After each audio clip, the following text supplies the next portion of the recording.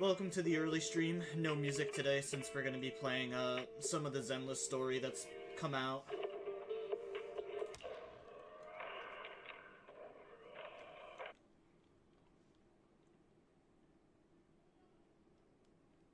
It is a very sad day for the Zenless community. Me in particular, if I'm being honest, but... a very sad day indeed.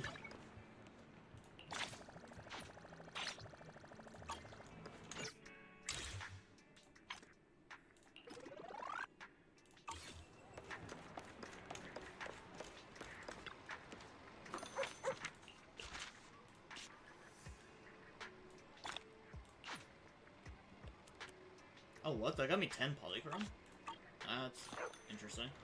That's the first time I've had that happen. Thought that was just supposed to give you Denny's. You know what? I'll take any chance of Zenless being less stingy about polychrome. But yeah, we got some story stuff today that we can go over.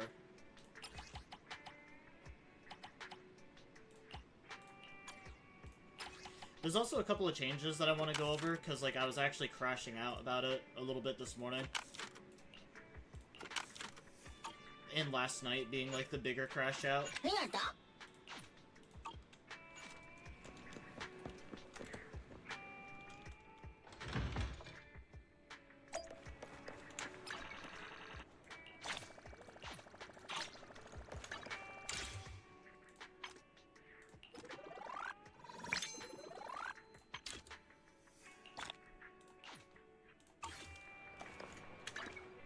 Awaiting further instructions. Alright, so one of the things that they changed that I absolutely do not like is recently, like, 3 of my favorite characters just got voice acting redone.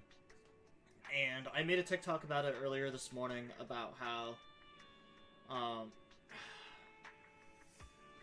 I had made a TikTok earlier this morning about how unnecessary it was that they even changed these characters to begin with, because, like, I don't even think these characters play a significant role in this chapter at all. Like, I understood why Shikaku got so many changes, just because, like, around that time, Section 6 was basically, like, non-existent, and then her finalized, in quotations, finalized change was right as the end of the chapter, or season, was coming. Next chapter, we got changes to Soldier 11. Only the ready and waiting. And Sir Lycon. I shall follow your orders. Which honestly, awaiting like, further instructions. I noticed it at first, but I actually don't mind their voice acting now. It seems fine. You want to test my hammer? But holy fuck, is Kolda's new voice awful.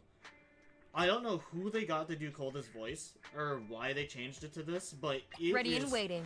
Fucking terrible. Hey, don't look down on me! It does not sound like Kolda at all. But apparently, I thought it was just Kolda whose voice had changed, because she was the only person I saw people complaining about. I only handle technical matters. Nope, they changed Grace's voice too, and Rina's. You want to test my... Let's start the experiment. Thank you, hon. Head maid Rina, at your service. And they changed Rina's. Need something? 1, 2, yes, all accounted for. So the 3 fucking characters that I thought probably had some of the best voice acting in the game, they changed. I only handle technical matters. For no fucking reason. Hey, don't look down on me! I actually really liked all 3 of these characters. And now their Let's voice start acting the is just experiment. not even close to what Head it used maid to be. Rina, at your service. It is actually, like, it is fucking wild. And it's only ever the English version of Zenless 2, from what I've noticed.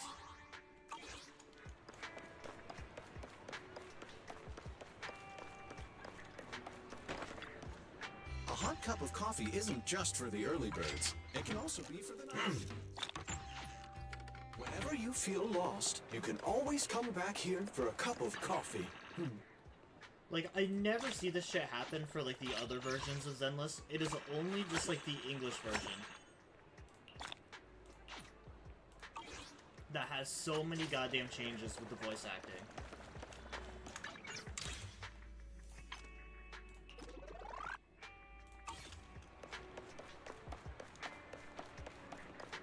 It just feels so unnecessary to change the voice actors. And I know a lot of it is issues with the voice actors themselves. Because, like, these people basically get paid to do just, like, a handful of lines and then want some sort of outrageous fucking compensation for doing it. So, like, I understand why they would opt out to just, like, have someone else do it, or even just, like, fucking dub over it with AI or something.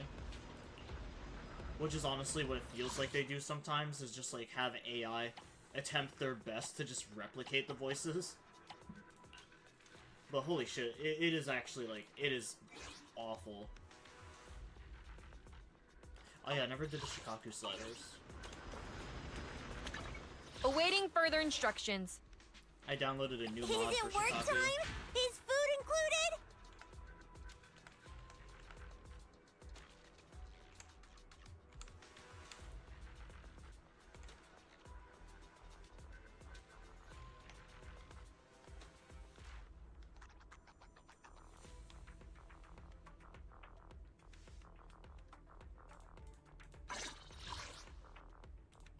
Is this for the longer hair Shikaku?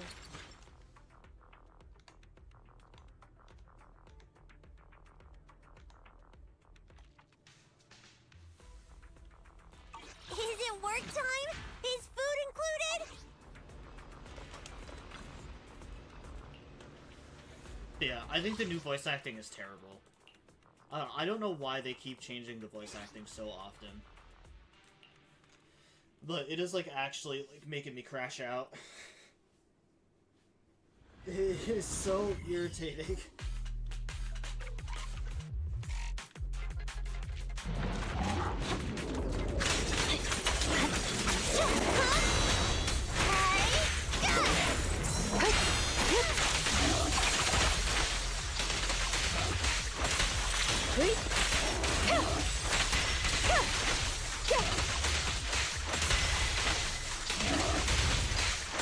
Yanagi, I'll handle it.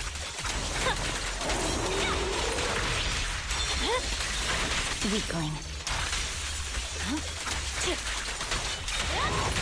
Let's finish the job. Hey, you wanna play with me? Shokaku is here! Yeah! My heart is a mirror. It is just, like, it is fucking wild.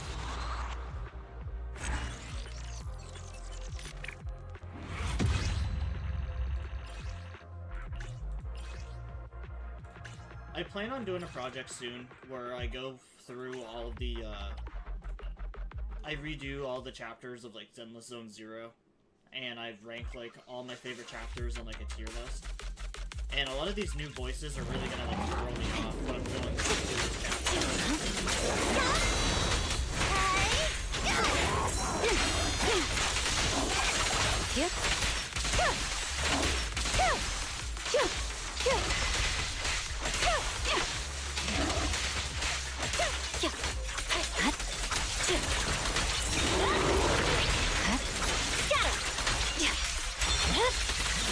It's over. It's pointless to resist.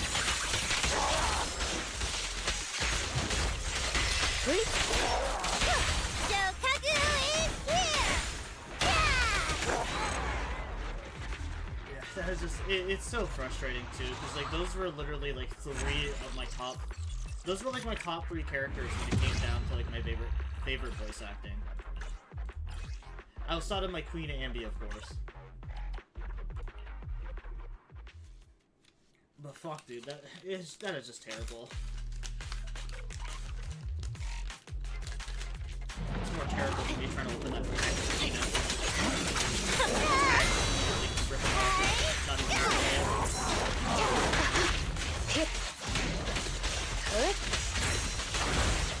I want to redo that. I got hit because I was trying to open my bag of peanuts.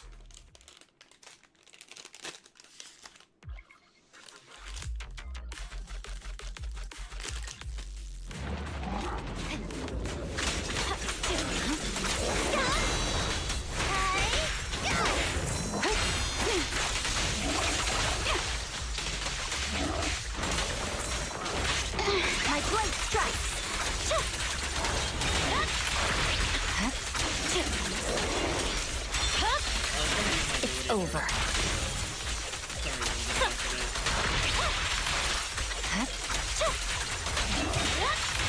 Let's finish the job. Hey, you wanna play with me?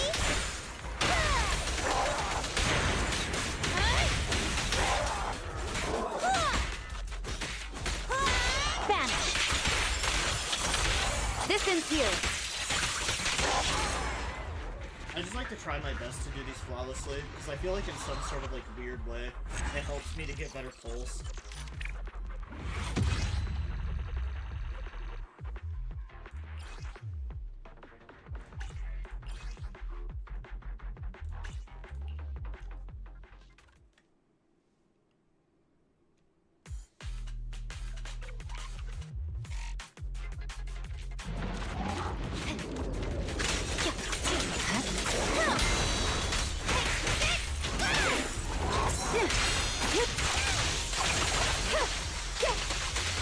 Keep your eyes open. Resistance is futile. Sorry, I'm late, Yanagi. It's over.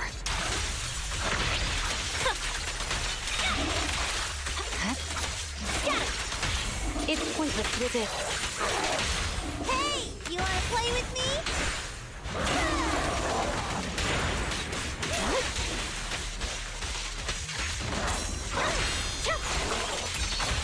Let's finish the job.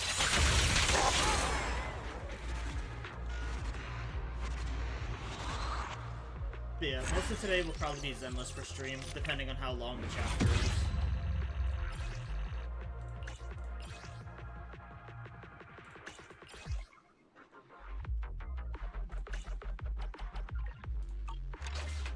All of those are kind of terrible.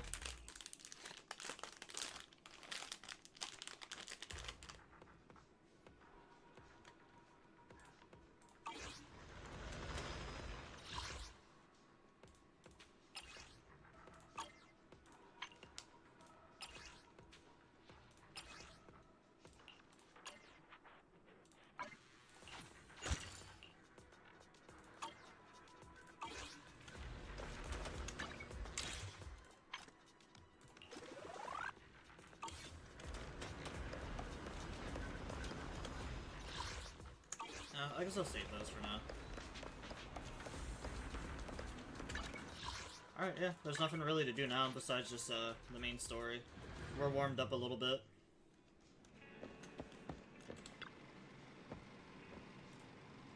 Vivian sent a message. Seems they made more progress on the sacrifice issue. I wonder how Vivian's been doing. After Hugo passed, she's been busy managing Mockingbird. We haven't talked to her in quite a while. Belle, do you want to arrange a time to meet up with her? Let's go meet up with her. Alright then, I'll arrange a time with Vivian. You just rest and I'll tell you when.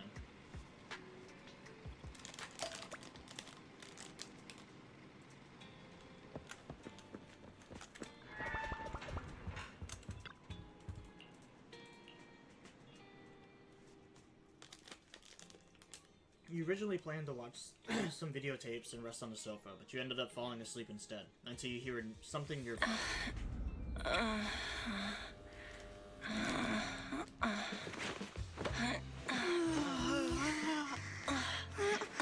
Lord Phaethon, this time let me.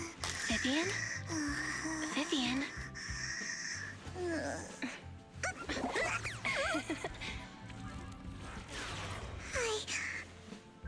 I didn't disturb your sleep, did I?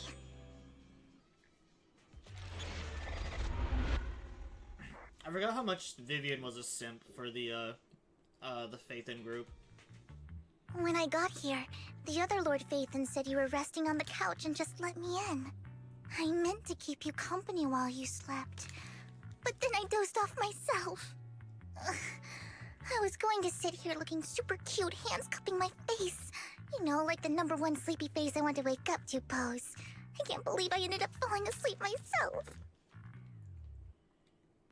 #1 sleepy face. What sleepy face? What pose? That was a lot of words in one breath. Are you sure you got enough sleep, Vivian? No, Lord Phaethon. I was just worried that I had disturbed your rest. Just being able to see you sleeping peacefully is already the highlight of my day. No, my entire month. Though it is a bit late, but... Good morning, Lord Phaethon. Yeah, it's a kitty cat. Do you need anything from me today? You're here super early today, Vivian. Is there something urgent? I was reading. Mockingbird's death has stirred up quite the storm. I took some time to gather intel. It seems someone deliberately leaked the story that Hugo is an illegitimate child of the Ravenlock family, but I haven't found the source yet. Could it be Hartman? Could it be Hugo's uncle, Hartman?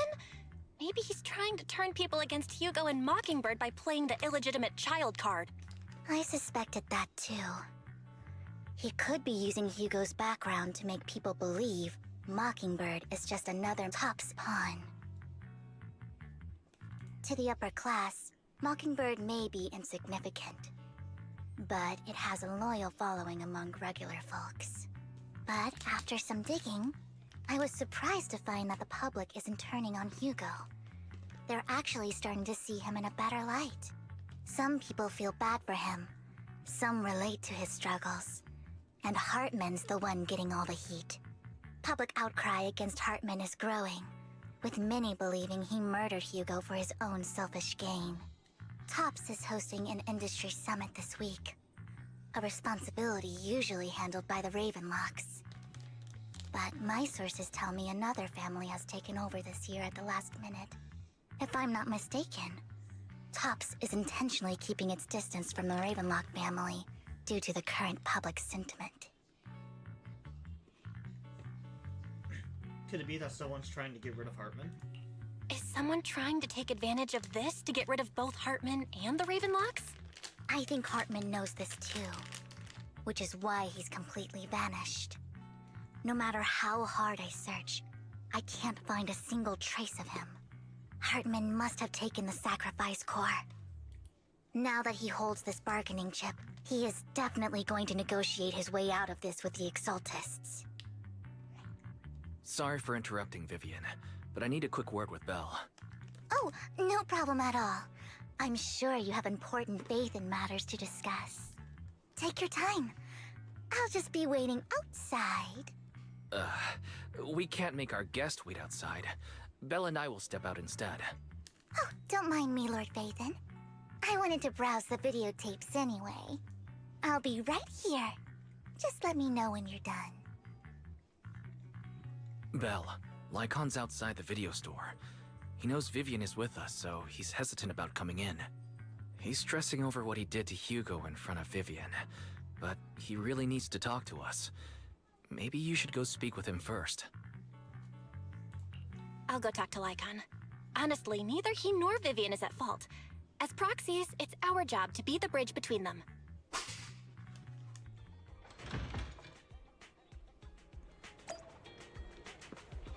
Oh, what's up with all these people? Young man on the street. Mockingbird are the true heroes. It's so messed up. They stood up for those so-called elites and still ended up getting silenced. This is definitely a conspiracy. We gotta follow this example and stand up to these bastards. But what can we do? We have no power. But Mockingbird's Hugo is just an ordinary person. If he can do it, so can we.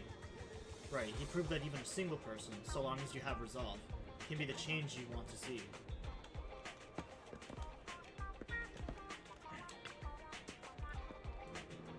Hartman must have murdered him to protect his own position of power.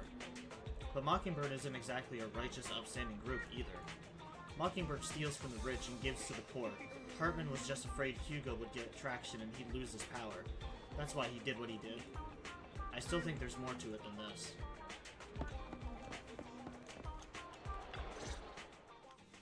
Good morning, Master Proxy. Yeah, see, so, like, Lycon's voice isn't too bad. Like, they might have changed his, but it's still roughly, like, the same. Good morning, Lycon. Wise mentioned you wanted to talk to us and Vivian about something? Yes, it's an urgent request from the mayor, one that directly affects New Eridu's safety. However, before we get into the details, as a former member of Mockingbird, I'm concerned about Miss Vivian. Hugo made many mistakes and betrayed the principles of Mockingbird, but I'm certain he didn't intend to put Miss Vivian or you in danger. I don't know Miss Vivian very well, and I was the one who took her companion's life. I might not be the right person to comfort her, but I hope she doesn't regret the choices she made, or lose faith in the path she chose. Vivian looks perfectly normal today. Vivian's doing just fine. She's actually been gathering intel and has a clear understanding of where things are headed. She might be tougher than you think. If you're really concerned, why not just talk to her directly? If you'd like to apologize, it should be face to face, right? That's reassuring to hear. I trust your judgment. You've always had a sharp eye for people. Would you mind coming in with me? I'd like to apologize to Miss Vivian in person. No problem. But I'll be staying neutral. Everyone has their own stance on this, and I get where both of you are coming from. As a proxy, I'm just here to make sure you have an open conversation. I'm not taking sides. Not that I was going to. I respect that. Thank you. I put a lot of hours into that game last night. I didn't end up going to bed until like 4. You return to the video store with Lycon. Vivian doesn't have much of a recreation of Lycon's arrival. Miss Vivian, Her reaction. I'm very sorry about Hugo. You don't have to explain anything. I'm also part of Mockingbird. Mockingbird stands on more than just gain, so it won't fall when fortunes shift. Hugo had his fixations and ambitions. I also have things I must see through. I'm determined to get to the bottom of the Exaltists and the sacrifices. Miss Vivian, as a former member of Mockingbird, you have my deepest respect. You have my word, whatever comes next. I would never harm you or If I do Oblivion, I'll Master probably have Proxy. to finish up Persona 3 As for first. Hugo, please, accept my condolences. Condolences? That's not necessary. Mockingbird has plenty of tricks up its sleeves. This isn't the kind of act that ends so easily. Wouldn't you agree? You're right. Huh? That's it? You two just figured it out? Oh, that was fast. Master Proxy, I believe we all share the same goal. Uncover the truth of the Exaltists and the sacrifices. The Mayor has tasked me with inviting you to take on this mission, and hopes we can work together moving forward. If the Mayor wants to work with us, I trust he will demonstrate his sincerity in kind. Mockingbird will not serve as a pawn for the powerful. That will never change. Of course. While the Mayor cannot handle this personally, he will make sure we have all the intel and support we need. Miss Vivian, I know you have your own intelligence network, but for some high-profile shady dealings, perhaps the Mayor can provide you a different perspective. Please, take your time to discuss. If you're open to collaborating, I'll set up a call with the Mayor so he can speak with you both directly.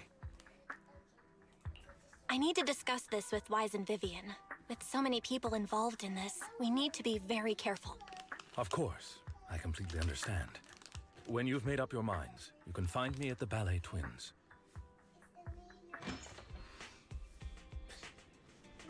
Bill, what do you think about Lycon's suggestion to work with the Mayor?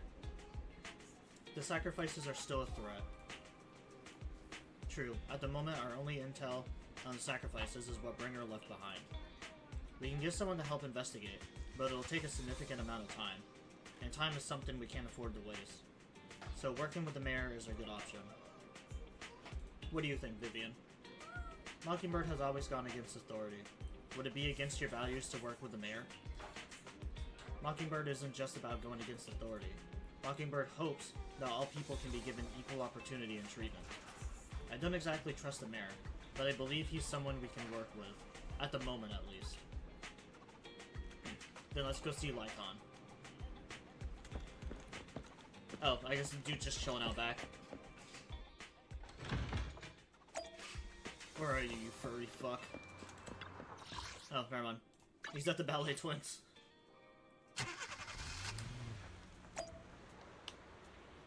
How the fuck did she beat me here?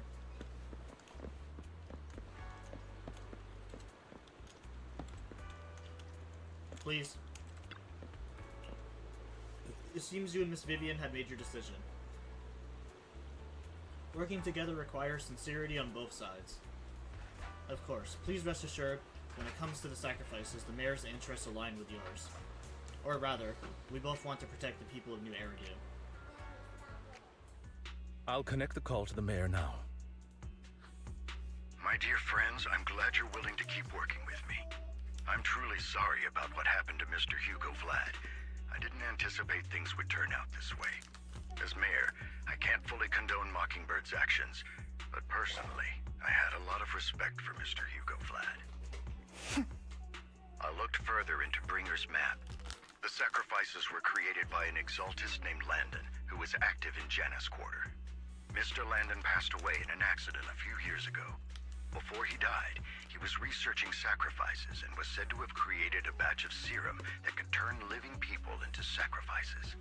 The problem was, the serum wasn't stable, and after his death, the recipe was lost. No one knows what happened to the exaltist in Janus Quarter back then. But it's clear that after the leader died, there haven't been major exaltist activities in the area.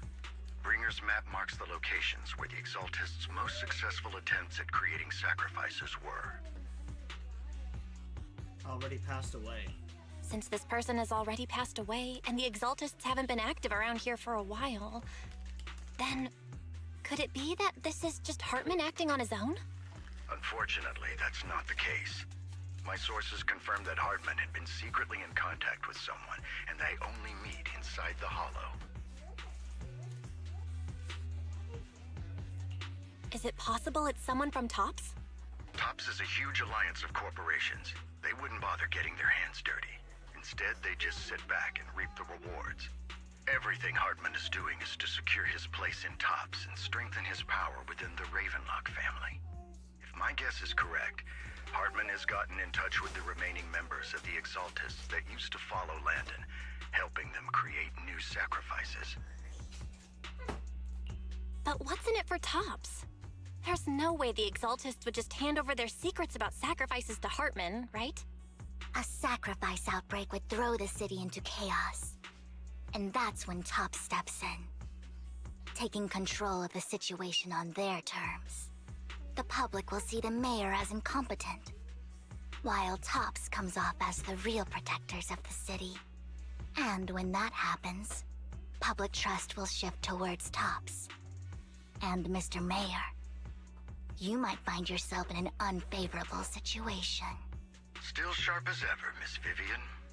So, what exactly do we stand to gain from partnering with you? Please don't tell me you're doing this out of some noble concern for your citizens. I'm not some hero of justice, and I don't believe in lofty ideals or empty promises. We have a common enemy. While our ideologies may differ, we can work together on this. And as proof of good faith, I may not know exactly where Hartman is, but I can fan the flames over Mockingbird's death and escalate conflicts within the Ravenlock family. So it was you behind the rumors.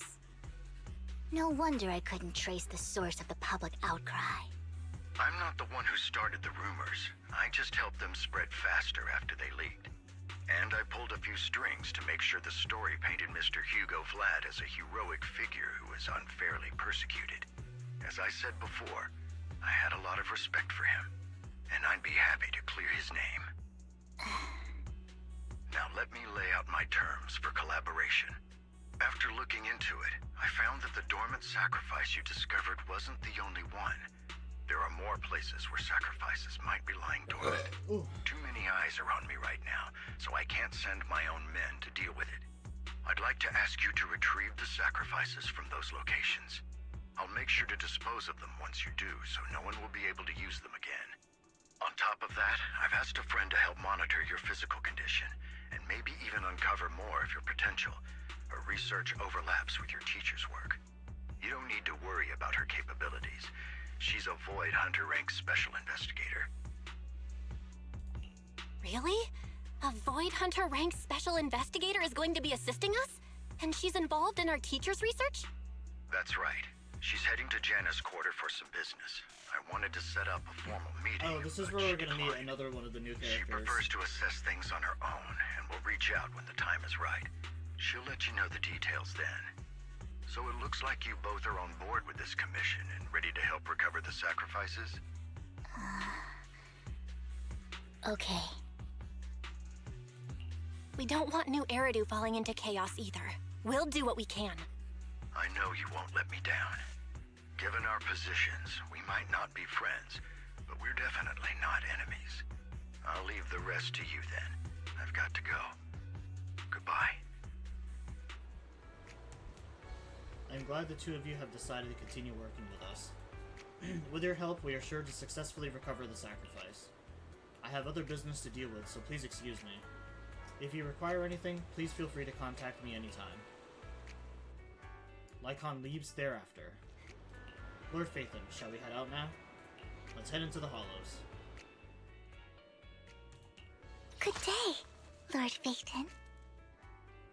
So, Vivian Banshee. When another character in your squad is an anomaly character or shares the same attribute. Whenever another squad member applies an attribute anomaly to an enemy, Vivian will consume 1 guard feather to launch basic attacks, blah blah blah. Alright, well at least that's not too bad. I would never turn down Lord Phaethon.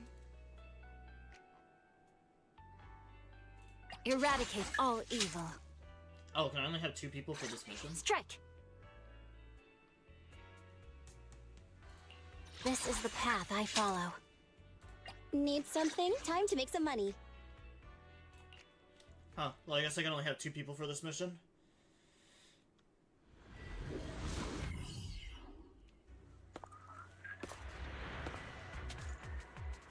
I'm gonna bring along the only other fucking ether character that I have. Lord Phaethon, thank you for trusting Mockingbird and me.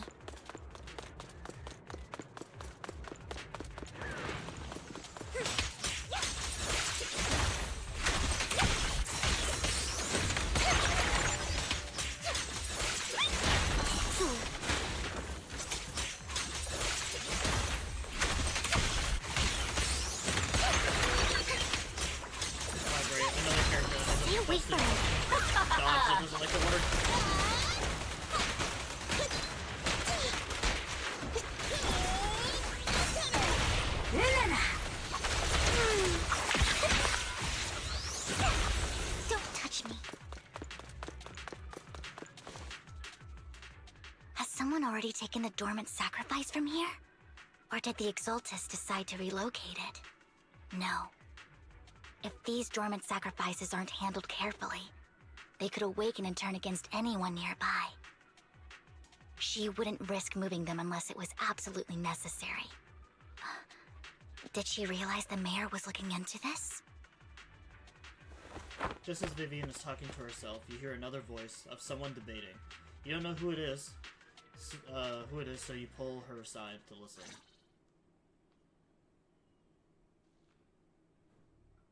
Did Hartman just make up this intel to get a shot working with us at Tops? I've been walking around forever and haven't found a thing.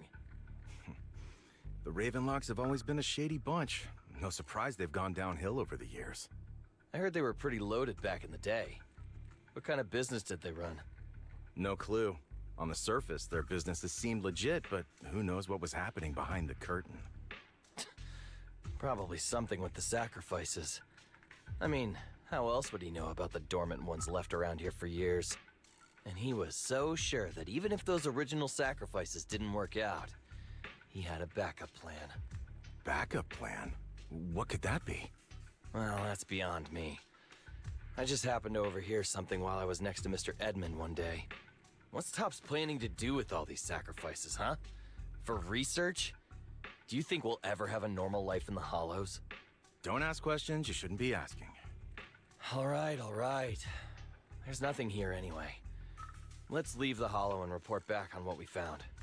And we'll make it just in time to clock out for the fieldwork shift. Let's get out of here first. After the 2 Tops employees left, Vivian appears visibly unsettled. Hartman, that fool. He'll do anything to get into Tops, even if it means playing with fire. She's an Exaltist. Human lives have never mattered to her. The more people get dragged in, the greater the danger. Who is the she you're talking about? I'm assuming by she they're talking about the the like main villain that we've seen so far, the girl that was like a part of the Vision Corps. Vivian, I've been dying to know. Who's this she you keep mentioning? I apologize for losing my composure. Please don't mind me. The she I'm referring to is with the Exaltists. Someone I have a history with. That's why the moment I heard about the sacrifices, I felt compelled to uncover the truth. I never meant to hide anything from you. It's just that, for me, the Exaltists bring back painful memories. And I'm not ready to face them yet. You know, now that I think about it, she has the same colored Lord eyes Vathon, as the, please give me a little woman more that we time. keep seeing as, like, the main baddie. Once I've gathered my I have a thoughts, sneaking suspicion I it's gonna be some promise I'll tell bullshit that you that's her everything. fucking mother. Sure. I won't pry anymore. Everyone's Just got a a sneaking past, suspicion it's and you most don't likely have her to mother. dig up old wounds if you don't want to. I can see the Vivian I know now is super brave and kind. I believe you've really put in the work. Lord Vathon, if we weren't in such a hurry, I'd spend 3 whole hours singing your praises. I'll make note of this and make sure to get it done before bedtime. First things first, let's track down those dormant sacrifices. The Exaltists have probably realized someone's after them by now. I wish we knew what Hartman's backup plan is. I just can't shake the feeling that Oh look, modern art. something bad is about Bang to dude happen. dead on a shitter.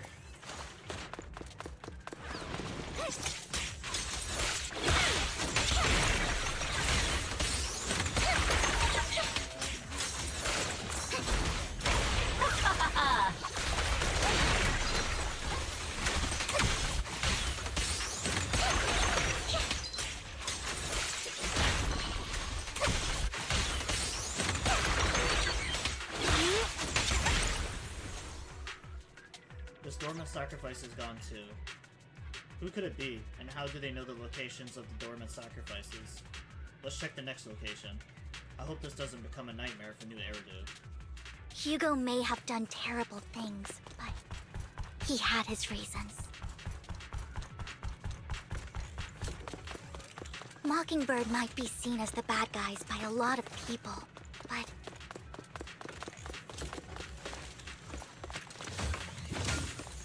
ironically, joining Mockingbird is what put me on the right path.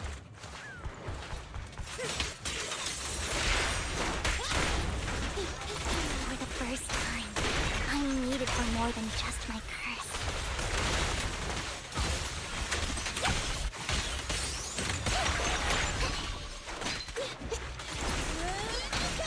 Go on, Teresa.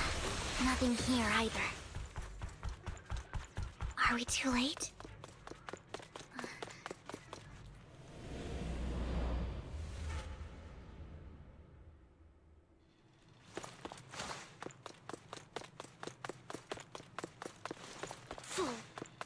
Just making sure I don't miss out on any crates.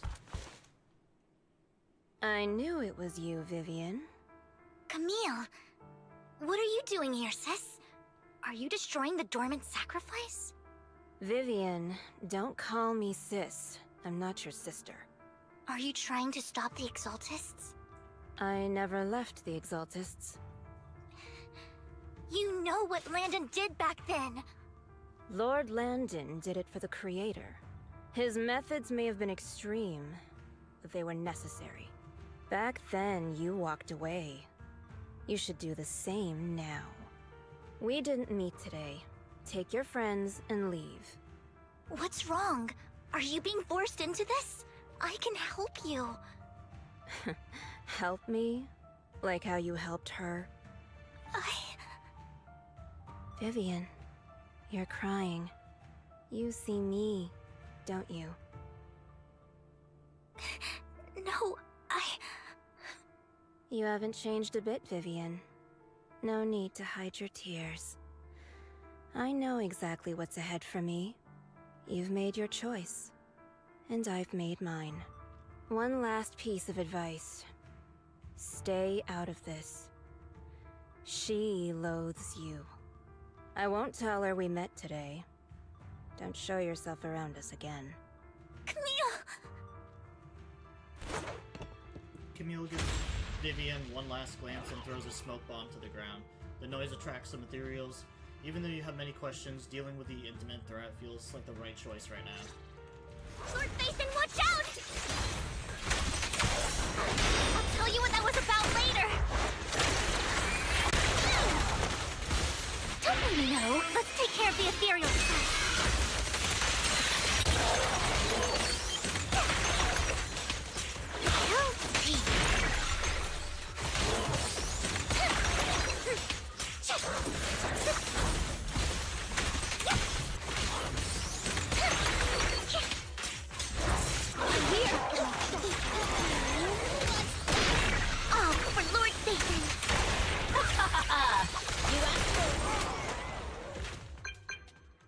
After fighting off the ethereals, you search for a long time, but don't find any dormant sacrifices.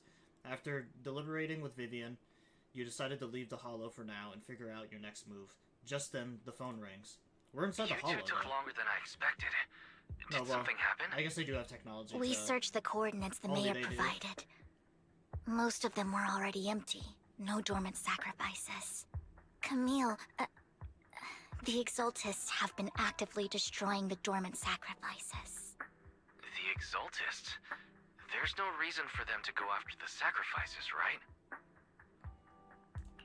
Vivian is telling the truth. I saw it too. And one of them is someone I once knew. I thought she would leave the Exaltists after Landon's death. But she stayed. Do you have a history with the Exaltists, Vivian? When I was a child, I stayed with the Exaltists for a while. Back then, Landon was one of the most respected figures among the Exaltists in this region. A lot happened. And after Landon died, I left. I can't turn a blind eye to the sacrifices. I know all too well how many lives have been lost bringing them into existence. Ever since I learned a sacrifice had appeared in Janus Quarter, I haven't been able to stop worrying. I won't let history repeat itself. That's why I asked Hugo to investigate, starting with the Sacrifice Corps. Vivian. Please stop. I'm not looking for comfort. I'm just recounting the story for you to understand the situation. We've got bigger things to focus on. But when I do need comforting, I'll come straight to you. I hope you'll make time for me, Lord Phaethon. Just so you know, I'm not the easiest to console. No worries. I'll totally have your back until you're feeling better. Okay. Back to the matter at hand. That conversation between those two TOPS employees back in the Hollow is still bothering me. They said Hartman had a backup plan, and that got me thinking about some news that was quietly swept under the rug. Lately, there have been mining accidents in Ravenlock-controlled areas. Many workers have died. The families were paid off with huge settlements, way more than usual. No protests, no controversy, and the issue was buried. But considering the Ravenlock's financial position, why would they be so generous with payouts? That sounds sketchy. Are you saying they made up the accidents and the workers' deaths? Precisely. I don't think those workers died in mining accidents. I'm planning to reach out to some old friends, see if they've heard anything about this. Do you have time, Lord Phaethon? My contacts are just near 6th Street. Care to join me? I'm in. Let's go together.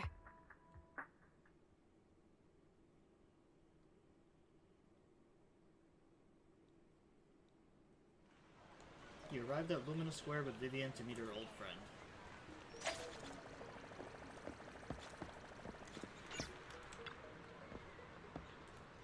Lord Phaethon, let's head out as soon as you're ready. An old friend of mine said she has some new intel.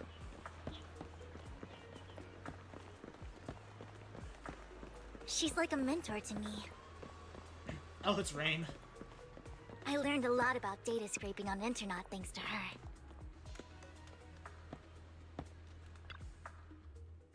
Rain! Long time no see. Yeah, it's been a while. Rain? You two knew each other? Yeah, Phaethon. Long time no see. Rain, you actually know that Lord Phaethon is Lord Phaethon? No, I mean, you actually know Belle is Lord Phaethon. I didn't know right away. One time, I needed a favor from Nicole. I only found out after meeting them. I mean, who would expect a legendary proxy to be running a video store for a living?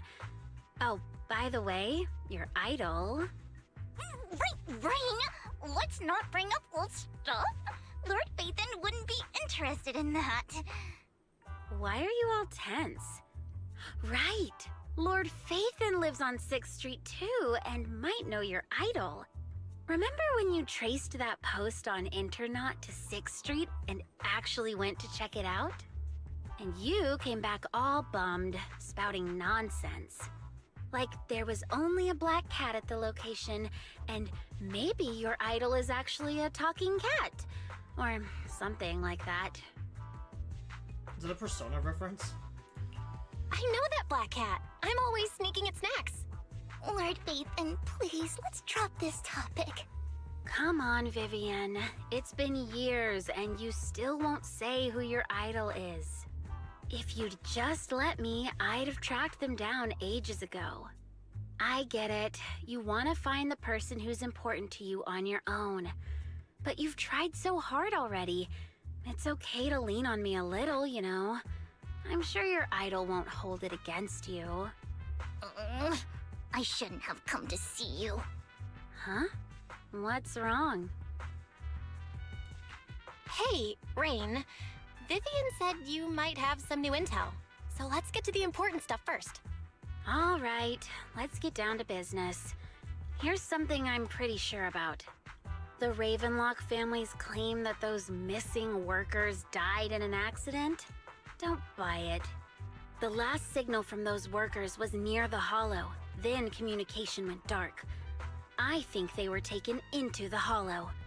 And yesterday, I picked up that the Ravenlock family secretly hired some people to search the Hollow's perimeter. I caught a weird distress signal from someone and managed to track down the source. When I tried to reach out, the signal cut out completely. The last trace of the signal was near Lumina Square. Finding someone in real life isn't really my thing, so that's where you come in. Okay, we'll check things out. You just said this is something you're sure of. Do you have anything you are unsure about? I dug up some info online, and one thing stood out. A few days ago, there were some creepy sounds coming from an abandoned warehouse by the port. The place was locked up, so no one could see what was happening inside. Not sure if it's related to your search. If you don't find anything useful around here, it might be worth checking out. Well, that's all I have for you. Thank you, Rain. Don't get all emotional on me now. I'm just helping out a friend. This one's on the house. Consider it payback for the favor you did me last time. But if you still want to find your idol, hit me up. I've been curious for what... Alright, don't worry about it. I'll manage it myself. Stop being so nosy, Rain. Nosy? Nah, just professionally curious. What kind of person is worth all this searching, huh? But honestly, whoever they are in real life, they've become a part of you. You've come a long way in this search, Vivian. I much prefer the person you are now. So if you find this person, don't chicken out. Go meet them. People will appreciate you for who you are. Rain... I might not care about the real world or what it'll be like, but I hope everyone I know can live a good life. I'm counting on you to save the world, guys.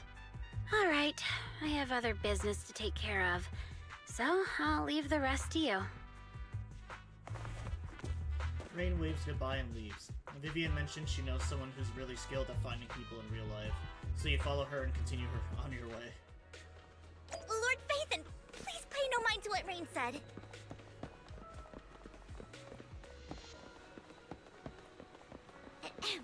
That big guy's up ahead. Let's hurry. The one Denny Boo.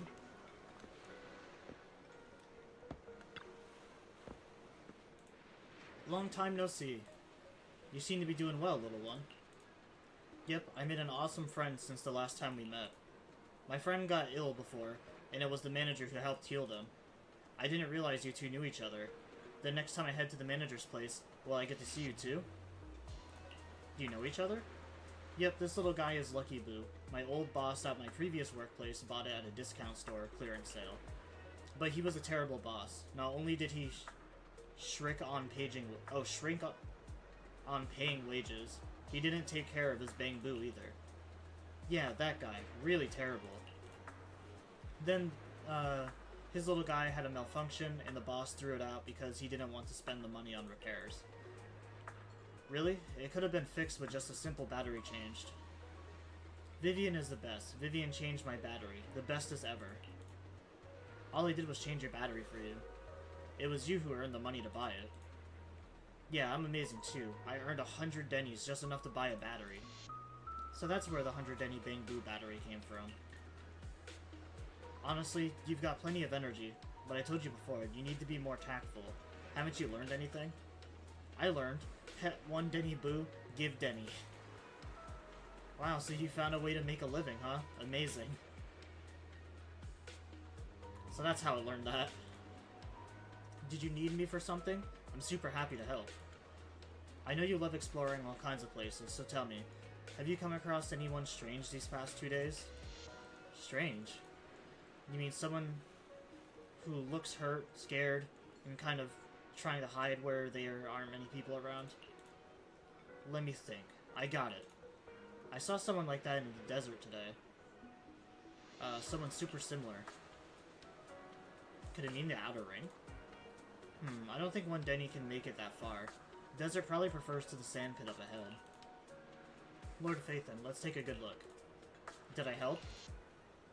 You were super helpful. Yay, so happy. I want to keep helping. You should go and do whatever important stuff you need to do. Let's play together soon. Aww, one Denny Boo is just too cute, right? I didn't know you helped it too. I knew Lord Phaethon was the best in the whole world.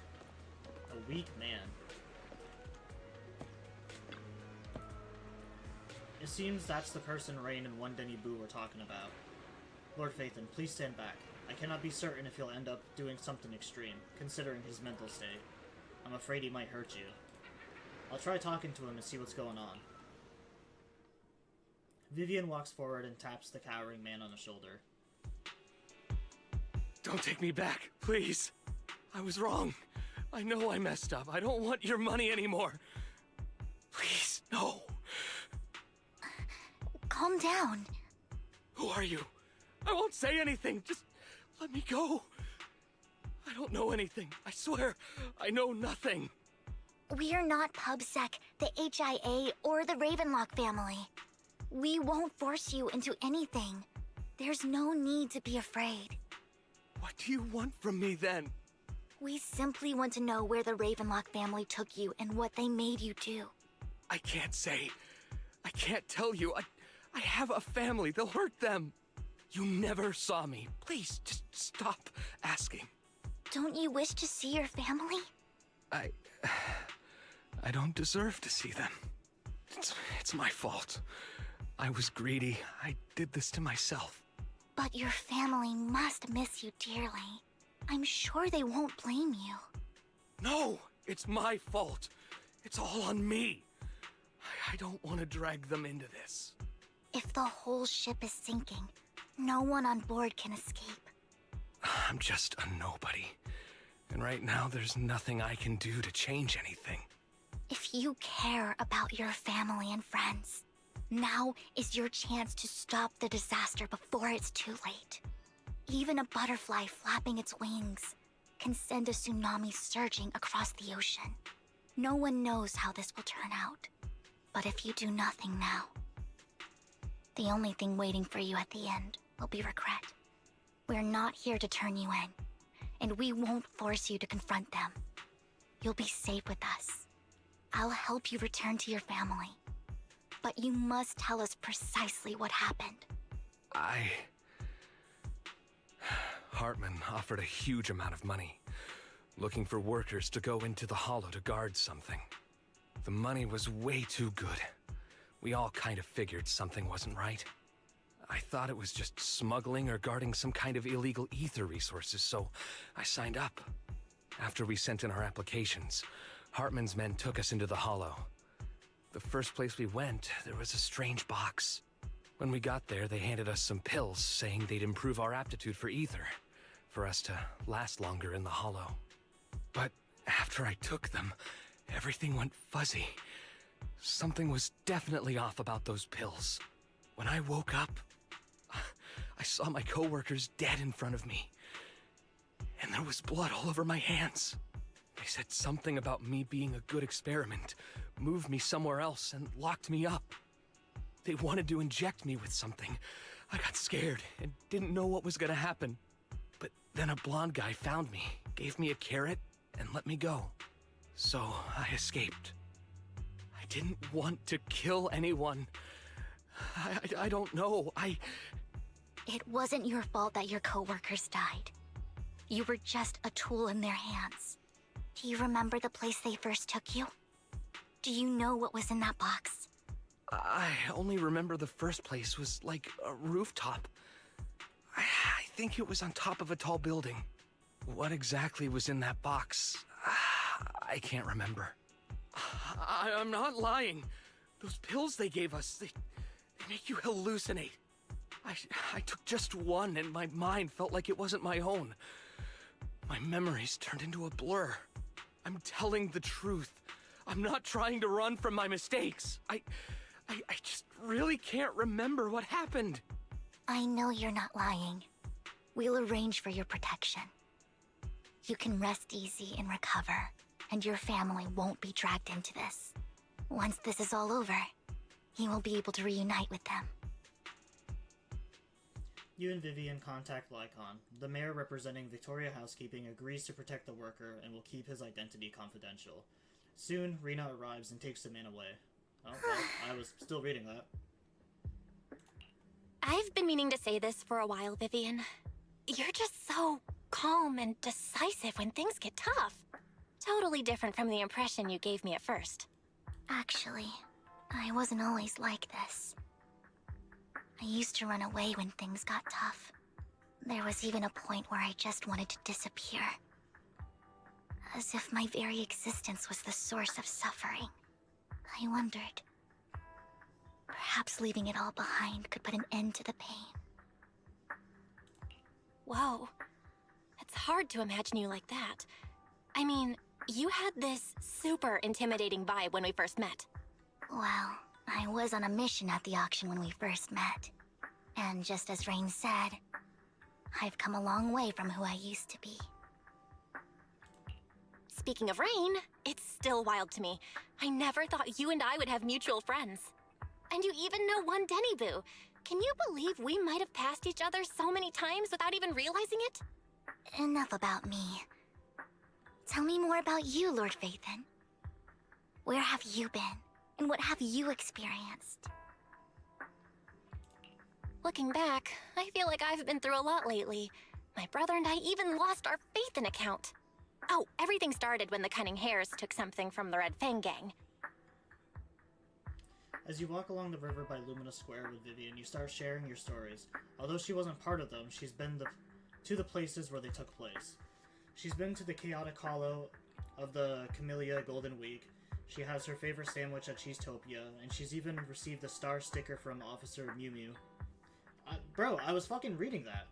I remember it should be around here. That store's been sitting in my favorites for ages.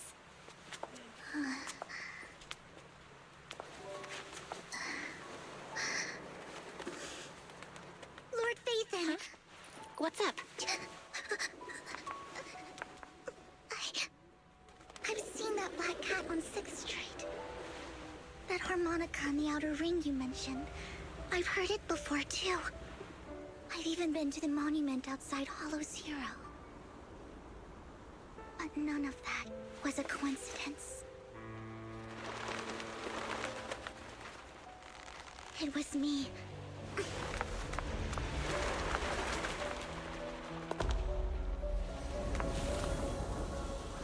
Following you, and now I've finally made it to your side. Ever since I was little, That's fucking I creepy. had been seen as the bringer of bad fortune. I had traveled to many places and witnessed far too much misfortune. Every tear I shed brought disaster. I've heard too many curses to count. I loathed my tears as much as I despised my own existence. Wherever I stayed, tragedy followed. I had roamed too many places, and each time, it ended the same way. I didn't know where I could go anymore. One night, I stumbled upon a post discussing me. Whether they knew me or not, everyone seemed convinced that I was the source of the curse. Some mocked me with cruel intent. Some wished I would vanish, and others speculated maliciously. It really seemed that my very existence was a disaster. In that moment, as darkness enveloped the city, I saw lights flickering to life all around New Eridu.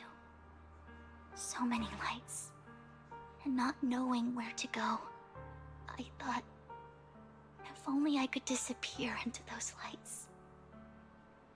I made up my mind, and right then, my phone rang. I decided to take one last look. I wanted to know who left me my final message from this world.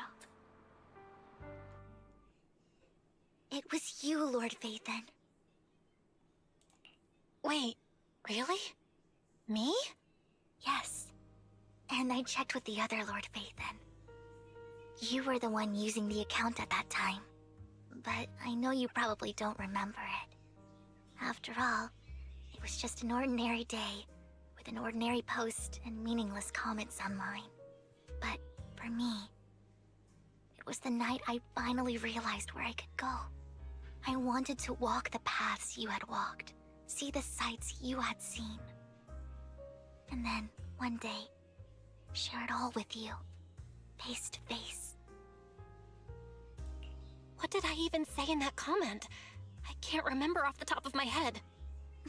Well, you'll have to figure it out for yourself. I'm not telling you.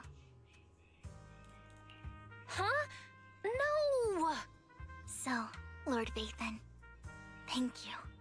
Not only for that comment you made that day, which was a silver lining for me, but also for giving me the courage to become who I am today. The Vivian standing right in front of you now, Lord Vathan. I truly like who I've become. The wind skims across the surface of the water, lifting Vivian's hair and brushing it against her cheek. The lights reflected in her eyes dance and flicker, as if eager to share the story of the past. God damn it, emotions intertwine with the narrative and feels as though you're witnessing the path she has traveled.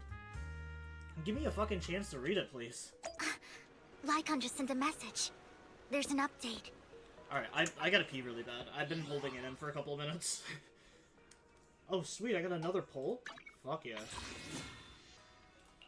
We'll do poll time before I go potty. Because I gotta use the bathroom, like, really bad. Alright, cool. That's 12 polls with Vivian so far, and it hasn't been good.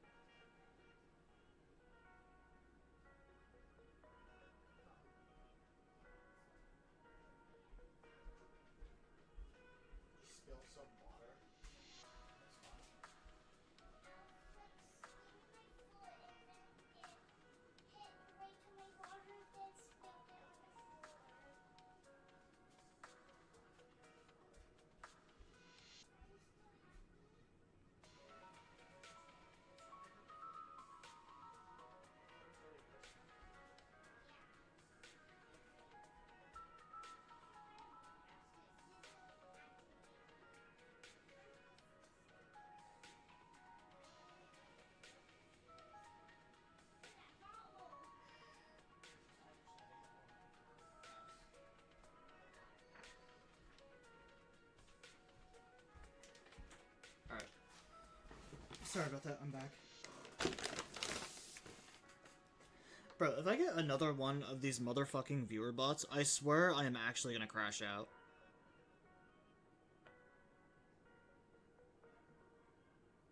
I will fucking hunt you down in person and strangle the shit out of you. In Minecraft, of course.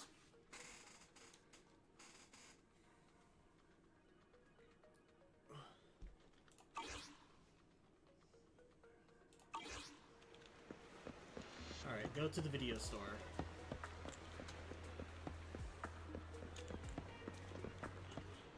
You know, since I don't have a lot going on today after this, after we do this story, I might actually start on a video project. I had mentioned a while ago that I plan on doing a video project where I play Zenless Zone Zero from the beginning, and then do a tier list of like you're all back. The chapters. Lycon told me he wanted to meet I'll up with probably us end up doing that online to today. discuss things when he returned. I'll call him now. Master Proxy, Miss Vivian. The gentleman Rena brought back has stabilized and calmed down now. Based on his account, we've identified where Hartman is hiding the core. He also mentioned that Hartman plans to trade the core with a group of people. We suspect that this group consists of members from the Exaltists. I knew it. Now that we have the location, it would be splendid if we could seize the sacrifice core before they do. Precisely. We hope you can head to the location as soon as possible to secure the sacrifice core. We've got this. I have other matters to attend to, so I'll leave the retrieval of the sacrifice core in your capable hands. The mayor's friend that he mentioned before will also be assisting you this time. The target coordinates have been shared with her, and she'll meet you there. Please ensure your safety, and I wish you all the best. Lord Phaethon, we'll head out as soon as you're ready. I must attain the sacrifice core before Hartman does. Let's get going. I would never turn down Lord Phaethon.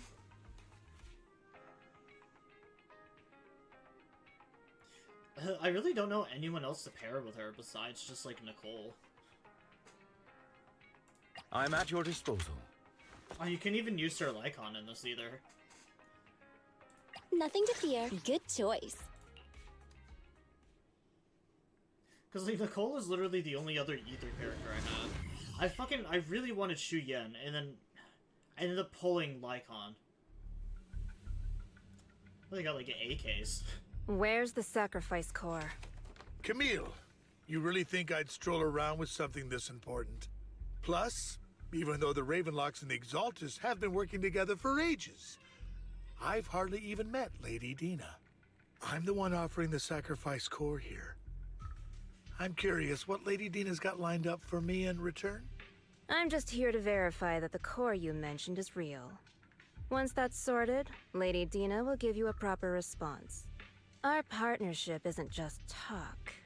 We need to be sure you have what we need before moving forward. Sure thing. I'll take you to where I keep the core. Once you verify it's legit, have Lady Dina come over.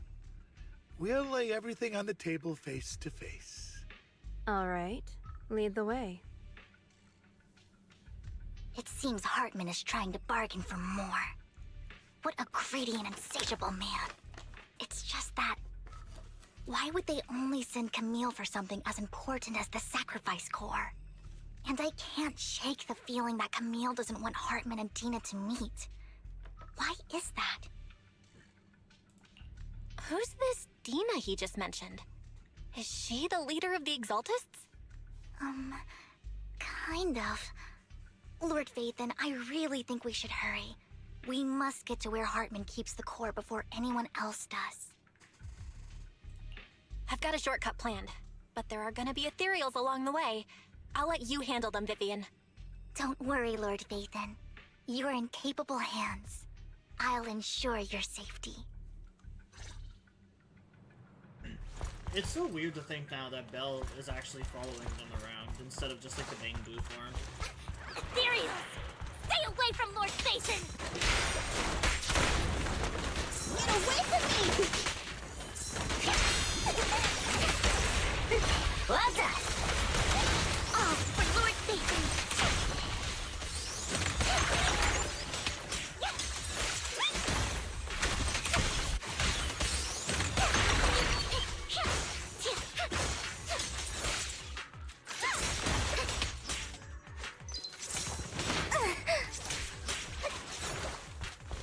figure out what Fine. stacks do. Looks like Hartman's trying to negotiate for more leverage. Because I feel like there's a part of her. Let's get out of here before we're spotted.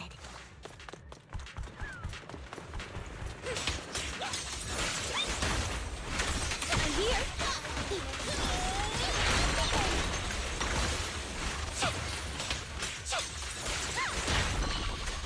Let's keep moving, Lord Phaethon.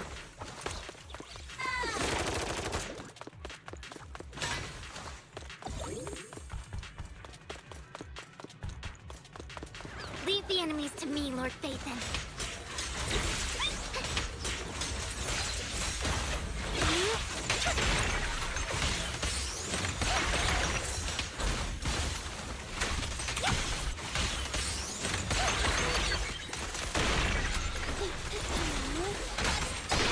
Don't underestimate me.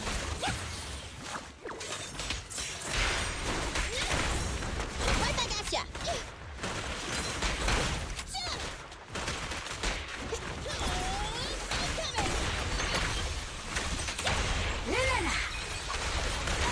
Oh, for Lord Phaethon!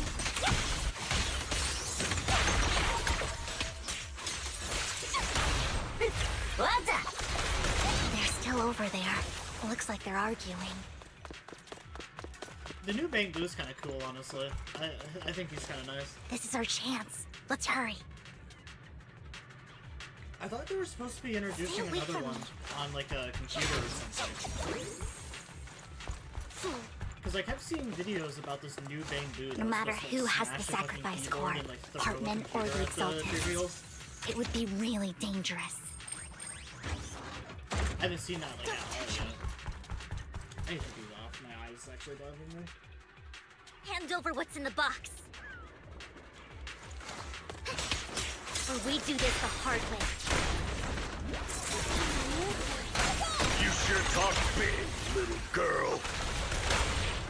Huh? Let's see if you can get past me first.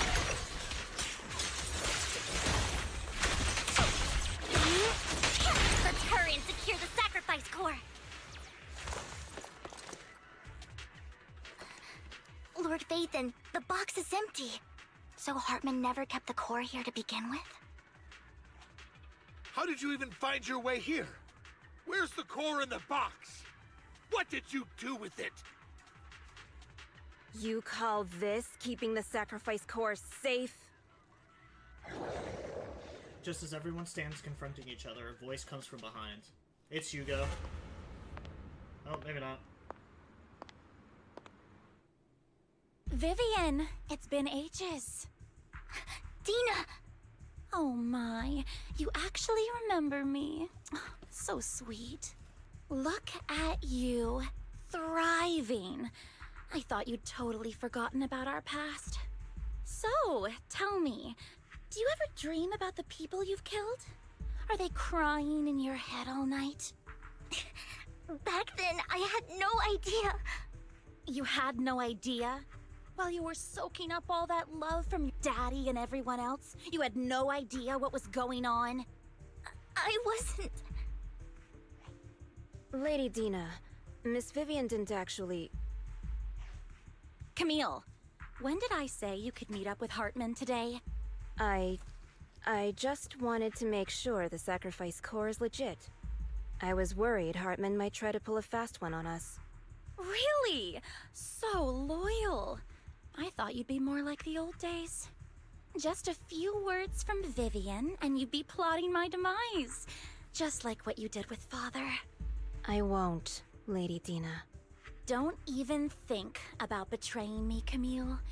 You owe me for what went down back then. However, I do understand your worries. This core, it's fake. No way! I got this straight from Hugo. It can't be fake. How can you just claim it's fake without any proof? Ugh, seriously. Dina approaches Hartman and quickly inserts the core into an open wound on one of his subordinates. The guy collapses to the ground screaming. Dina wipes her hands and casts a look of disdain. The sacrifice core can max out the ether particles within human bodies in no time at all. But look at your little subordinate. How uncouth. He's making noises like some animal. Can you shut him up? So annoying. The masterpiece Father made for the creator isn't this worthless piece of junk you're holding. So, the real core. Vivian, where do you think the sacrifice core is really at? I don't know. If I knew where the real core was, I'd destroy it without a second thought. Dina, you understand what the sacrifices are. And you know those who were blessed should not have to endure such horrors. Oh? They shouldn't have suffered those horrors? Weren't you the one who decided if they'd be blessed or not? If it weren't for your tears, how would they have encountered such misfortune? How self-righteous, Vivian. Their fates were in your hands. It was you who brought disaster on them. Landon just needed an excuse. He needed someone to blame. Whether I shed tears or not, he'd treat living beings as mere subjects for his sacrifice experiments. Dina, you know all of this. Landon even went so far as to sacrifice you. Shut up, shut up, shut up! Father did it for his great cause. Vivian, why do you always mess everything up for me? Everything! You did it before, and now again! You just had to ruin my plan. I was so close to fulfilling Father's last wish. If you don't give me the sacrifice core, be prepared to become food for the ethereals. I told you I don't have the sacrifice core. Otherwise, I would have destroyed it already. Lord Phaethon, find the right moment to retreat. She can be quite unpredictable when her temper flares. Oh, really? You don't have it? Then I suppose there isn't a reason to keep you alive. As Dina finishes her words, several explosions erupt, followed by tremors in the ground, signaling the rapid approach of numerous ethereals. In a panic, Hartman rushes to the car he summons, taking Camille and Dina with him. More ethereals are coming.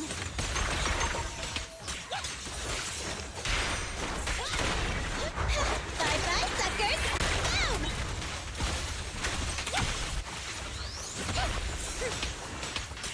Boom!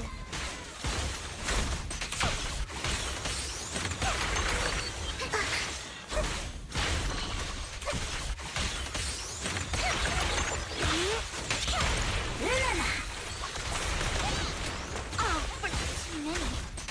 No chance to get out of this.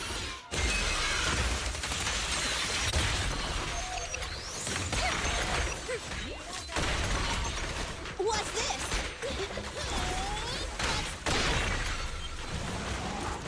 Don't touch me.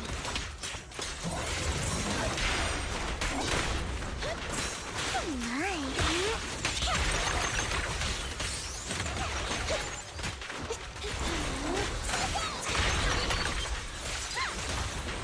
Fine.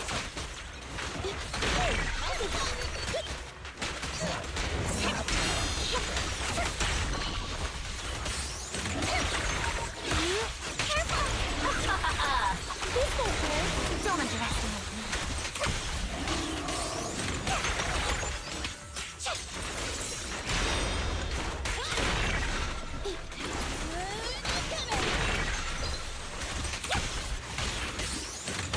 Also, it seems like Vivian gives the effect to like anyone. From Lord Phaethon! There are so many.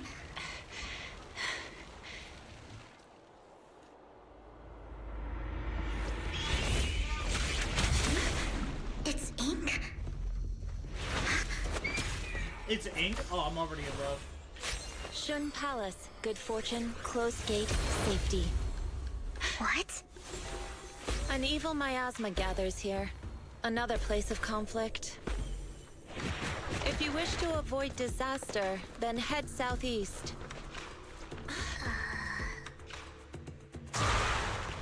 Now! Thank you.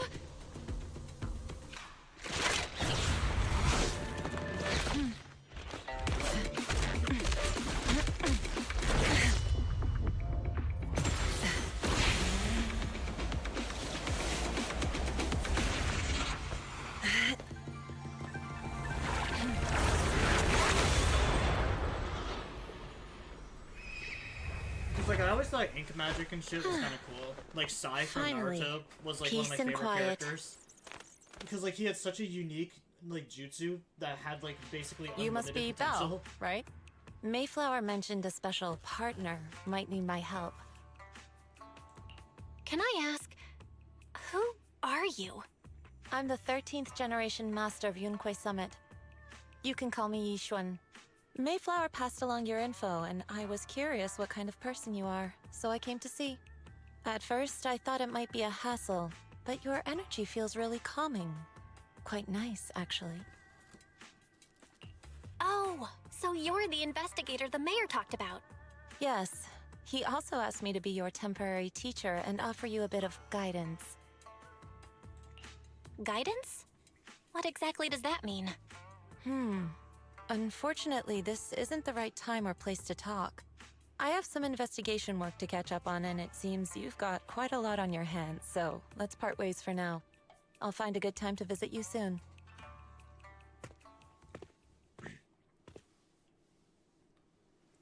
Yijin leaves after saying this while Vivian appears lost in thought. I'm so sorry, Lord Vathan.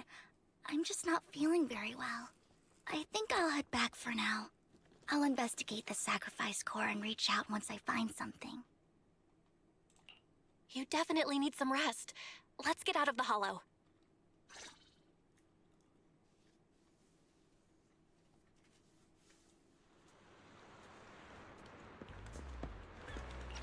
But yeah, that's the new character that's supposed to be coming out. Our second Void Hunter that we're going to be getting. Lord Vathan, are you going to rest now? I'm not in a hurry to get back. You've been kind of off since we got out, and it's got me worried. If something's bugging you, just spill it if you want to. I'm a pretty good listener, you know. I didn't mean to keep my past from you, Lord Vathan.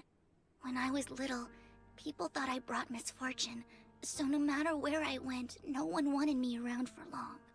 Then, one day, Landon adopted me and brought me to the Exaltists.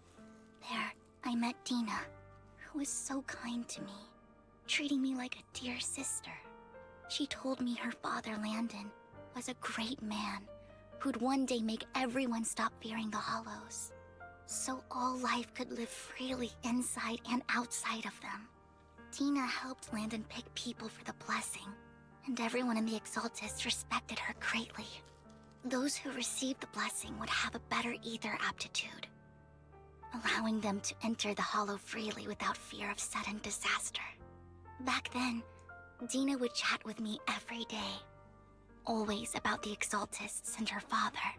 But things between us shifted when Landon asked me to step in for Dina.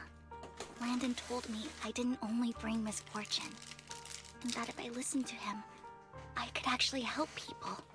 After that, he'd take me to meet people, and if I shed tears, he'd give them a blessing medicine. Those who got the blessing could dodge calamities. At first, I was ecstatic, thinking I could help others. I shared my joy with Dina, but that was when she started to pull away from me.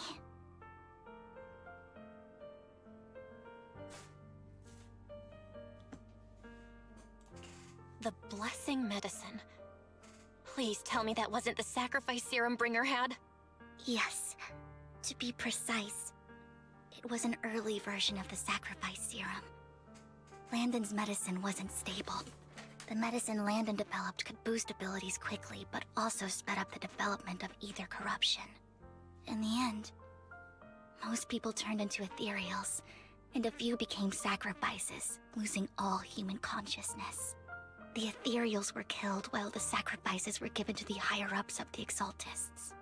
The Exaltists wanted the sacrifices to hold human consciousness, so Landon's medicine was seen as a failure, and he gradually lost influence within the Exaltists. One day, I saw Dina, and tears streamed down my face. In a bid to save his reputation, Landon decided to let his own daughter receive the blessing. I had always thought that getting the blessing was a good thing, until I saw terror in Dina's eyes that day.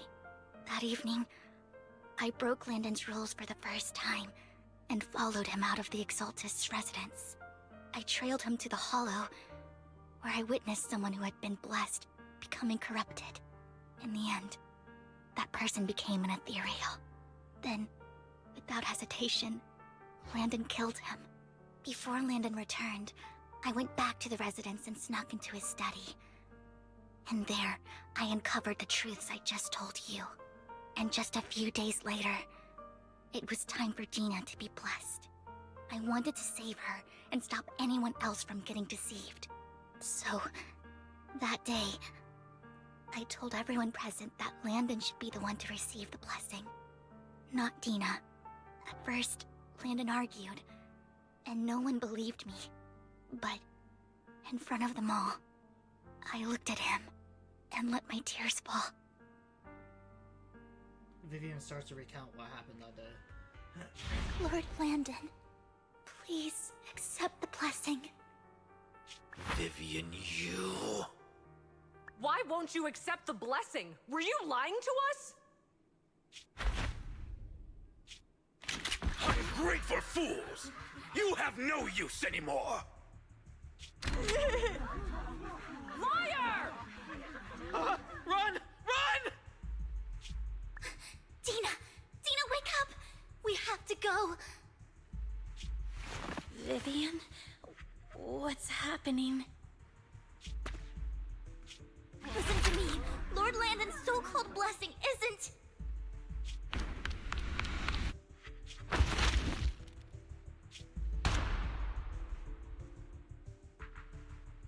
Father!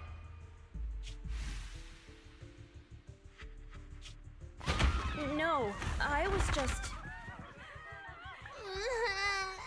Mom, I want to go home.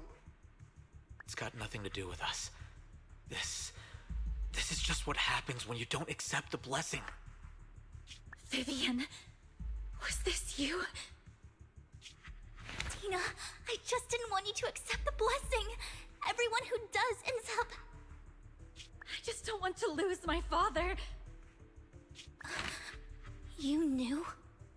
If you knew what he's done, you... He's my father. He's all I have. Stop being self-righteous, Vivian. You only ever bring misfortune.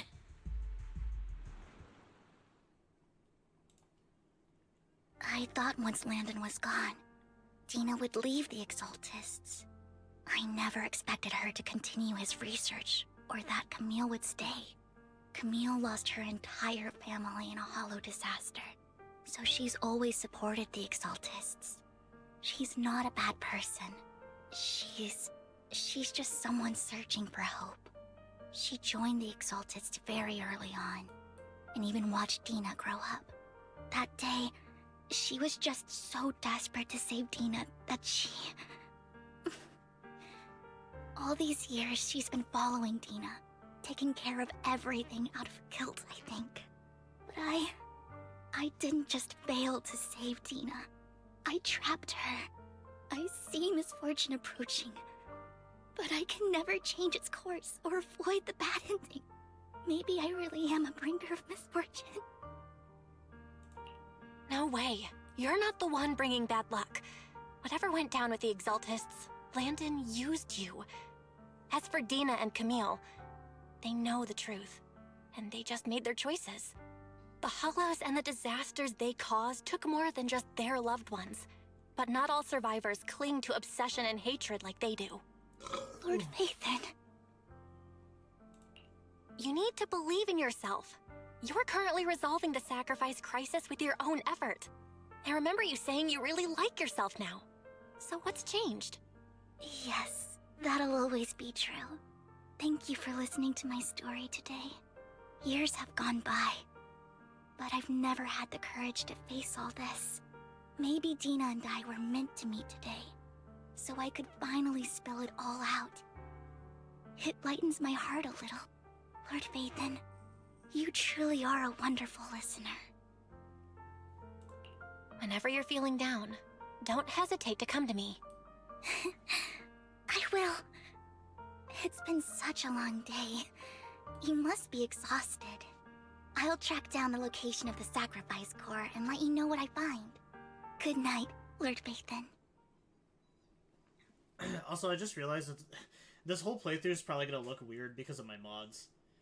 After bidding farewell to Vivian, you head back to the video store. You can see the collectible... Oh, well. At least for people on YouTube or anyone watching, like, they can pause it and fucking read it. This is gonna go up on YouTube, by the way, because like I said, I do plan on doing a video going over every single chapter and putting it all on a tier list. So we're gonna go back through the story eventually anyways. Belle, Vivian was just in the store just now, but you aren't here. Did she need something? It was about the sacrifice core. The first time the sacrifice core appeared was at the auction, so she decided to try and find the security footage from after that day. It's possible more happened afterwards and we're simply unaware of it. If we can get the footage, we may gain new clues. Belle, if you have the time, head to Lumina Gallery to meet up with Vivian.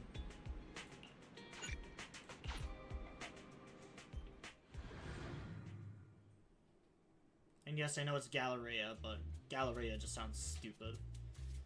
Earlier, Vivian exchanged info with an acquaintance in the auction. Shawl, I didn't expect you to be working here. Perfect. I was just covering someone's shift. The screening here is super strict, and I was afraid the supervisor would realize I was new and subbing for someone, so I hid in the control room during the supervisor's inspection. So I happened to bump into this guy, a blonde man wearing a hat, and I think he was checking some footage. Then he logged that footage into the tape he brought.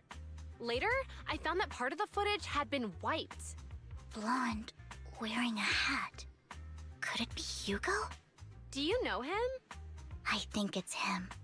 If it were Hugo... I think I know where he would hide the tape. Thank you, Shaw. You were a big help. Great! You also helped me a lot when I started working. I used to make mistakes all the time. If it weren't for you cleaning up my messes, I would have been fired ages ago. So I'm happy I could help you too.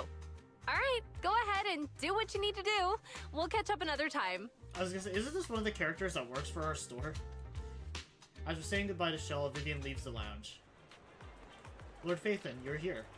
Someone I used to work part-time with just happens to be covering a shift at the auction. I learned from her that Hugo once took some footage away from him.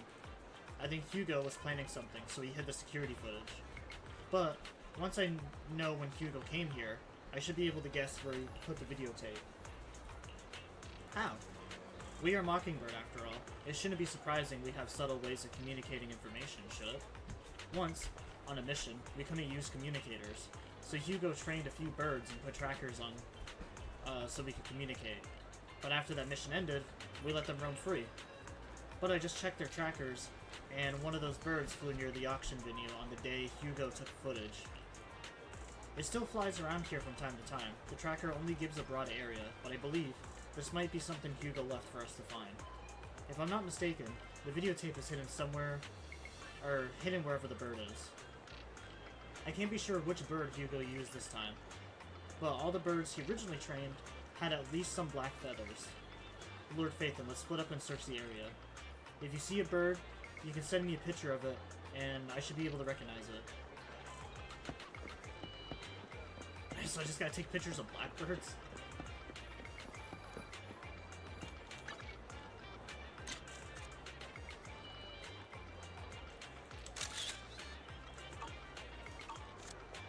Oh, was I not close enough for that?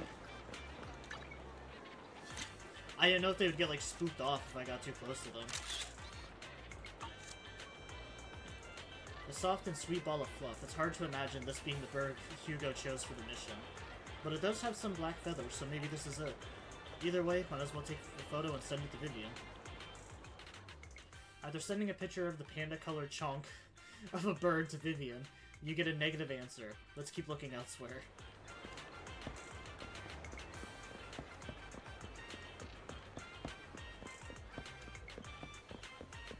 Oh, it's definitely gotta be this one.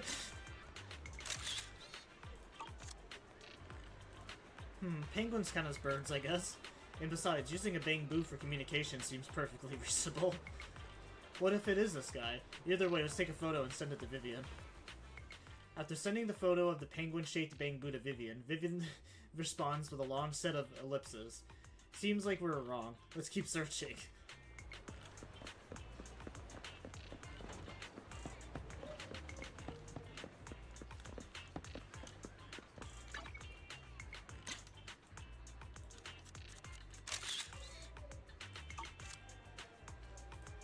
Black crows in a dark alley. Seems a bit cliche, but this really is a good place to hide something. Let's take a photo of the crow and send it to Vivian. After receiving the photo, Vivian quickly responds, "That's the one." She quickly comes over. "That's the one. It's all thanks to Lord Phaethon we found him so quickly. If it's here, then Hugo must have hidden the videotape among these boxes." You look through the boxes and find the recording, but it's been damaged.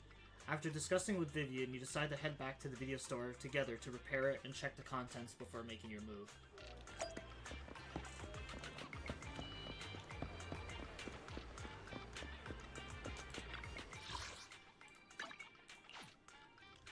They could have just at least teleported me back to the store. Fairy repairs the videotapes and you watch the recording. I actually forgot about Fairy. Like, she just plays such a minor role in the game now that I just keep forgetting that she even exists. If I'm not mistaken, you and Vivian share the same goal. Silence is no good for negotiation. I just don't want Dina to reach a point of no return. Hasn't she already reached that point with what she's doing? The formula for the Landon serum was lost, but a batch survived, and Dina was able to develop a substance that can be used for mind control. She's trying to combine the two to make sacrifices that would obey human commands. If the dormant sacrifice and the remaining Landon serum are destroyed, we can put an end to this. Dina's concoction can't create sacrifices on its own. And the sacrifice core? That belongs to the creator, not her. Although I find Landon's methods despicable, I can't deny that the Exaltists and the creator are leading us in the right direction. I just don't want Dina to spend her life trapped by her father's mistakes. I mean, no offense, but I find your protectiveness rather weird. I will confirm the location of the dormant sacrifice and find the chance to relay the information to you.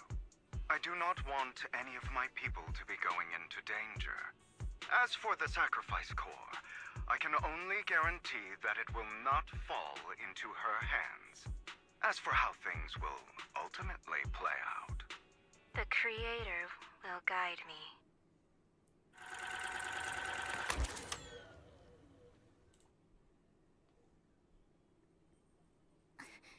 Camille was actually destroying the dormant sacrifice?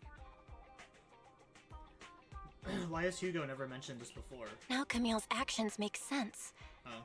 But why did Hugo never tell us? I do that all the time where I mistakenly read these ones. Belle, Lycon said there's something urgent he needs to discuss with us right now. All right, let's patch him in. Master Proxy, I apologize for disturbing you. We have just learned that the Ravenlock family will host a banquet tonight.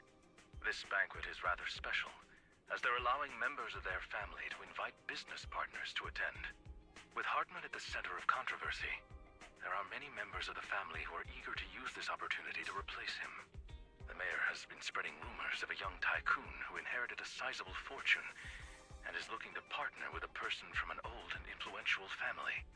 This information has lured a young man named Burton from the Ravenlock family. So, you want me to pose as this tycoon and use Burton to infiltrate the banquet? Correct.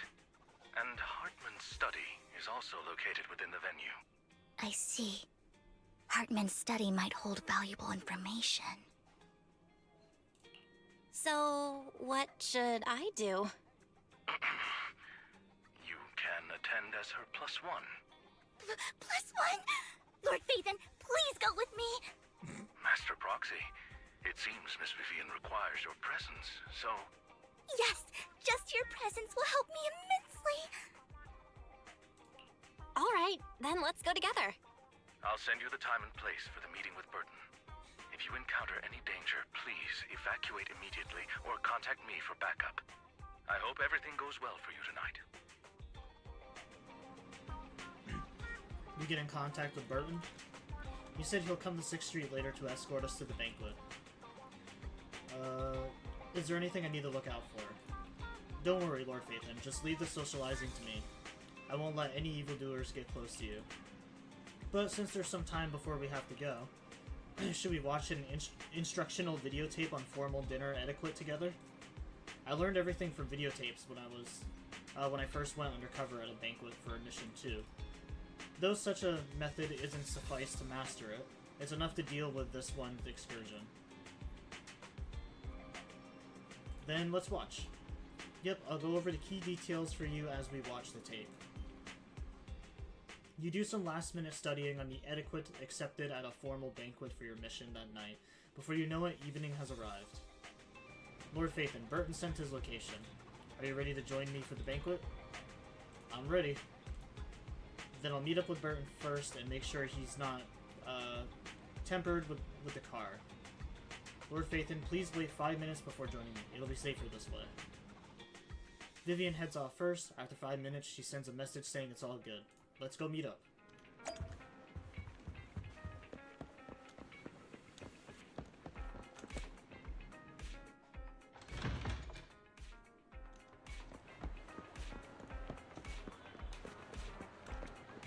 That's his car.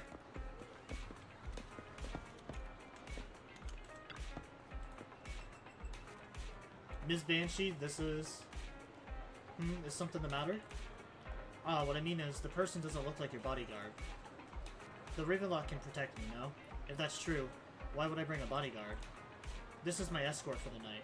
She heard the Ravenlocks are throwing a true feast for the centuries with plenty of delicacies not available anywhere else, and she wanted to try some.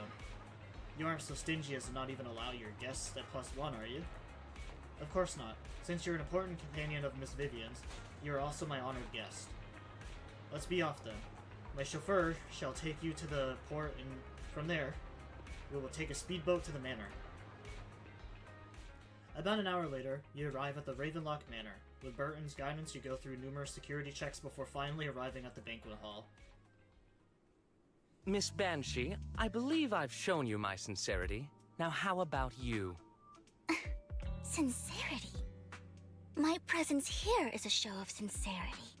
If we're to work together, Miss Banshee, you should drop your pretentious act. I am well aware of the ways of the Ravenlock family. If I were to come empty-handed, I probably wouldn't even be able to make it out the front door tonight. Since I agreed to come with you, and even brought along my most precious companion, does that not show my deepest sincerity? No need for such an off-color joke. Our door is always open for those coming or going. We both know what's what, so let's cut the small talk. I know far more about how the Ravenlock family made their fortune than most here. I am also well aware of why Hartman, despite such a massive scandal, still remains in power. Oh? Do tell. Exaltists, blessing, sacrifice, Landon. Where would you like me to start? How did you know that? No, who are you? Don't be so tense. If I'm not mistaken, it's about time the banquet began. My companion and I are practically famished. Is this how you treat your guests? By letting them starve? Perhaps when we've had our fill, we'll remember where the sacrifice is hidden. You know where the sacrifice is? So, can we go get something to eat now? And I'm also looking forward to receiving a special dessert from you. We can discuss what you wish to know while we enjoy dessert. Of course. I wouldn't let such an important guest discuss matters on an empty stomach. As for dessert, I will prepare it myself, and I guarantee it will satisfy you. I'll come find you later. I wish you a pleasant evening. You want me to open your Easter M&Ms? Yeah, I would. You just hurt my eggie? Oh, was it? These I kinds thought of that was people a... are exhausting to deal with. I really don't know how Hugo used to put up with it. You just hurt my egg now. I didn't mean to hurt the egg. I was just trying to take it off. Here you go, silly goose.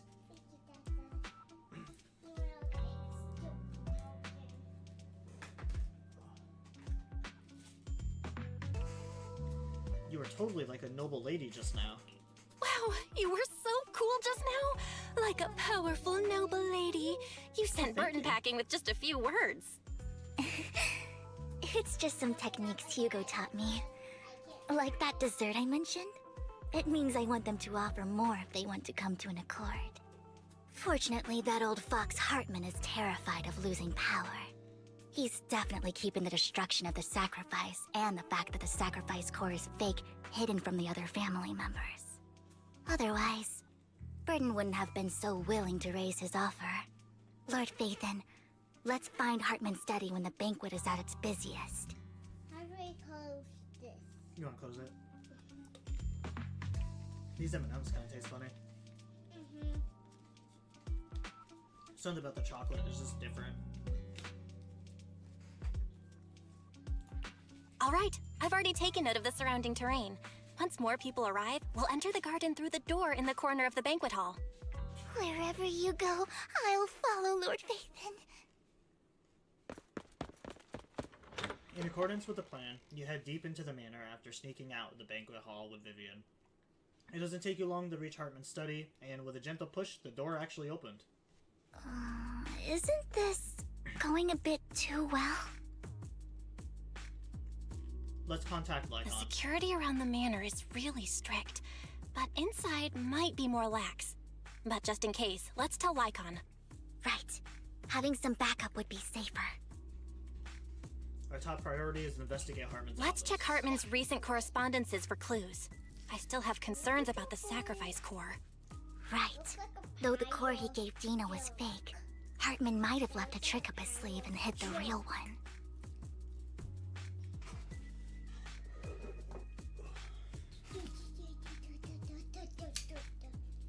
Don't cut the whole farm.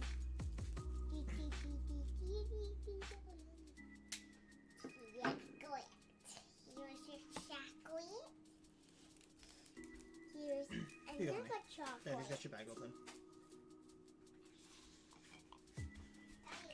Then let's split up. You and Vivian search through Hartman's office for a while to find nothing.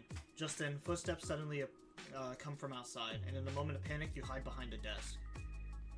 Esteemed guests, is the catering at the Ravenlock family banquet not to your satisfaction? So much so that these two distinguished guests felt the need to come to my humble office to scavenge for food.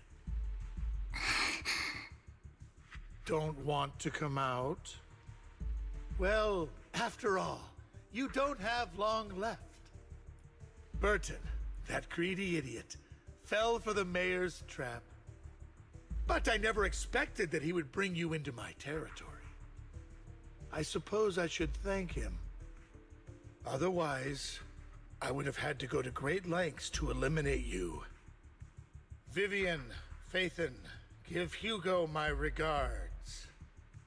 Tell him I shall be taking the wealth and power of the Ravenlock family for myself. Hartman raises his gun, aiming at the desk. Yet there are no gunshots. With a clink of metal, a familiar voice comes. The bullet? How? Dear Uncle, why must we be so distant with one another? You can just tell me what you want to say directly. Hugo! Impossible! You're... Uncle, you must know a Ravenlock will never stop until they get what they want. Did you really think I would be defeated so soon? When I have yet to trample you into the dirt. You filthy bastard! You only know how to resort to these petty tricks! Petty tricks.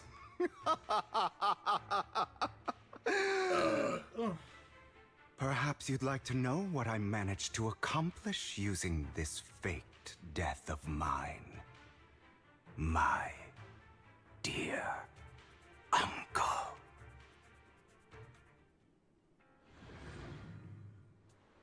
Shortly before.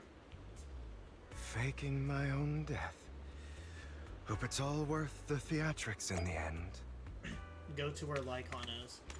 Ah, that bitch. Lycon probably knew he wasn't dead the whole time. Just to keep Hartman off my back, but maybe I went a little overboard. The manager must be pretty shaken up. I should apologize at some point.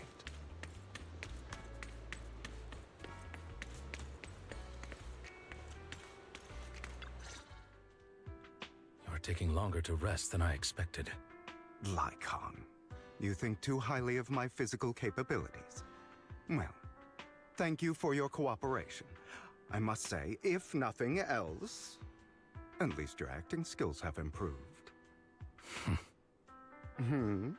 Why do you look so angry? You should be happy. We pulled that off together with flawless teamwork and managed to fool everyone. Drop your foolish facade. I'm glad you still remember the code we set all those years ago. And thank you for ensuring your sleight of hand didn't deteriorate. Oh, right. I should also thank the blood bag hidden in my clothes and our other props. Do you remember when we last used this trick? It was probably ages ago. Sometimes I really don't understand you. Have you never thought about what the consequences would be if I didn't understand your code? If I decided against helping you? Or if I just couldn't control my strength properly? You'd understand it. Of course, if things really did go awry, I had alternative plans. You wouldn't be so arrogant as to think I'd bet everything on you, would you? You're insane. Aw, I'm flattered. So what exactly is the purpose behind all this? Surely after going to such great lengths to erase your own existence, you don't just plan to hide here and reminisce about the past with me. Don't try to brush this off. I've already helped you enact your plan. Tell me the truth. Don't get your tail in a twist. I have more plans that require your assistance, so naturally I would not hide anything from you. Simply put, as things stand, whether as Hugo Vlad or as Mockingbird, I am doomed to die. Seems you've made quite a few enemies. As a member of the Ravenlock family, I negotiated with Edmund and managed to obtain resources from Tops for my future plans. I also confirmed what attitude they held toward your master, the Mayflower family. Meanwhile, I used my identity in Mockingbird to strike a deal with Hartman and gather information on their collaboration with the remnants of the Exaltists. That's where I got my intel on what Bringer left. Oh, by the way, the crime declaration letter that your dear mayor received, that was also sent by yours truly. He's probably figured that out by now, right? Though I'm not sure if he told you. The mayor learned about the sacrifice attacks through his own means, but lacked an opportunity to take action. That warning letter was precisely what he needed. You aren't hopeless yet. How delightful. In short, I'm more well-informed than your lot because I get around, dealing with all these different important figures. But of course, it comes at a cost, it's only fair. After all, you can't hide the smoke from a wildfire. Rather than trying to carefully tame it and risk setting yourself alight, it's better to let it burn free.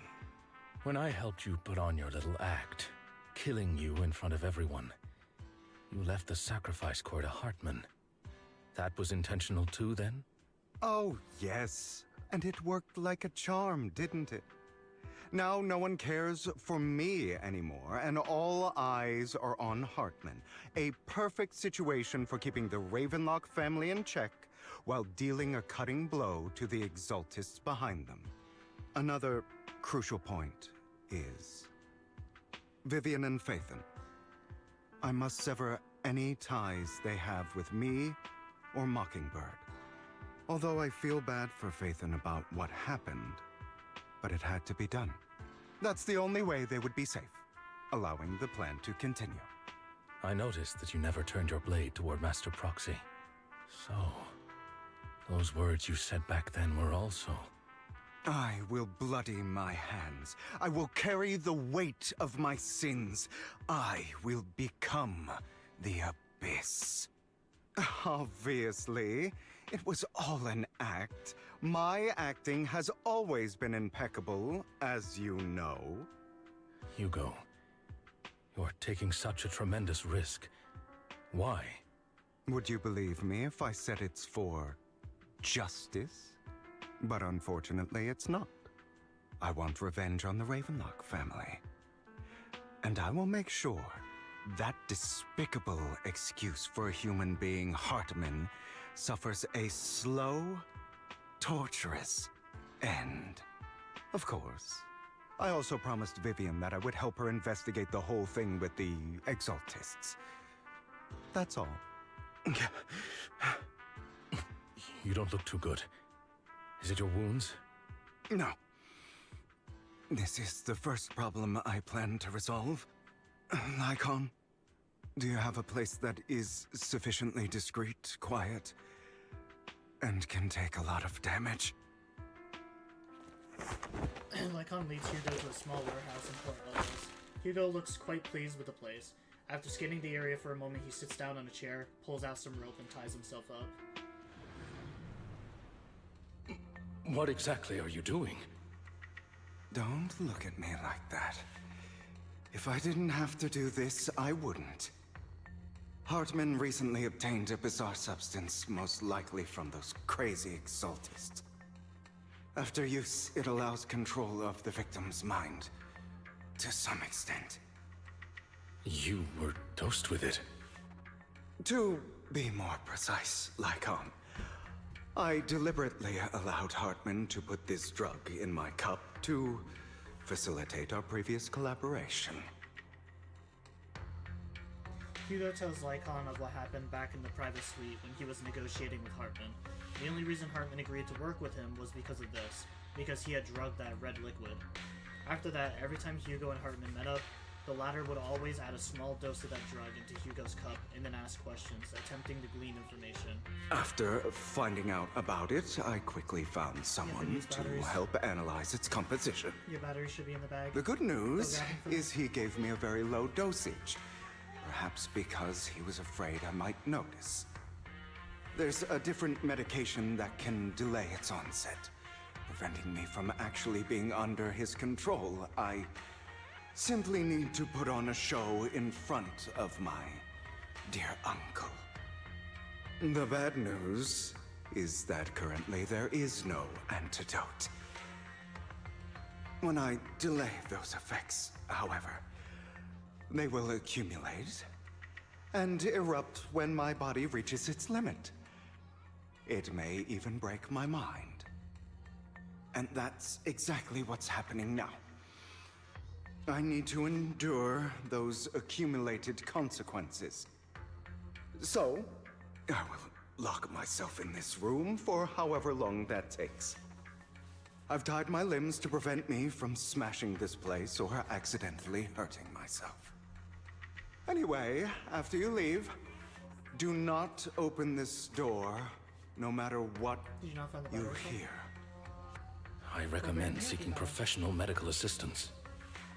This is advice I received from a doctor. Or are you saying you don't believe I can make it? So, Lycon, come find me here at the scheduled time. All you need to do is smile and await my victory. What if I want to stop you? Are you gonna give me the batteries or what? So I can You know you won't succeed. You never have. And you never will. Well, time is short. Let's begin. I understand. Don't die, you stupid bastard. It's so funny hearing the characters swear in this game. After who knows how long, after enduring seemingly endless pain, Hugo finally awakens. The ropes that bound him had come undone, though he didn't know when that had happened. Hugo checked himself over. Thankfully, he hadn't injured himself that badly while he was going crazy. After some time, Hugo straightens out his attire and tidies himself up. Is this because the side effects haven't worn off yet? Lycon's late. I'm surprised. Or is something wrong with time itself? Looks like someone's over there. Might as well go ask.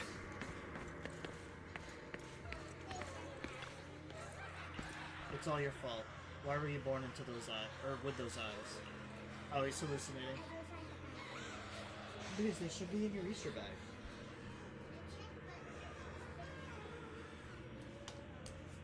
I don't have time for this.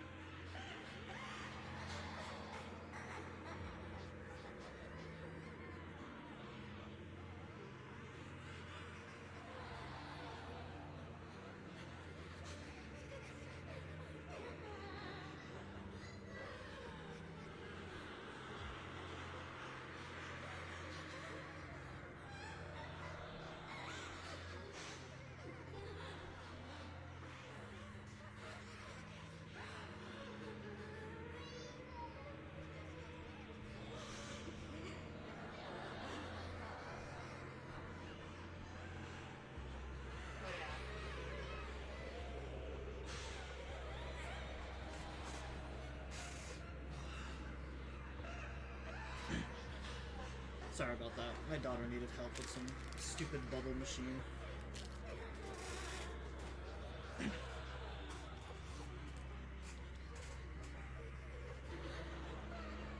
I don't understand why my family keeps getting her toys and stuff that need batteries or some sort of assembly. But I did remember that I had a candle that I want to light.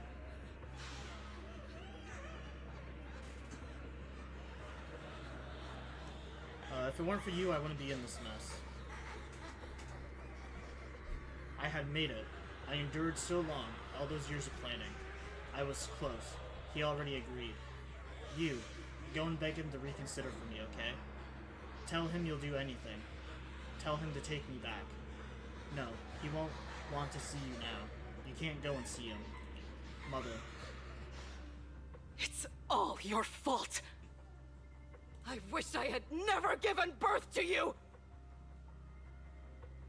The woman's face is distorted with hatred, as if the person before her is not her child, but an enemy who destroyed her future. She blames all of her misfortunes on this innocent child. Everything will get better if you just die, right?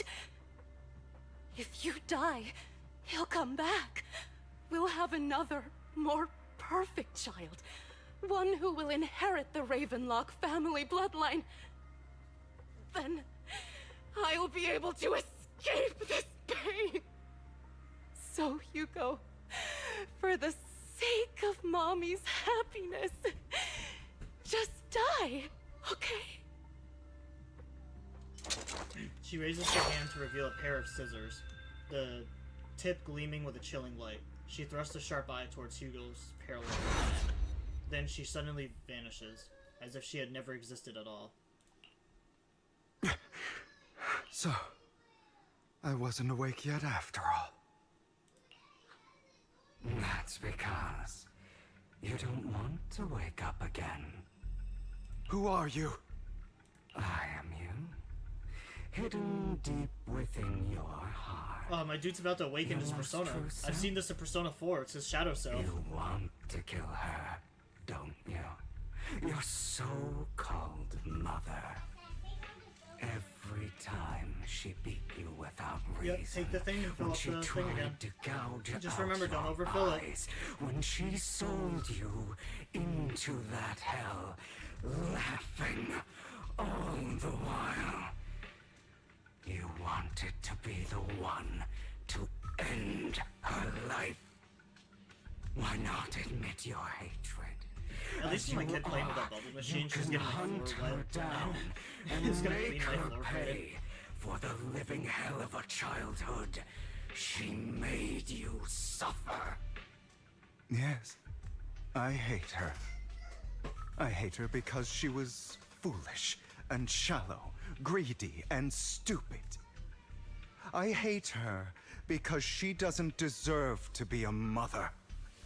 She did everything she could to try and get into the Ravenlock family, believing she could live a life of luxury without having to do anything and never realizing she was a pawn, discarded from the very beginning.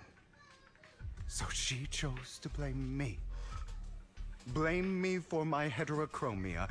Blame me for my very existence. But I won't kill her, because I know it won't change anything. She was incapable of loving me, just as she is incapable of loving herself. Have you been brainwashed by that dog? Keeping up the act of being some magnanimous and forgiving fool? I'm all good, honey. Don't compare us. I've simply come to understand love or hate. I make my own choices, and they have nothing to do with anyone else. She sold you to the Ravenlock family for a huge sum of money. She used that money to start a new life without you. While she was indulging herself, You were going through hell in the Ravenlock Manor. Does it not torment you? Do you not feel the hatred? Do you not want to demand answers? Kill her. Only by killing her can you be truly free. For a long time, I thought the same way. But now, well, I want to make a different choice. Stop lying to yourself. You never had a choice. This weak-minded thinking will only lead you to failure. Like before, you'll be nothing but a worm, trampled into the dirt by those so-called elites. Do you still not get it? This is how the world is, and always has been. Hesitate and you'll be the victim. If you don't grab your knife first, you'll end up being on the other end of the blade. If you want to change anything, you must first become the one who makes the rules. Just like that woman. The only reason she could treat us that way was because we were weak. So listen to me. Find that woman, kill her, and prove to this world your strength! It's what she deserves! Why forgive them? They don't deserve it! I'm not forgiving them. Or rather, I don't care about them. They don't even matter, at least not yet. You know, perhaps the person I hate the most, the one I truly cannot forgive, has never been someone else. But rather my weak, powerless past self who could do nothing but hide inside a closet and cry. I hate myself for having neither the strength nor the courage to resist. I hate myself for begging for so-called familial love, even after being treated so terribly. I hate that despite the pain of my wounds, I still hope to receive the carrot and not the stick. And that me is you, correct? So, I forgive you. I forgive myself. You'll regret this, fool. Your pretty words mean nothing. You will ultimately return here to me. After an intense bout of dizziness, Hugo awakens in the dark warehouse.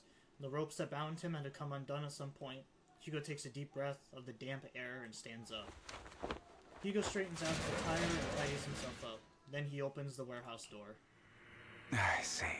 This is still an illusion. I wonder who's going to show up this time. Find Serena. Who the fuck is Serena? Brother! Oh. Well, I think that immediately answered it. Hugo, let's play hide and seek. I'm already hiding. You'll find me, right? Like you always do. Why does it kind of look like Corin's bear? Serena.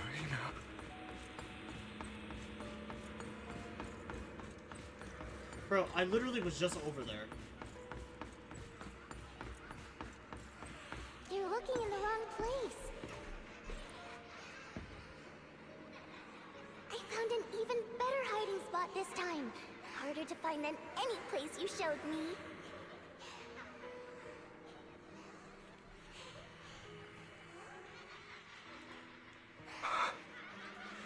Hey, Hugo. Do you ever wonder why I had to die? It was because of me. That's right. It was because of you. It's all your fault. Oh, she doesn't look like she's over here. If only you didn't exist, I wouldn't have had to suffer! Yo, my boy's honestly kind of caked. Who says this game doesn't give fan service to their male characters? You are so welcome. Still Yeah, looking you're in the wrong ocean. spot. I can't believe you still haven't found me after all this time.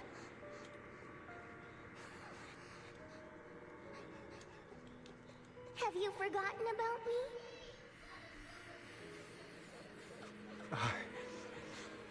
I haven't forgotten. It's okay. I'll forgive you. I'll still be nice to you, just like before.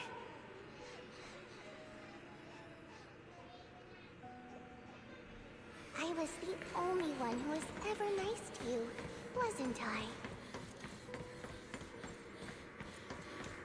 Yes. Then tell me, why do good people always suffer? Why is kindness always punished instead? Tell me, Hugo, why?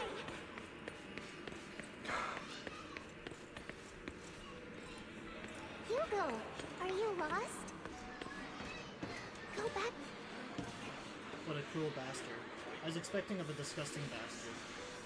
Lady Serena was so nice to him, yet how does he still have the nerve to stay in this house?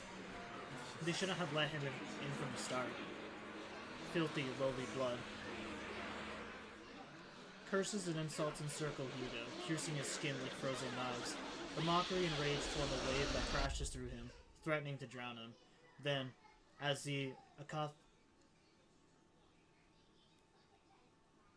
I have no idea what that word is, sorry. The air seems to congeal in the silence, deep and oppressive. It is as if time stood still, with only his rapid heartbeat echoing.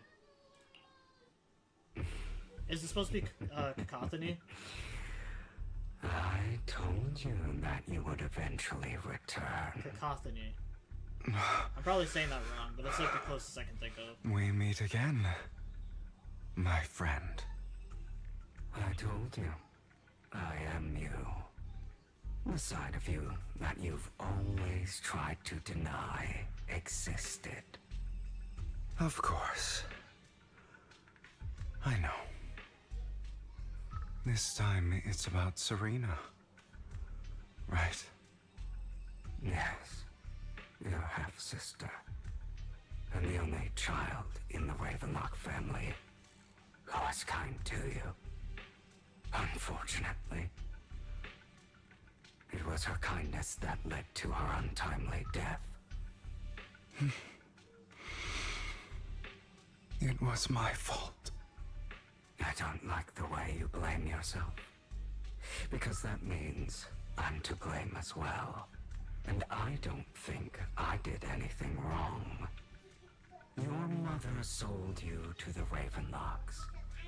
And your father, he saw your talent and wanted to use you to push the other children into competing with each other. My brothers and sisters wanted to get rid of me from the moment they first saw me. In their eyes, you were no more than a slave. But Serena dared to treat you, a slave, as if you were human. And so, she was fated to die.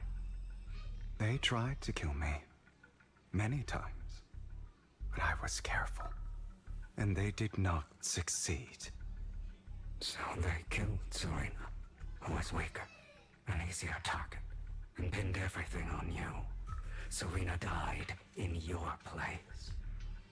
Those cruel brats thought that by reporting this to Father, they could use it to get rid of you, a rival who threatened their positions. Yet, not only did Father not blame you for the incident, he praised you for it. In this world, Only the ruthless, cruel, and merciless can stand at the top. And that's exactly what you managed to live up to, no? You found a perfect opportunity thereafter to catch the ringleader of the group who framed you and almost beat him to death.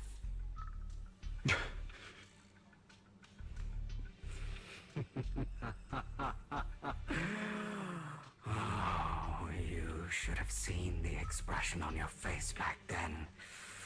Oh, crazed and manic with utmost delight. I don't remember that.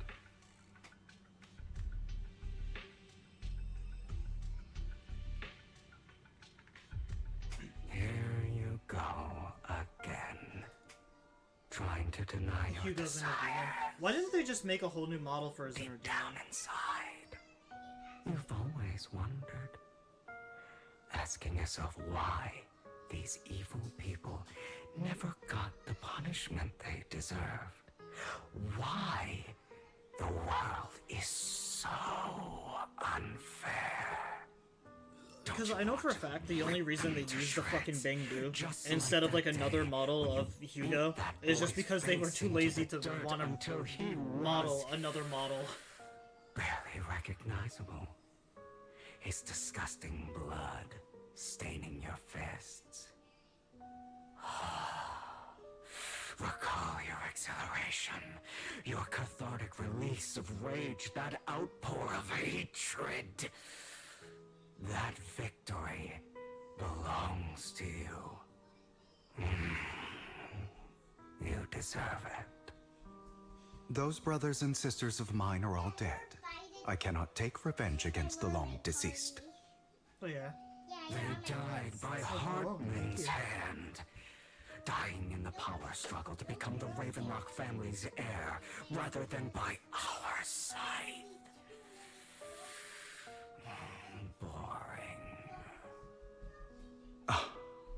Boring. I find it hilariously ironic. Children who would murder their own kin for scraps of power dead at the hand of their uncle who followed their example. Is that not karma? Power struggles pitting kin against each other, betrayal, suspicion, and hatred between people of the same blood. It's like a curse, written into They're the really Ravenlock focusing a family's lot on genes. Hugo and Vivian. Like, I swear this is the most backstory we've gotten for, like, any Laughably fucking stupid. Zenless character. Don't forget, my dear, that the same blood flows through your veins.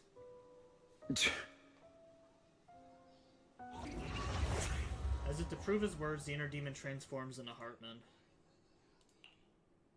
That's right, my dear nephew.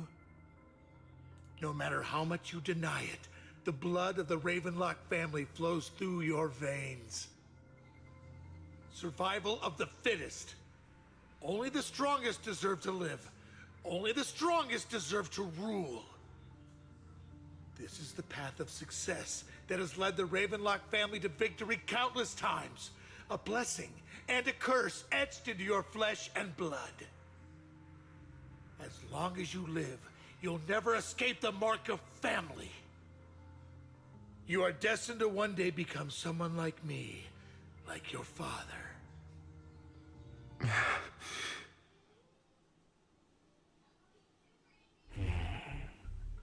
Is that fear I sense? I can see you trembling.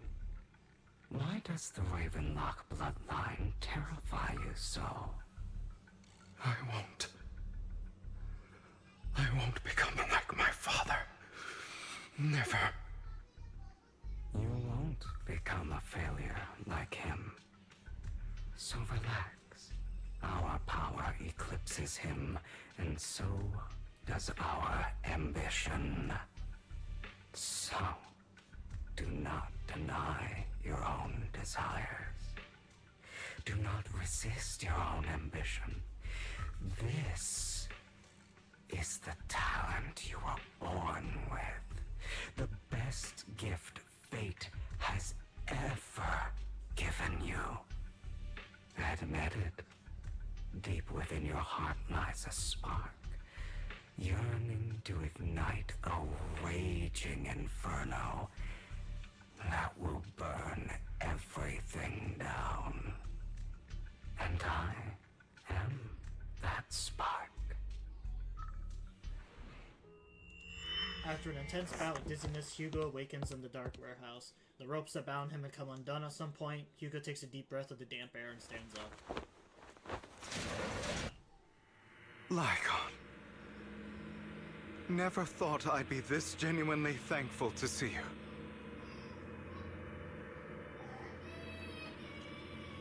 Seeing you means...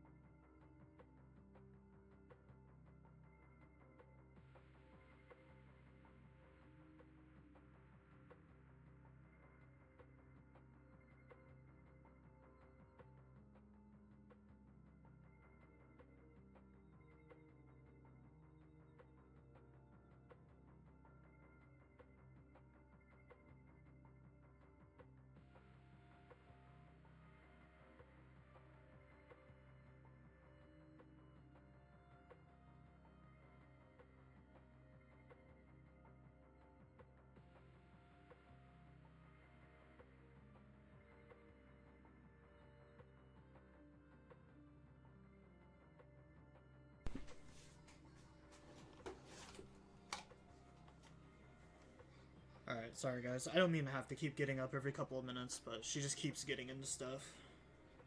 I'll edit this all out on the YouTube end anyways.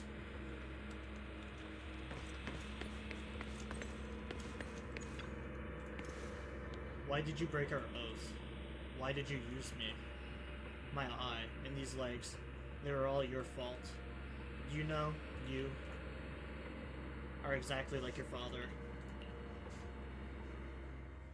I don't want to hear something like that from you.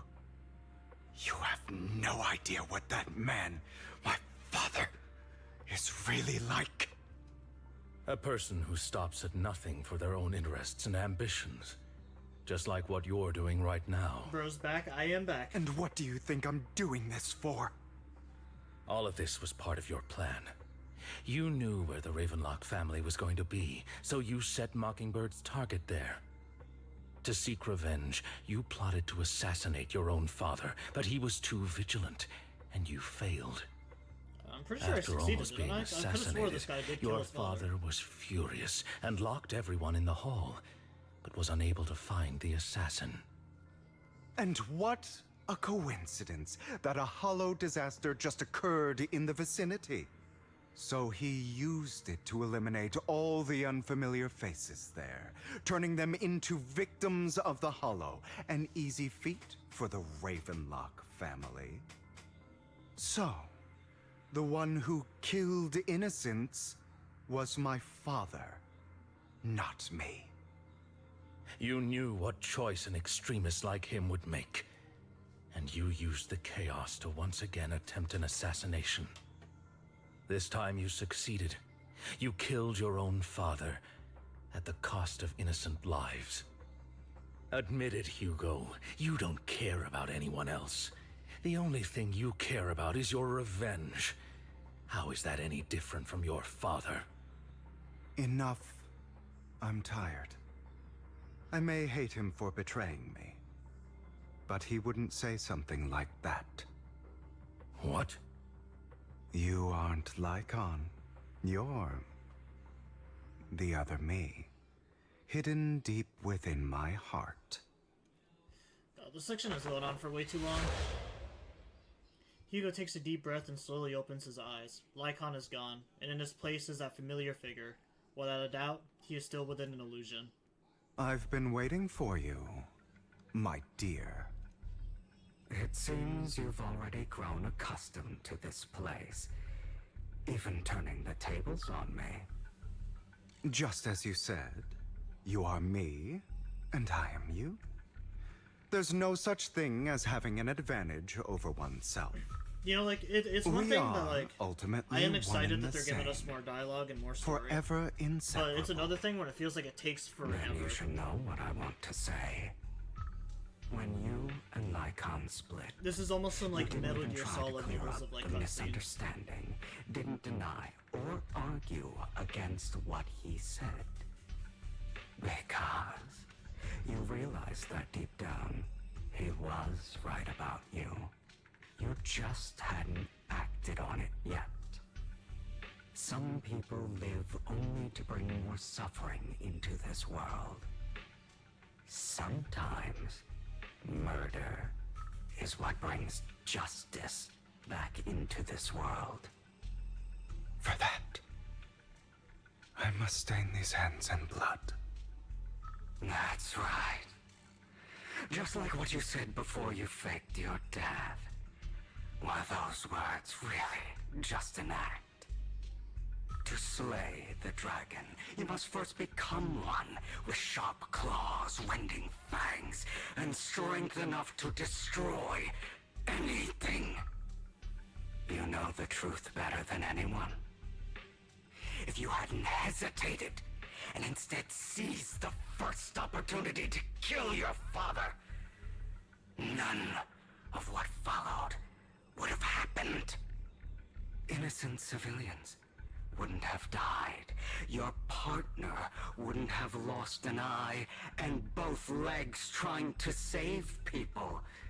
And Mockingbird would have never gotten to that point.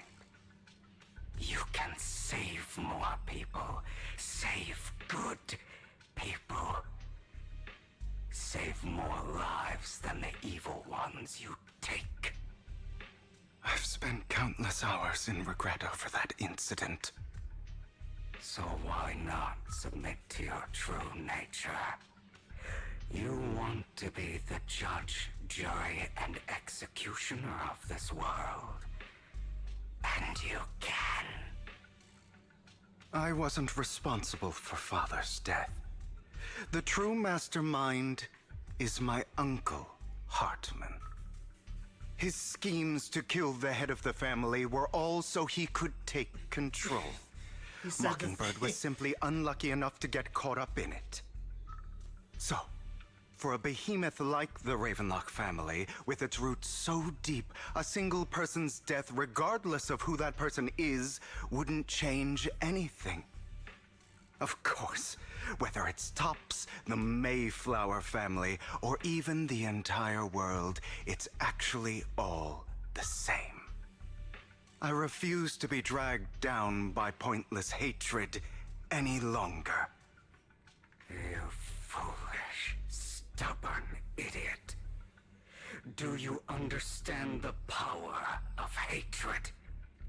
Have we not come this far precisely because of it?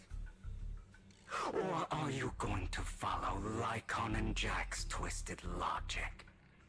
Come on. You don't actually trust anyone?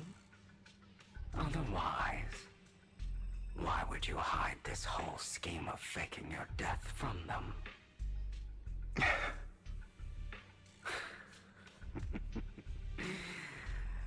You've built an impenetrable wall around your heart, keeping everyone out. Of course you are right to do so. No one in this world can be trusted. Always, all you'll receive is hatred from your own blood and no love. Suspicion from your companions, and betrayal that comes all too easily. But the most ridiculous thing is that you want them to trust you. You stay silent and long for them to notice your suffering. You yearn for your companion's understanding and trust. Idiot. That's why you are incapable of exploiting them for your own ends. You care about their safety even more than your own. But remember, only the weak need companions. And we are children born from hatred. We are different from them. I will never be like them. And I don't need to be. Come. Let me show you what powers we can wield. Oh my god, is it actually gonna let me play? But you are me. Oh, I don't think it is. And I'll never lose to myself. Oh, can I actually play? Am I gonna play the new character? Oh, he's not out yet, but... Can I at least try him out? Please? Oh my god, we're finally playing! That took for fucking ever.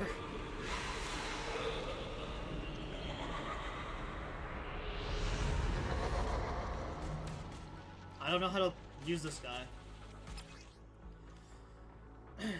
When you use an EX special attack or ultimate hits a stunned enemy, the Totalize effect is triggered. This effect increases the skill's damage multiplier based on the enemy's remaining stun duration at the moment of activation. After triggering Totalize, the enemy will immediately recover from stun, and a certain amount of days will be inflicted based on the remaining stun duration. Okay, so let me watch the video. So I can basically hit them with a special attack or my ultimate. It cancels the days, but then deals massive damage to them. That's not too bad. Think about all the injustice you've suffered. It's about time, if you choose to forgive.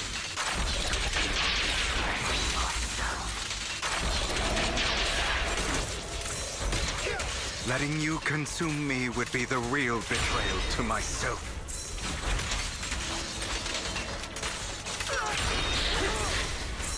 Out of my way!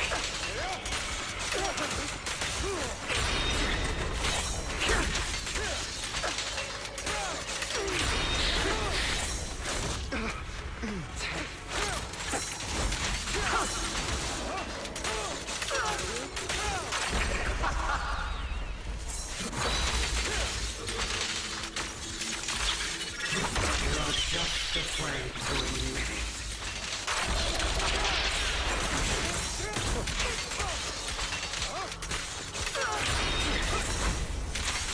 Is that all?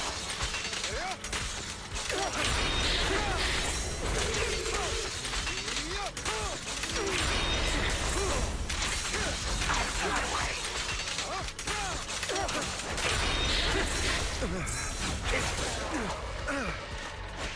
You're too scared to face your true self and what you truly desire.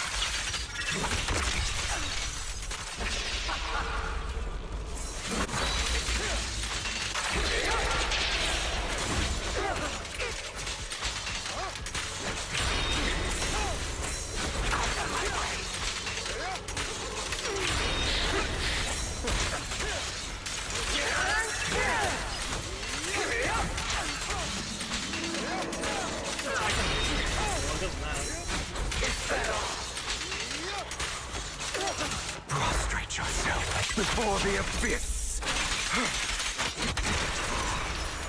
Are you trying to kill me?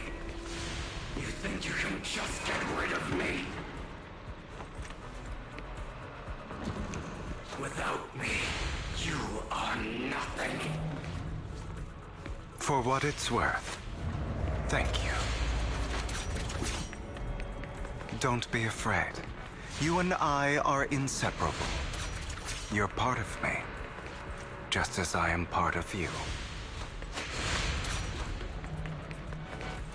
Fancy words won't change anything. No. It's not just platitudes. I finally understand now. Some pain only fades when it's seen, when it's accepted. So I won't fight you anymore. I won't hate myself anymore. Weakness, hatred, malice, strength, forgiveness, justice. See, you can tell that that's the evil version of me because it's wearing a fedora. Only a truly evil specimen would wear a fedora.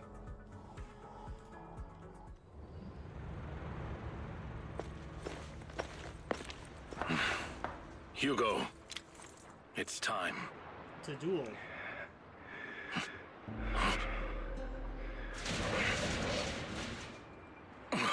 Hugo. Hugo, you... Did I scare you? I made it through. I won. No praise for me, my dearest partner.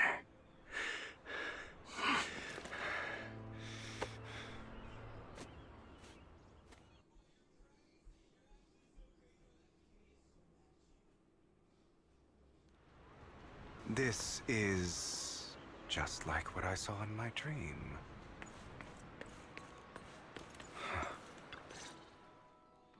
Ah, my former partner. You're still as punctual as ever. Are you sure you're fully recovered? How about we fight? And I'll show you how recovered I am. I refuse to fight someone who is in need of medical attention. Lycon falls silent for a moment and eventually hands over a coin. No, looking at the packaging, it's not a coin but a familiar chocolate. How thoughtful. I'm touched. Or perhaps is this simply part of Victoria Housekeeping's professional care?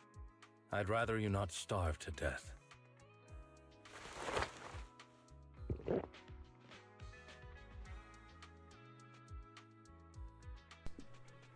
Not to your liking. I'm fairly certain this is the same kind as before. No.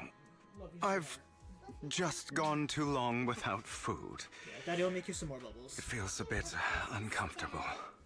Either way, thank you.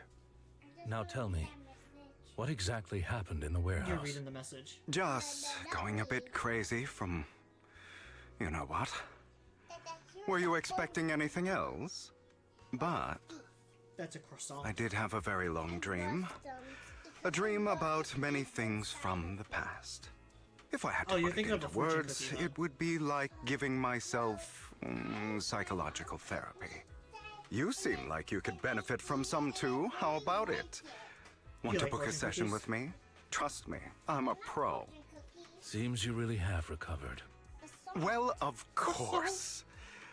I'm feeling pretty great right now. Like I could argue with you all day on every petty detail of who exactly was in the wrong back then. I wanted to ask, what you said about Mockingbird before, when you faked your death, was that part of the act? Oh, you mean the part about how Mockingbird has never really changed anything or saved anyone. I didn't expect you to still be so hung up on this. Interesting. After all, it was you who chose to betray Mockingbird. To betray me. Just as I said before, I never considered Mockingbird a failure. Perhaps Mockingbird deviated from its origins, but it has its value. You shouldn't reject the things you've done. Yeah. Or Mockingbird. I have contemplated this before. Yes. Mockingbird has helped some people and has genuinely managed to cause trouble for those who abuse their positions of power for evil. Yet those in high positions still possess immense resources, and the people we helped remain destitute and suffering, willing to become slaves to those in power for scraps. But just as you said, even if what we did was childishly idealistic and flawed, as little as we actually achieved, even the slightest change is by no means meaningless. Nothing holds more value to me than Mockingbird. Hugo stares at the ocean. A gentle breeze lifts his golden locks. The sunlight glances off both his eyes. All right, let's catch up later. I still have things to do, and need to wrap up my plan. I thought you would rest up first. As much as I would prefer that. My dear uncle and the Exaltus fanatics likely would not give me such an opportunity. If all has gone to plan, the fish will have taken the bait already. And if everything goes very well, I'll soon have solid evidence of the Ravenlock family's crimes. Well then, thank you for your assistance, former partner. Let's part ways here. I'll go with you. Lycon, surely you don't think that because I just recovered, I'm too weak to deal with those useless fools. Hartman's actions will disturb the safety of New Eridu. As I serve the mayor, I should intervene. Very well, whatever. Let's go. And don't slow me down. Before that, you don't have something to tell me? Or don't you have something to tell me? What do you mean? Don't play coy with me. I know you're not spilling your whole plan. So, you kick things off by approaching Edmund from the top's big shots. How did you manage to sweet-talk him? I am a bit of an illegitimate child, but I still have that Ravenlock family blood running through my veins. Funny enough, this Lord Edmund thinks direct lineage is way more noble than the side branches, which is absolutely laughable. So, I played his arrogance to my advantage. And let's be real, I had some juicy intel to swap with those high rollers. But that's Mockingbird's secret, so I can't let any outsiders in on it. Was the sacrifice core from the mayor's lab your handiwork too? You could say that. The security there is no joke, so I had to leverage tops for some extra intel. After all, as you know, they've got plenty of moles planted next to the mayor. And it was you who threw the sacrifice core up for auction to lure in the Exaltus. You knew they'd be all over it. Yep, I embedded the sacrifice core right into the robe of heroes. They actually matched pretty nicely, don't you think? Classic you.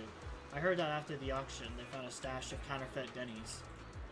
Feel free to take a wild guess, but honestly, I think those Denny's would rather be out in the world than sitting in some hoity-toity accounts.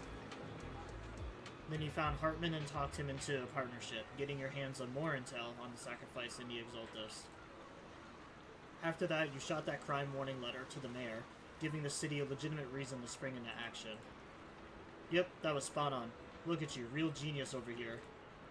In the end, you faked your own death to pull yourself out of the mess, and you used the whole show to redirect everyone's attention to Hartman, and the Ravenlocks keeping the Exaltus on their toes. Hold on a sec. If that's all there is, why did you let Hartman slip you that drug? I mean, you'd have a way to dodge that kind of thing. Lycon, I've got something I've been keeping under wraps. Actually, I teamed up with your beloved mayor. What? When it comes to stopping the Exaltus, the mayor and I are in the same wavelength, so we can totally collaborate. What you should be wondering is why he didn't have a clue, why he didn't clue you on in this. The mayor must have his own reasons. If you can convince yourself of that, more power to you. Just know, if you ever want to swing back to Mockingbird, you can come beg me. I'll make sure to turn down you graciously. You know, I do like Hugo, but man, that fucking section was just way too long. Alright, enough chit-chat. We got bigger things to deal with. They really are just, like, focusing really heavily on these two characters.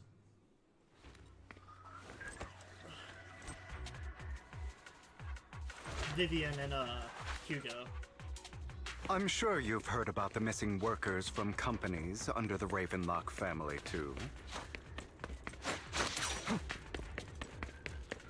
Why is it running so slowly now? I know where they are. Those are like Ravenlock's men. There we go. There was like a slight The workers with them are the victims who were tricked into going into the Hollow.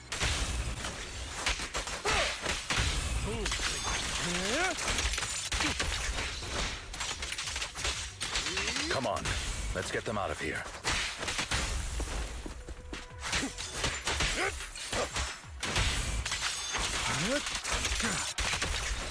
I think it's just because after downloading Oblivion, my fucking computer is at like, I have 100 gigabytes of free space left. The Oblivion remake takes up so much space on my computer. Thank goodness, someone is here to save us. Thank you. You're welcome. So, could you tell me what those Ravenlocks did to you before they ran off? They're a bunch of liars. They tricked us into this hollow. They said they had a job with high pay for us, but they kept avoiding the topic after we got here. Something didn't seem right, so I wanted to leave. But then they showed their true colors. They tied us all up and told us they were gonna ship us off somewheres. They didn't make you take any weird medicine, did they? Medicine? No. But it wasn't just us they tricked. Another group went that way. I see. Here, take this carrot. There's an exit nearby. You should get out of here as soon as possible. I can't thank you enough. Let's go, Hugo. We must save the rest of them. You sure are eager.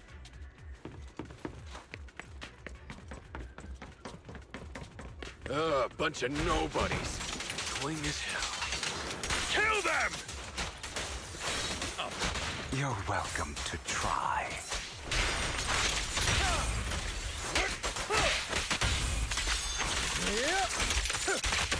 Scram before I get angry.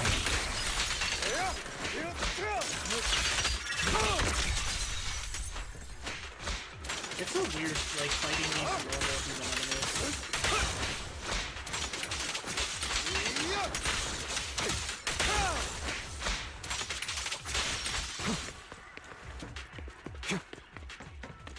You spend like so long fighting Imperials and like the bandits in this game that it's weird just seeing a different, like, More normal workers enemy here. type. And quite a lot of them. You untie the workers. Who are you? Your saviors. Thank you. Thank you. I had a bad feeling about that group from the start. I shouldn't have ignored my gut instincts. Did those Ravenlocks do anything to you? Do anything? Well, we weren't doing as we were told, so they tied us up. Nothing else? Good. Oh, right. There was another batch of workers ahead of us. They should be by the roof. Don't worry, I'll handle it. You should get out of here as soon as you can. Let's continue. Is hey, that's the Hartman guy we behind talked to this, earlier. too? Of course. He threw them into the Hollow like offerings for the Exaltists. To him, those workers are just another resource, no different from the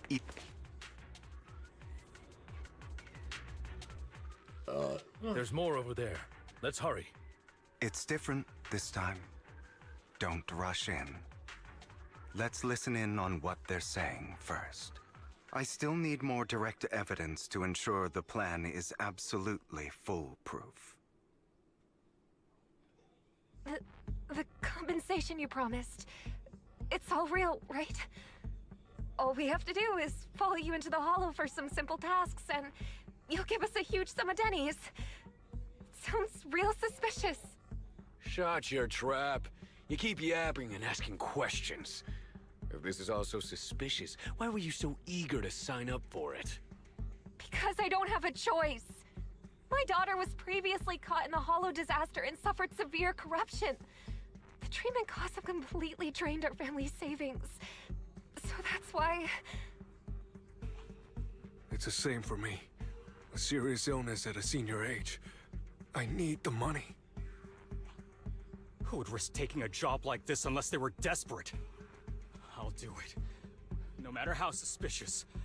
As long as I can get paid, I'll do anything. Even risk my life. Wait, You people from the Ravenlock family, you're part of a big company in Tops. You wouldn't go back on your word, right? Don't worry, you'll get every dinny you were promised. But before we start, you all need to take this medicine first. The fierce man pulls out a bunch of white pills and gives one to each worker. Another Ravenlock family member seems a bit doubtful and leans in to whisper. Bro, should we really be doing this already? These workers keep talking. We're wasting time like this. And the sooner they take it, the sooner it'll be over. Consider it an early release for them. What? You didn't say anything about having to take pills before. Look, this is good stuff, all right? It'll increase your ether aptitude. There's tons of people who'd kill for something like this. Exactly! You'll be working in the Hollow for several hours. This is essential medication. You have to take it before we continue. If you refuse, then you can forget about the job. Of course, you won't receive the compensation either. Lycon, what are you doing? Rescuing those workers, of course. There's clearly something off about those pills. We can't let them take them. Now is not the right time. As I said, we need more evidence to ensure the plan works. And as I said many years ago, you can't exploit innocence to achieve your goal. So that's how you see it. If that's not what you want me to think, then explain everything to me. All right. It's a little complicated, but simply put, these workers will be fine. Of course, it's your choice to trust me or not.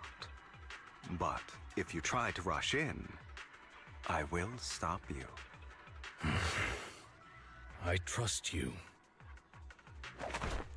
Meanwhile, the workers have also made their decision, except for the talkative worker. Most of them already swallowed the pills.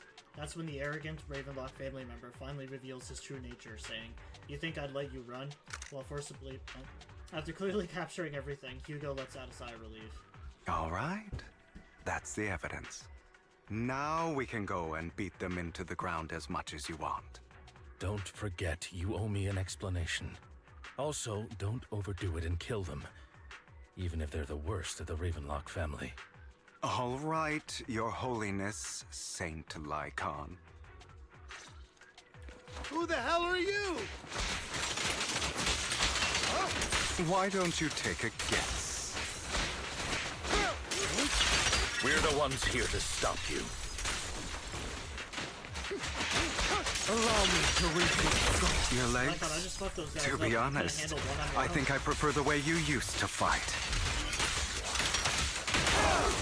Prostrate yourself. Before you had a lot more aggression.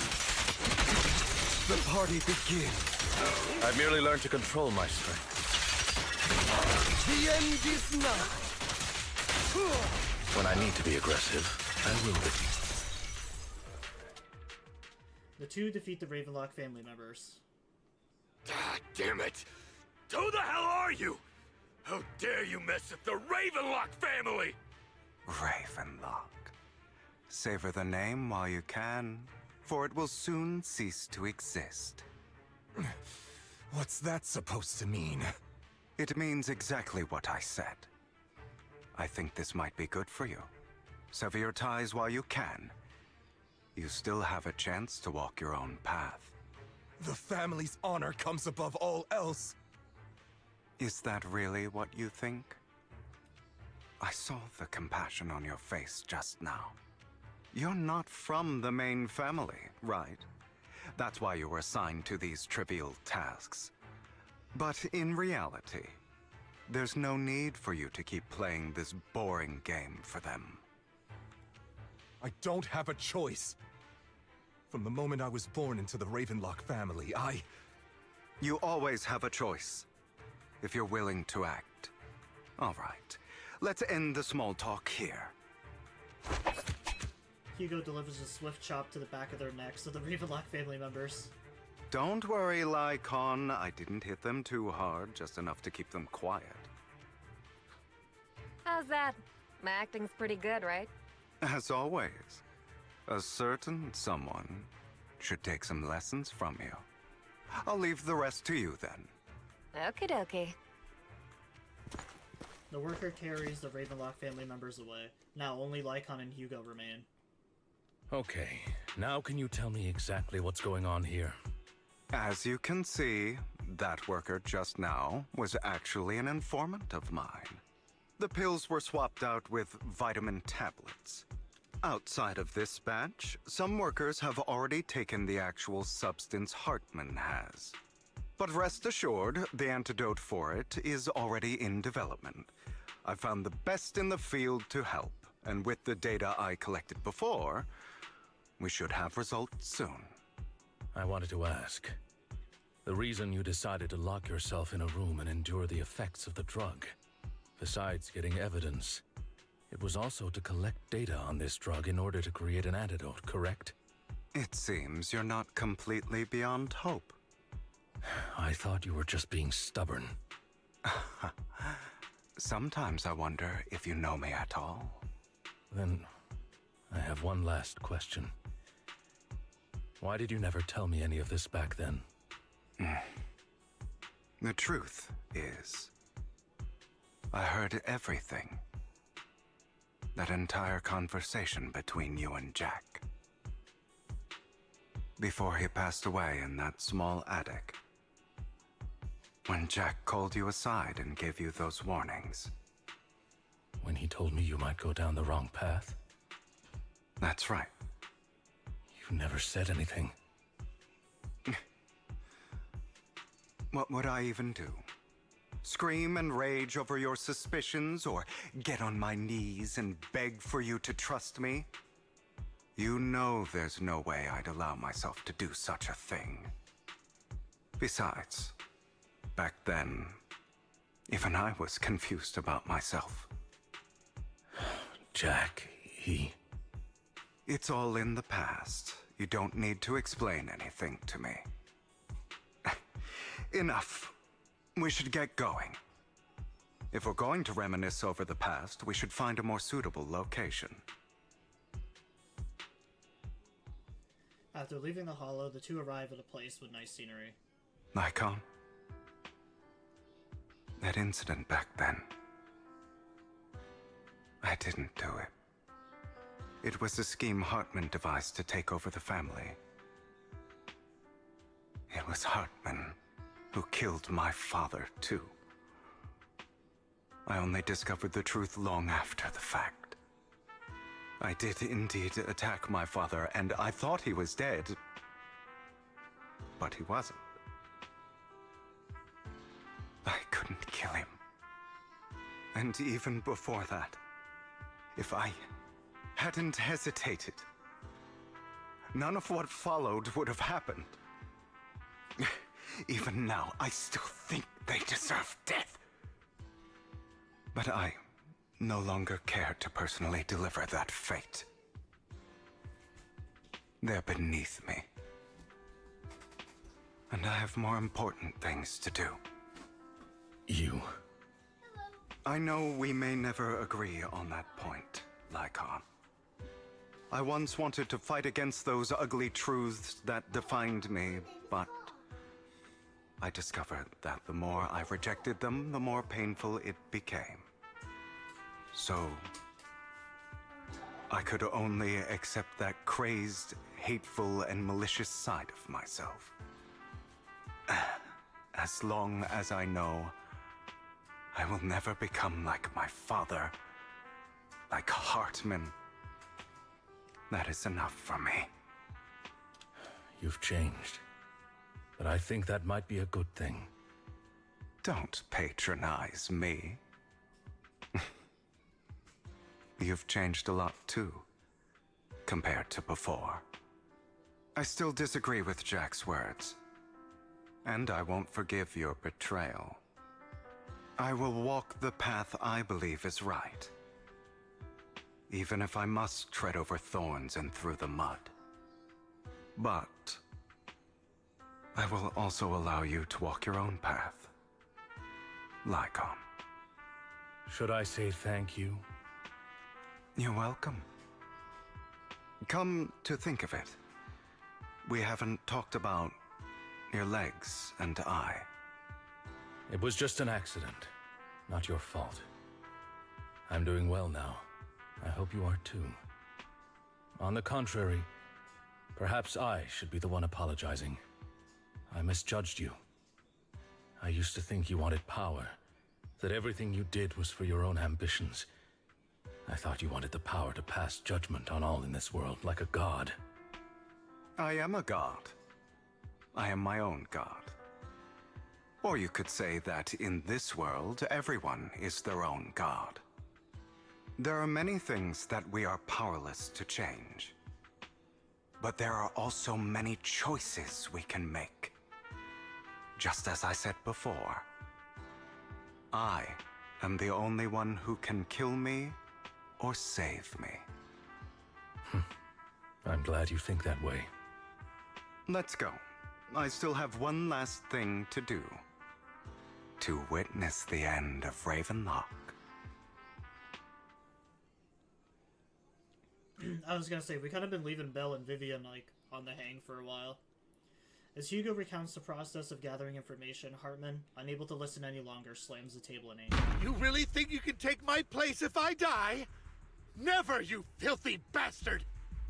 Your little tricks mean nothing. As long as the Ravenlock family stands, I can still get back on my feet. You still don't get it, do you? This was never about avenging my father. And I don't care about taking your place. I didn't come this far just to kill you. That'd be pathetic. Right on cue. Why don't you take a look at this, Uncle? On behalf of TOPS, I'd like to clarify that we had no involvement in the Ravenlock family's actions. TOPS is officially terminating all partnerships with the Ravenlock family, effective immediately. We will have no further affiliation with them. Are you crazy? What the hell do you get out of ruining the Ravenlocks? You want to be a petty thief forever? Thief? Oh, Uncle. Allow me to reintroduce myself. I'm the name people whisper about. The one who robs the rich and gives to the poor. I'm the master con artist who can fool anyone, anytime. I'm the leader of Mockingbird. The one who turns every headline into my own stage. I have friends who'd catch me if I fall, partners who'd shed tears for me, and allies who always have my back. I am Hugo Vlad. You're the one who needs the Ravenlock name. I never did. You ungrateful bastard! You should have never been born. You flatter me. Same goes for you, Uncle. You leave the Ravenlock Manor on Hugo's speedboat. At the reaching port Elpis, you all wait for Lycon to arrive. You've done well, Vivian. You had better give me an explanation. And here I thought this would be a touching reunion. What's with all the anger? Hugo, I'm a member of Mockingbird too. And I mourned your death. Listen, Vivian. I don't want you or the people you cherish to get caught up in danger because of me. I've always been selfish, so I don't hesitate to use you all as variables in my plans. But it is because I am selfish that I also don't want my failures to affect my treasured companions. In any case, if you were in the same position, would you not make the same decisions? Lycon's taking care of everything outside. We should go. Also, Belle, thank you. And I'm sorry for the whole act where I threatened you. It was the only way for Hartman to drop his guard against you and leave you be. I, Hugo Vlad, am forever indebted to you. With Lycon's assistance, you successfully leave the Ravenlock family manor and return to the video store. Master Proxy, although it is late, there is some important intel that I must give you now. So, Lycon, you knew about Hugo's plan to fake his death? I was simply playing along. After all, I could not determine whether Hugo's plan would pose a threat to you. You are a student of the mayor's late friend, and I am obligated to protect you. You still have that habit of finding awkward excuses when you're embarrassed. Mr. Hugo Vlad, if you have any important intelligence to share, please do so with haste. I need to return to rest before midnight. You two sure are close. For the sake of a certain old fossil's sleep schedule, I'll keep it brief. I learned from Camille that Dina intends to embed the sacrifice core into the sacrifice. Apparently, it will make the sacrifice much stronger.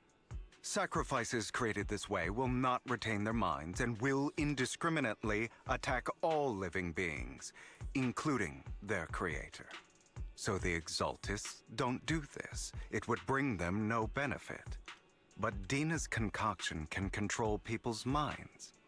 If a person takes the pill and is injected with the serum Landon left behind, the sacrifice would be under its creator's control. Although the dormant sacrifice has been destroyed, Dina found a batch of that serum her father created and wants to create new sacrifices. Never mind the sacrifice. Hartman's sacrifice core is a fake. We don't know where the real one's gone. The real core has always been here. Here? In Lord Phaethon's video store? Vivian, do you remember when I suggested you give that collectible to our dear Proxy? I remember. But that was just an ordinary pendant. And I've met the person who submitted it. She has absolutely no connection to the Exaltists. How about our dear Proxy take out that pendant so we can take a look? After finding the pendant sent by Vivian, Hugo takes it and gently presses a hidden clasp. The pendant clicks open from the middle. Inside is the sacrifice core.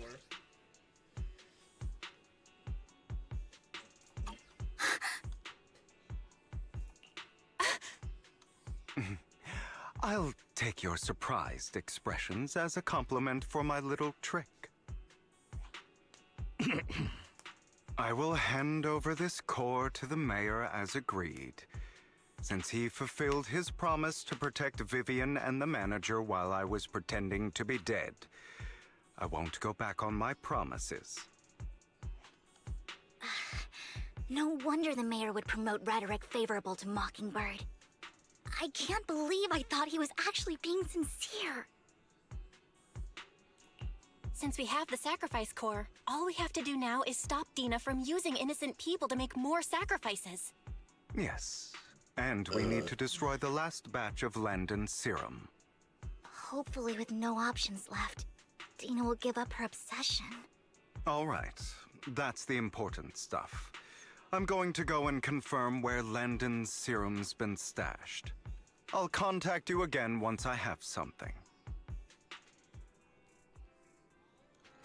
What's wrong, Lycon? Weren't you in a rush to get back and rest? You act like you're gonna turn into a werewolf after midnight or something. How are you feeling now? Relax, I'm not kicking the bucket just yet. But you look like a bit more run down than before. Just getting over something nasty, that's all. Risking your neck like that wasn't exactly smart. Maybe you should've... Lycon, remember what I said back when I faked my death? For a permanent and absolute victory, we must endure the pain of cutting away rotten flesh, and preserve through the darkest hour before dawn. Not wrong, sure, but it was arrogant enough. Instead of playing God and picking who lives or dies, I'd rather just do what I can. What?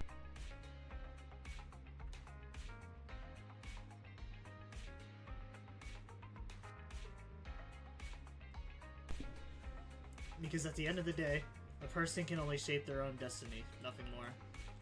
You've really come a long way. Well, I appreciate the compliments. Hugo, you got a lot of explaining to do. No more secrets. I will. I'll lay it all out, promise. After a little chat, Lycon, Hugo, and Vivian say their goodbyes and take off. Back in your room, you drift off into a deep, nice sleep. Belle, Hugo sent a message earlier.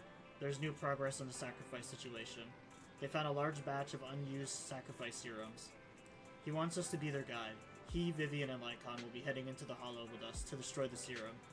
And I'll use the HDD system this time to head into the Hollow with you all. Tell me when you're ready, and remember to bring Eos with you. I was actually worried for a bit that was going to be the end of the chapter, because I feel like I've done nothing but just listen to dialogue for most of this chapter.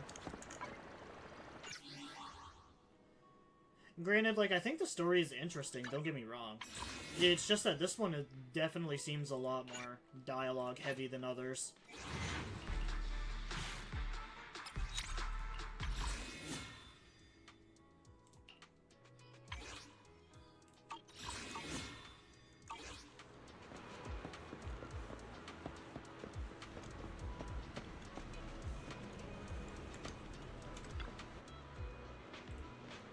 Dear managers, you're here. Having 2 Lord Phaethons leading the way for me must be the luckiest person alive. We'll be counting on you too, as according to my intel, this is quite the large batch of serums. My guess is that Dina wouldn't put all the serums in one place, so we may need to split up. Just to be safe, we'll be counting on both of you to guide us. Once you're both ready, let's head into the Hollow.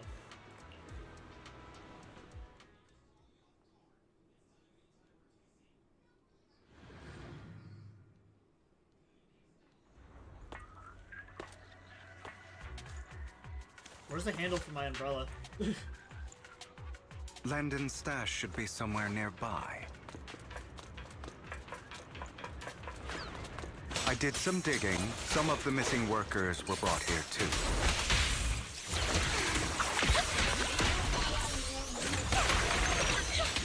Dina's getting ready to make her move. Don't worry, we'll clear them out.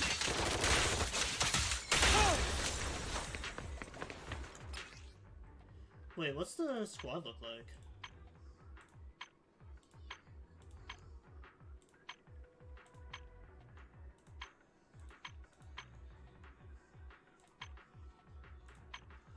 Because I thought Vivian only got a, she only gets an increase if I'm like,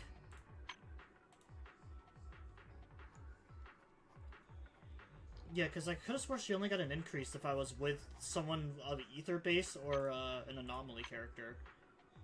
Because Hugo is an ice attack, and Sir Lycon is ice stun.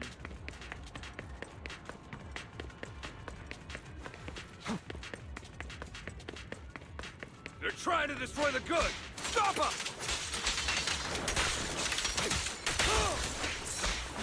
We need to take care of the guards first.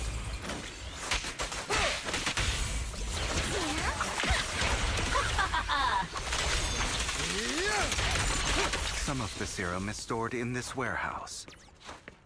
I definitely do like that they're trying to make more characters versatile, that you can fit into like more squads. You're not taking anything from here! Hugo, get the guards first.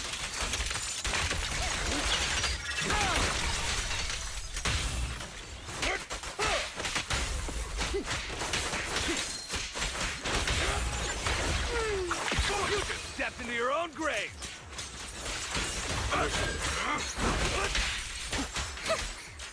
Fools.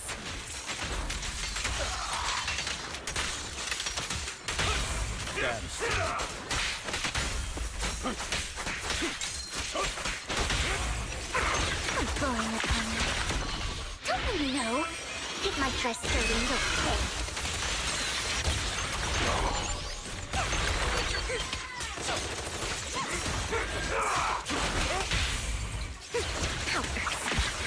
Hails for the dawn that sets the world alight. Prepare to kneel before me. Move it! Out of my way! say no more. I'll fight your throat out.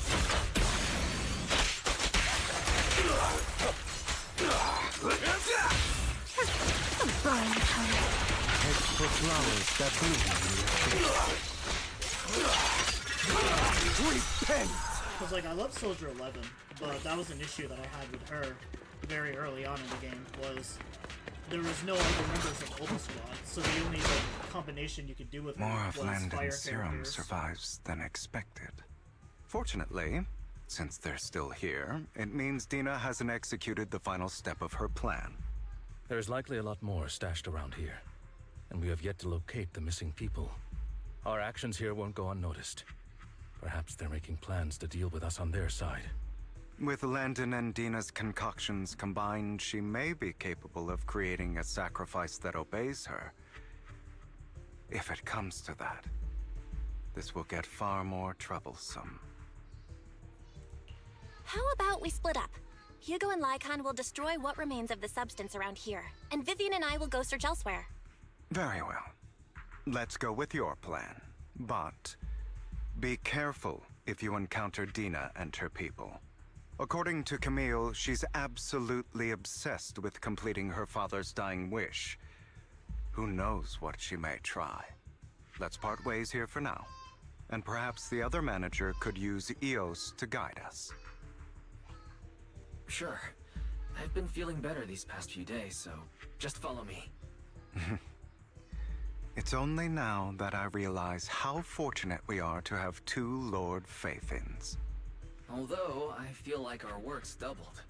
In the past, Belle and I would only ever work on the same route. Greater power means more responsibility. And in any case, I'm sure the mayor would be able to provide double compensation. He's a very generous person, after all. Right, Lycon? I will request additional compensation from the mayor. Compensation is just one aspect. It's one thing with Belle being in the Hollow in person, but now with us working on separate routes, I can't help but worry even more for her safety. Oh, but I trust in your abilities.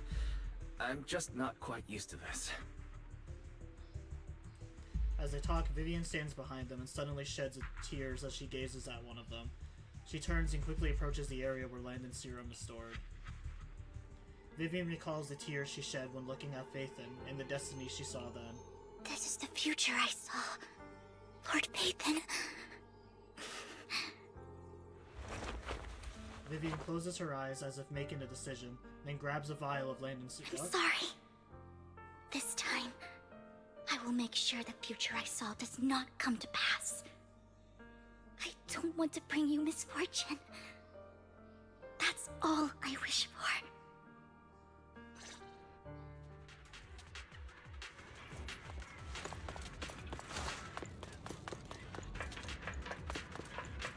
Leave this to me, Lord Phaethon.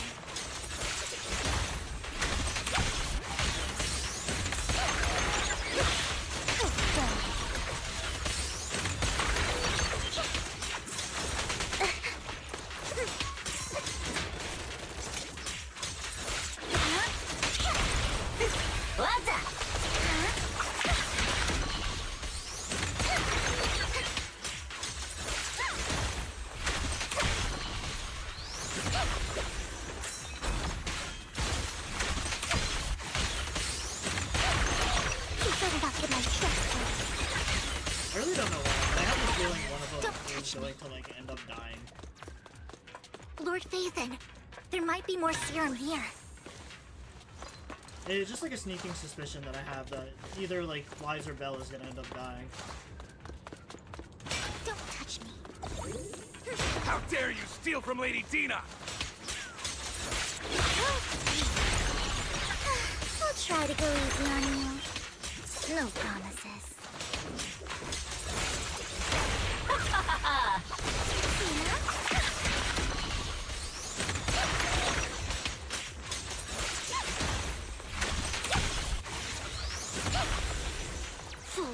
There are containers by the fissure. There's got to be something inside.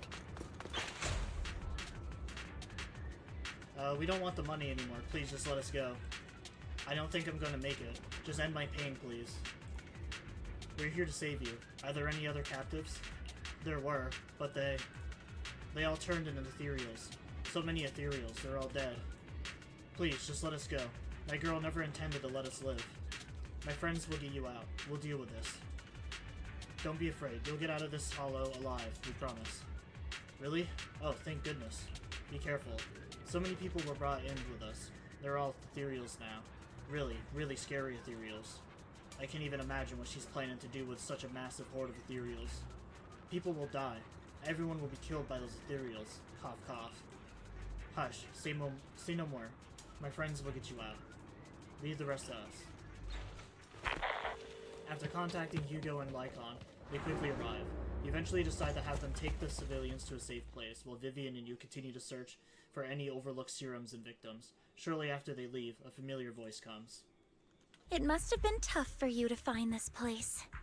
Vivian, if you had stayed out of it, I wouldn't be so eager to get rid of you. Those people have been taken to safety. You're all out of options. They're just mere test subjects. So what if they get away? There will always be people consumed by greed, and therefore, they will come willingly to me. In any case, what are a few sacrifices in comparison to the completion of Father's grand ambition? Dina, you deceived those people. They didn't come willingly to you. You tricked them, just like Landon did back then. Deceived? Father gave hope to those who had everything taken from them by the Hollows. Vivian, you once rejoiced at the hope Father offered you, too. Before Father took you in, you were no more than an omen of disaster that no one wanted. It was Father who gave you shelter and a purpose for existing. Do you remember the first time you bestowed a blessing under Father's guidance? How did you feel when that person looked at you with adoration and gratefulness? That was the first time you felt hope. Like your existence had a purpose, right? Don't forget that it was Father who, through what you call deception, gave you hope.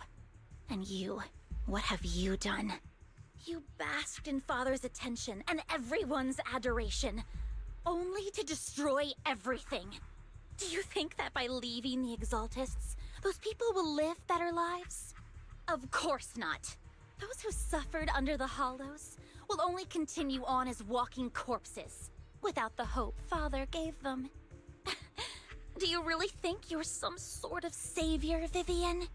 In the end, you're just an ungrateful brat who brings misfortune to those around her.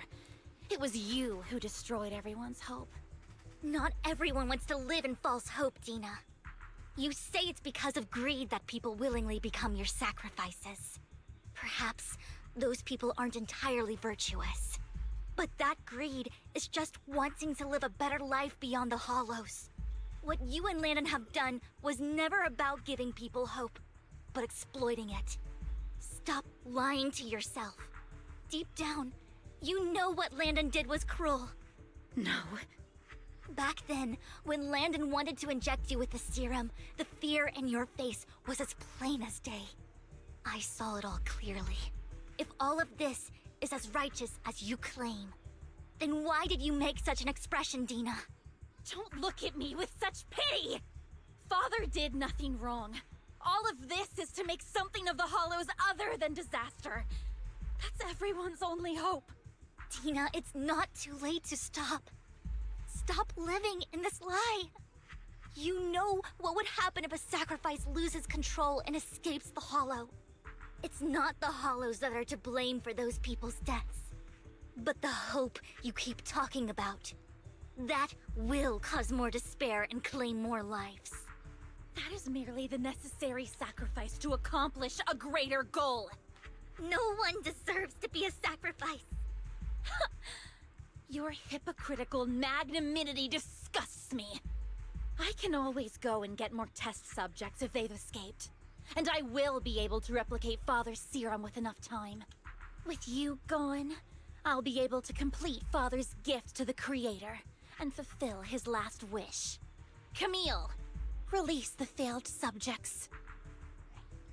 Lady Dina.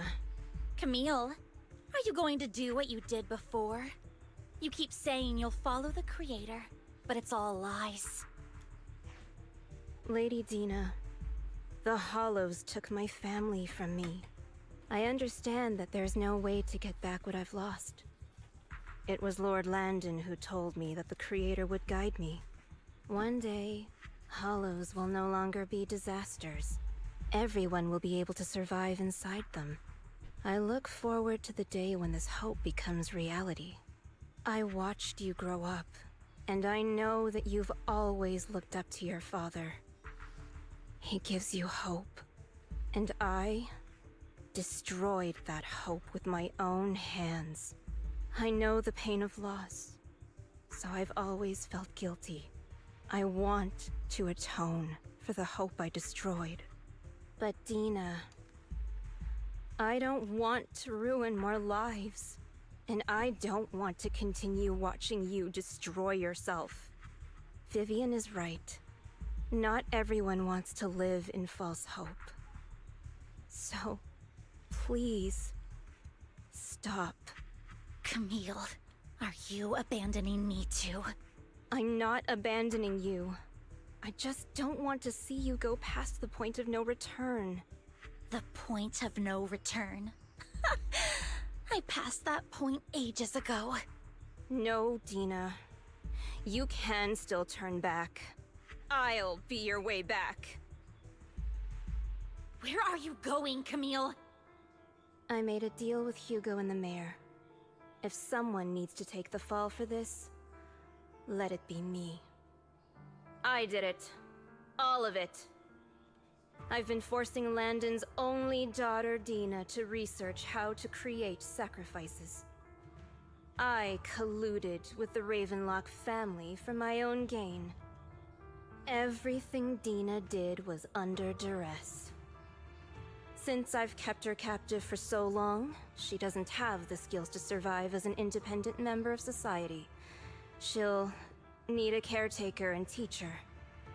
Someone who will look after her and educate her. No! I refuse, Camille!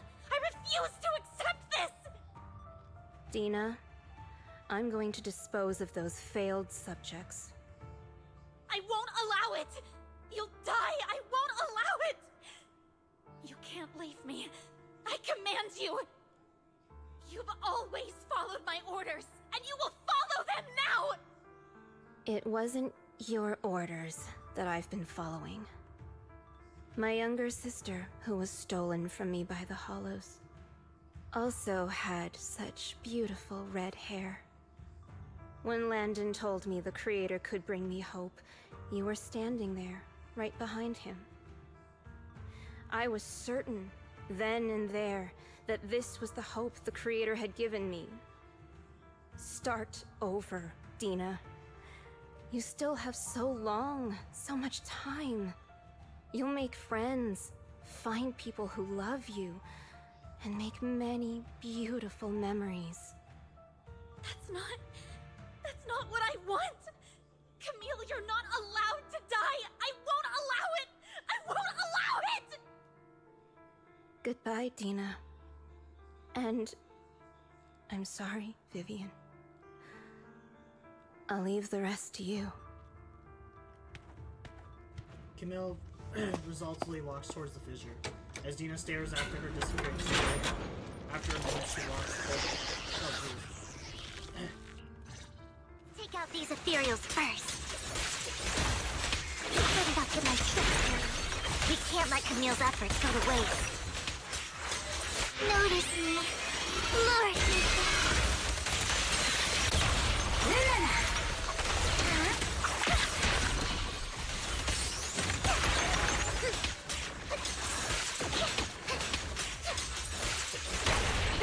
What's up?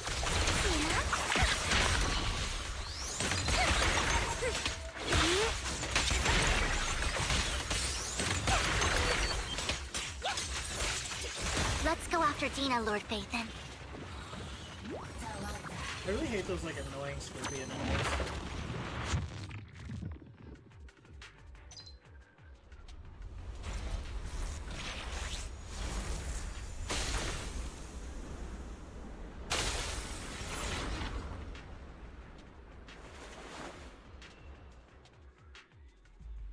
Are you satisfied now, Vivian? You were the one who brought yourself to this point. You're saying this is all my fault? Losing my father, losing Camille. I wish you had never come into my life. At first, when Father brought you home, I was happy. There are so many Exaltists, yet Father never allowed me to get too close with any of them. I never had any friends either. But when Father brought you back, he told me to take good care of you, that you were my first friend. I was also so happy the first time you took my place in helping Father select a person to receive the blessing, because it meant you were different from all those other people. You could stay with me. But soon, I grew jealous. You took the attention that should have belonged to me. You even took Father's love from me. It's only because of my ability that Landon... I know, but... Vivian, jealousy is something you cannot control. Of course, the same goes for fear and hatred. I was terrified that one day you would look at me and shed tears. I knew if that day ever came, Father would not hesitate to force the blessing upon me. And when that day did come, I hated you for causing my father's death. Tina, you knew everything about what happened back then, so... why are you still defending Landon? And why didn't you tell me back then? If I had known earlier, maybe I could have found a way. Because it's the only thing that makes me more special than you, no? It proves I had Father's trust. I was more useful to him. Vivian, you said you wandered without a home ever since you were young, hated by anyone you encountered. You were happy to gain recognition from everyone and help Father when you were among the Exaltists. But in the end, you discovered you were being used, so you felt betrayed and hurt. Then, what about me? All I ever had was my father. I've never known a life outside of the Exaltists. Ever since I was young, my only purpose was to help Father select who was to be blessed. The only purpose I had was my father and the Exaltists. I've never been taught anything else, Vivian. It is what little value I have, and have ever had. In the end, you took even that from me, and completely destroyed it. You think you're doing good and fighting evil. You've only managed to affect a small part of your world. But have you ever wondered if maybe that's all there is to my world? I never wanted to hurt you. You are also my first friend. And that's why I wanted to save you back then. Save me? You and Camille all talk about saving me. Why don't you understand? To me, loss is so much more painful than death. Tina, you can start over. Everything Camille did was so you could live on. Let's leave the Hollow together. There are so many amazing places in New Eridu. This time, I'll take care of you. I've also met so many amazing people. I'm sure they'll love you too. Okay, Tina? Vivian, I can't forgive you. And I don't want to forgive you. I have nothing left. If what little hatred I do still harbor were taken from me, well, I refuse to be so pitiful. I won't apologize, Vivian. Tina closes her eyes and injects the vial into the syringe. Into her arm. Soon, etheric crystals appear in her body, a sign of corruption. I don't want to hate myself. So I can only hate you for killing my father, and hate Camille for leaving me. That's just the kind of person I am. Hateful and despicable. I refuse to owe anyone anything. I refuse to feel regret. I won't. Vivian, I had a feeling this is will where this keep was going. hating you. I Yo, will take what the fuck all is up who with are this picture? precious to Hold you. on. I will also They were definitely hate not that Camille, big. so I won't do as she wished and start a new life. Vivian, I guess being an ethereal just gives you some you massive had zitties. never existed. If I had never, you would be. Lord Phaethon, please do not interfere. She was my first friend. I'm going to bid her farewell. Is this a new boss?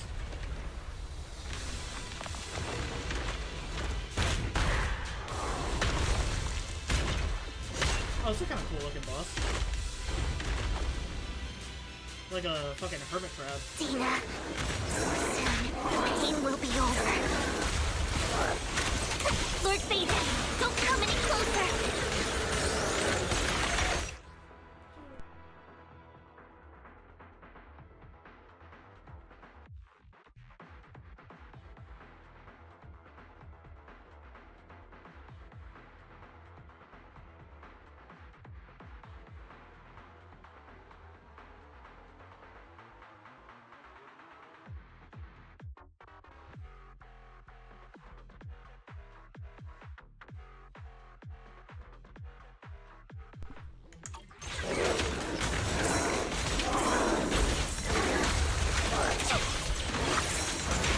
As I was saying, sorry I interrupted once again. It kind of reminds me of like a hermit crab with an eyeless.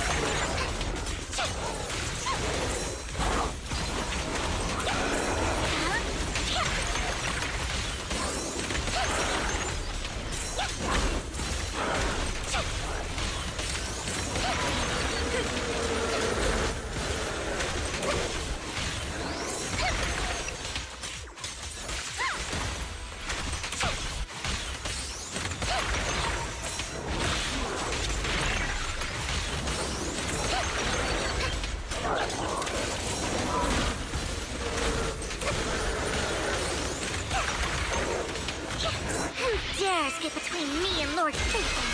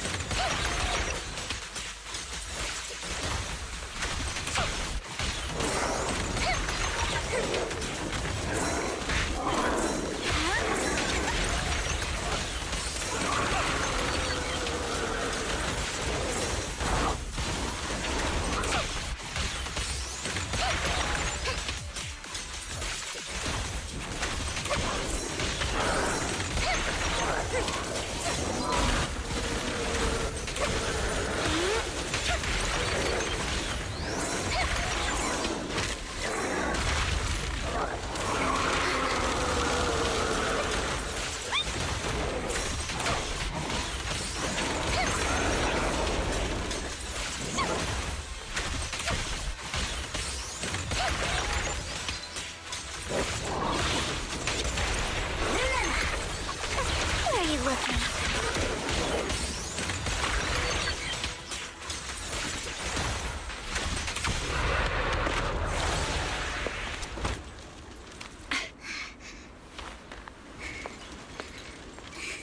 Behind you!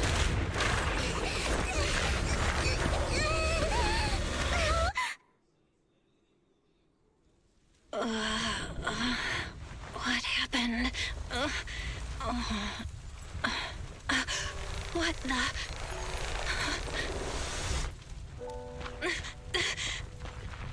Vivian! Val, don't come near me. This is my own choice.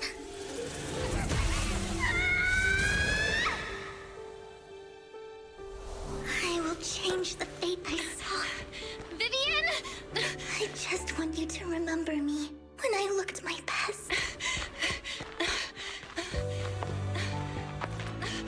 Vivian! Vivian, your body. I'm sorry you had to see me like this, but I don't want to be the one that only brings misfortune anymore. No, please. No.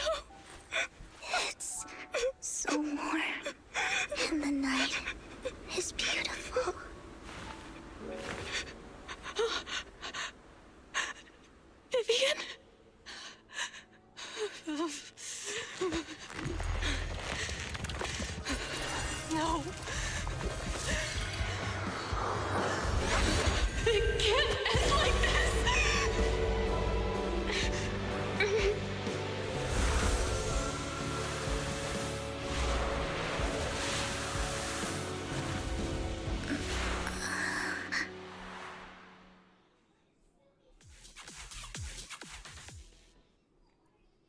Oh, damn. So fucking Belle and Wise are able to remove corruption? It feels as if I had a long dream where you saw your teacher again with her familiar smile, but soon the environment and your teacher both dissolved into the water, like behind a misty curtain, blurring, then vanishing. Belle, you're scaring me. Belle, I'm so glad you're awake. What happened? I remember Vivian and I... Wait, where's Vivian? She injected herself with Landon's serum! Hugo and Lycon brought you out of the hollow. You were in a coma and... I'm so glad you're safe. And you said Vivian used the serum on herself? But she looked fine to me, barring a couple of scratches. Hugo sent a message earlier saying he got her checked over, and she was alright. Can you recall what happened? The situation was dire, so Vivian used the serum on herself to defeat the ethereals. I saw the crystallization process starting to occur. And then I can't describe it, but I think I saw something. At the time, all I was thinking about was wanting to remove the crystals from Vivian. I don't even know what I did. But then I passed out, I guess. What happened after that? When I led Hugo and Lycon there, it was just you and Vivian lying on the ground. We didn't see anything else. Never mind that for now. Belle, do you feel any discomfort? Just a bit dizzy. For tonight, just get some rest. Hugo and Vivian said they'll come over tomorrow, so we'll discuss everything then. Okay. Good night then. This time, there are no strange sounds or sights in your dreams, and you sleep peacefully throughout the night. Shortly after you wake, Vivian, Hugo, and Lycon arrive at the video store. Lord Phaethon! How are you feeling? No headaches? Leg pains? Heart palpitations? Loss of appetite? Vivian? I was just so worried. Sorry. Anyway, Lord Phaethon, I'm so glad you're okay. What happened this time was all my fault. You only became an ethereal to defeat Dina. If it weren't for you, neither of us would have made it out alive.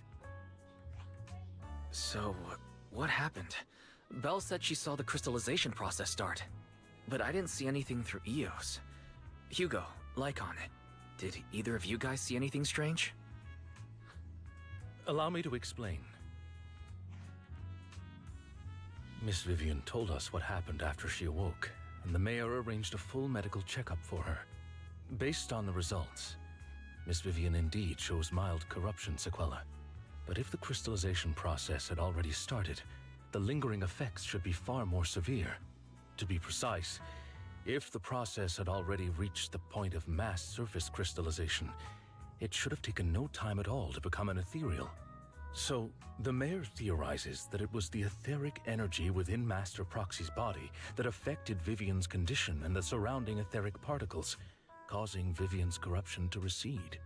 Essentially, corruption is a reaction between the etheric particles inside the body and in the surrounding environment. Therefore, it's not necessarily irreversible, just that currently our mainstream method of defense is prevention. How come I didn't know I had this ability?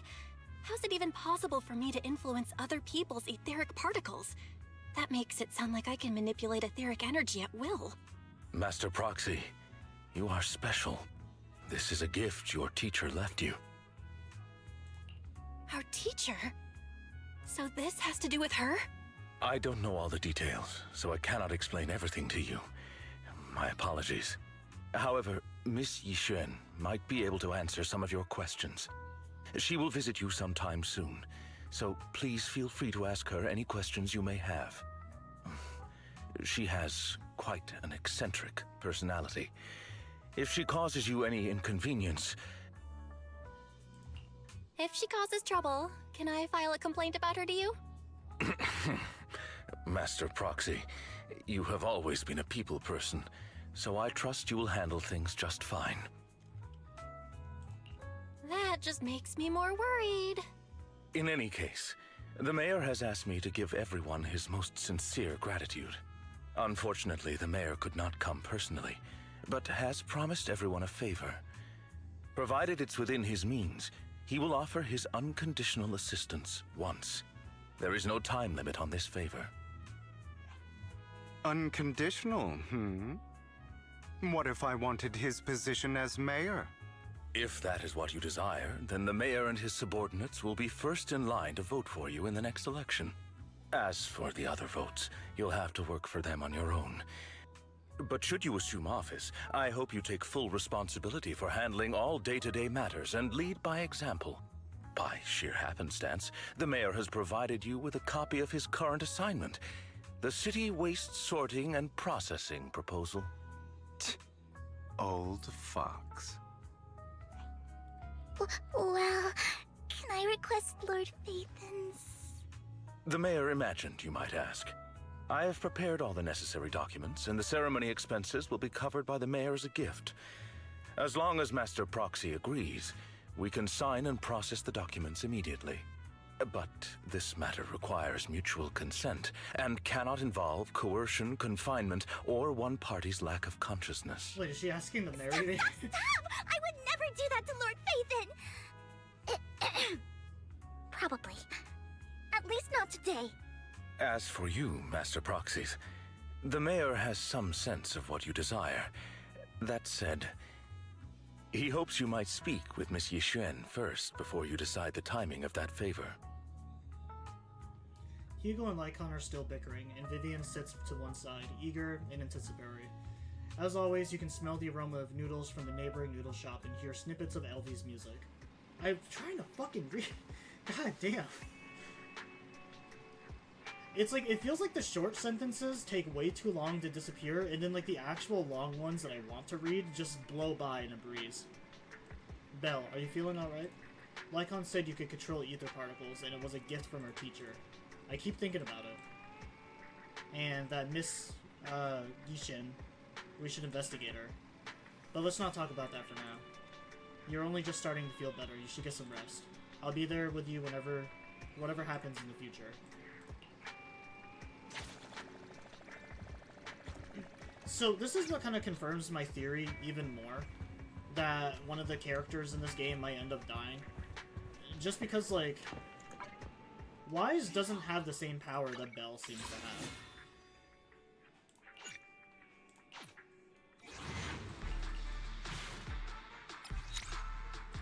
I mean, I'm sure vice versa. If I was playing Wise, it would be him.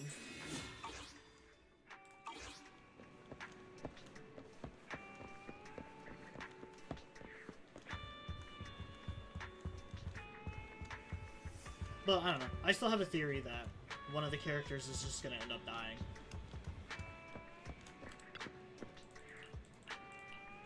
Oh, I didn't mean to skip past all that. I thought it was just gonna be some more nonsense.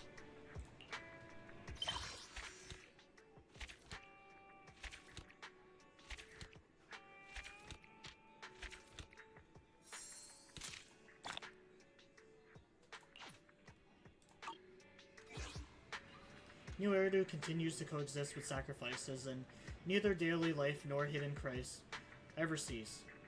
New stories in the distant horizon are surely exciting, but one should also perish each passing day, present or past. One day they'll become memories worth holding on to.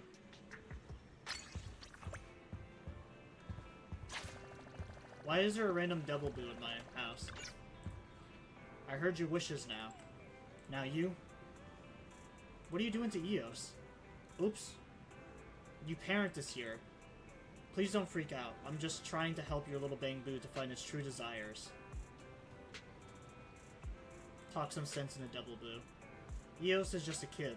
Ha ha ha, kids' voices are the most honest out there. Double boo is not budging. Just looking at Eos, curious. Wise. Or Belle, Wise, Master. A little Bangbu that casually calls Master, all cute and pitiful. That's interesting. Okay, lucky for you, you met a nice Bangbu like me. If it was someone else, you can't quite see what Double Boo does, but Eos soon snaps back into reality. Belle, what are you doing here? Did I just zonk out? Check out my new friend, he's super cool. Thank you. Even though you're called Devilboo, you're kind of angelic for giving me such a sweet dream. I feel awesome right now. My wire's all refreshed. You can dream like that, Eos? No problem, but let's get down to business. So, I'm pretty sure those silly ethereals are way more helpless against more than Eos. So, how about you pick me as your commission partner? See you in the Hollows.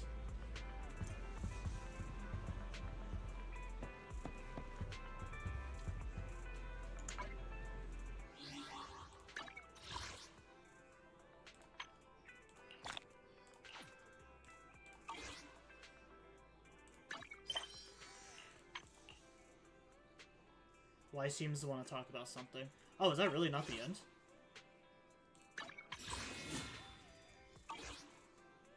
Oh, I did get another pull, actually.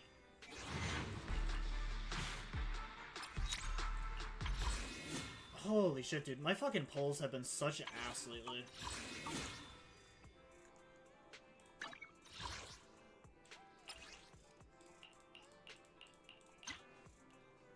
I'm still convinced that after Chapter 1, and just like all the polls have just gone downhill.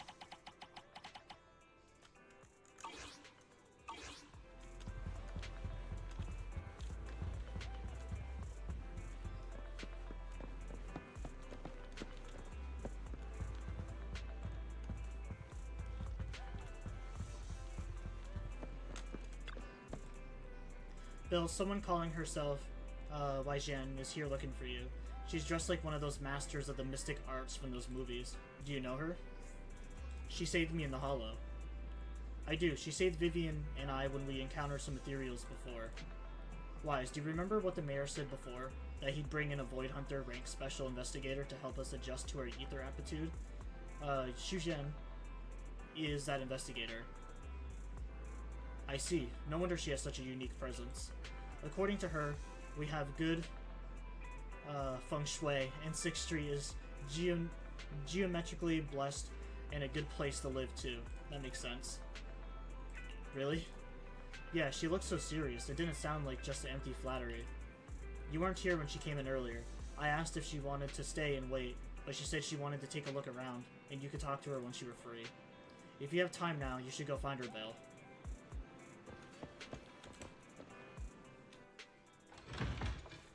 So, now that we know that we can kind of like somewhat reverse the corruption effect with like Belle's new power, I wonder if we're eventually gonna do something with Haramasa when he eventually like inevitably becomes corrupted because of his disease.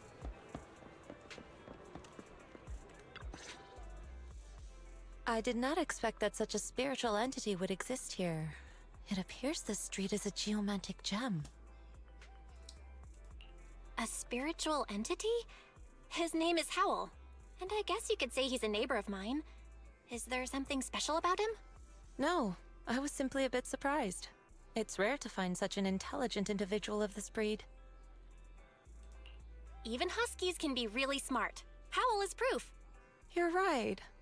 Yet, being overly intelligent comes at a price. It must stay here for prolonged periods of time, parted from its owner and unable to move about freely. Both a blessing and a curse. However, it seems quite happy. We've strayed a bit off topic. Since you're back, let's discuss our partnership. Wai-Jin gently pets Hal's head, stuffs a few dennies into his money pouch, and then you return to the video store. Nice job. Good air circulation, excellent layout. Very suitable for a business. Your bamboo here are also very energetic. It seems your fortune is good when it comes to wealth. Didn't expect you to understand feng shui. Thank you for your blessings. But who exactly are you? I suppose this is our first official meeting since parting ways in the Hollow. Now that both of you are present, allow me to reintroduce myself. My name is Yi Xuan, a mystic from Yunquei Summit. Wait, mystic? Like those people in movies who can tell your fortune and go around blessing people? This is my first time meeting one in real life. But what's Yunquei Summit? Just an ordinary sect of the mystic arts. Our disciples travel all across New Eridu and sometimes collaborate with authorities. Currently, I'm affiliated with the Hollow Investigative Association. Right now, however, I'm here to discuss a partnership in the name of the Mayflowers. So, what sort of partnership are we talking about? I have reviewed the documents provided by the Mayflowers. You previously underwent an implant surgery. After recent adjustments, abnormalities occurred. These abnormalities bear resemblance to the craft practiced by us at Yunquay Summit. If you are willing, I can teach you how to better control your abilities. To better control my abilities. It sounds great, but there's no such thing as a free lunch. Since you're willing to teach us your craft, Shifu, you must want something in return, right? That's right. Mayflower will have you join me for some investigations. Looking at my divination results, this will be a complicated and very likely dangerous matter.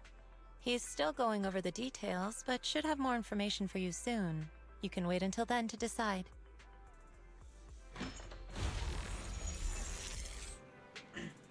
Let's leave it at that. The weather is nice today, perfect for going out. I just so happen to need to head to a nearby store to collect something. If you're free, how about coming with me? We have a long path ahead of us, so it would be good to take the opportunity to learn more about each other's ways and methods. Sure. Sounds good. Then let's go. Yushin, Shifu, where's the store? It's at Lumina Square. It's called Bayan. Or Bayan. I know that store. Oh, I know that store. But hasn't it been closed for ages now? Is that okay, Shifu? It matters not. Whatever the situation, let's head over there first. It's been ages since I last came to Janus Quarter. I'd like to take a look around. Just tell me when you're heading to Lumina Square. We can meet up there. Wai Shen nods a goodbye to you and leaves 6th Street.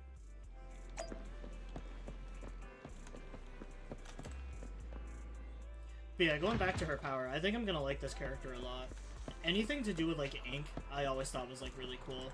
That's why Sai from like Naruto was like one of my favorite characters. Even if he was just like a watered down, like, supposed to be a replacement for Sasuke.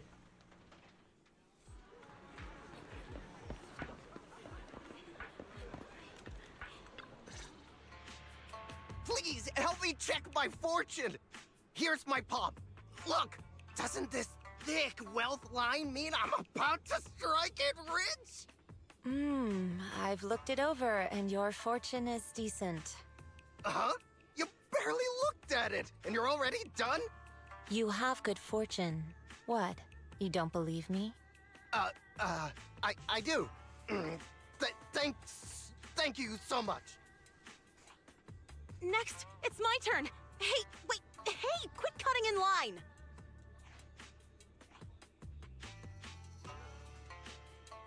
I'm back, contemplated driving straight into a guardrail, but decided against it last second.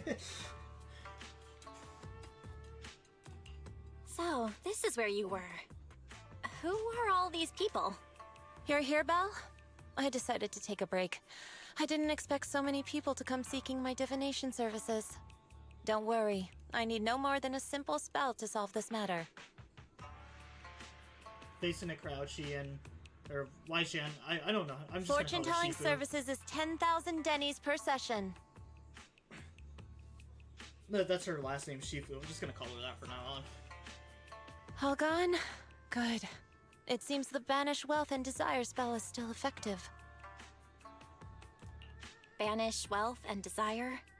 That's a spell? This isn't the kind of craft you said you were going to teach us, is it? Our video store has a business license, and we'd get complaints if we charged unfair rates. Of course not. This is just a trick to deal with trouble. I'll take my time showing you the true craft of Yunquay Summit. For now, let's find that shop. Shifu, please wait, Shifu. So many people wanted to tell you, to tell their fortunes. You must be a divine immortal of legends. Great, I finally get to meet an immortal in the flesh. Please, I need your help. I am no immortal. Just a normal mystic. However, it appears you're in quite the pickle. It bumped its head when it was produced, and I don't know what parts got damaged, but sometimes it gets all dazed and really slows response. Also, I can't connect to the internet and can't receive messages, so it isn't caught up on anything and ends up looking even more silly.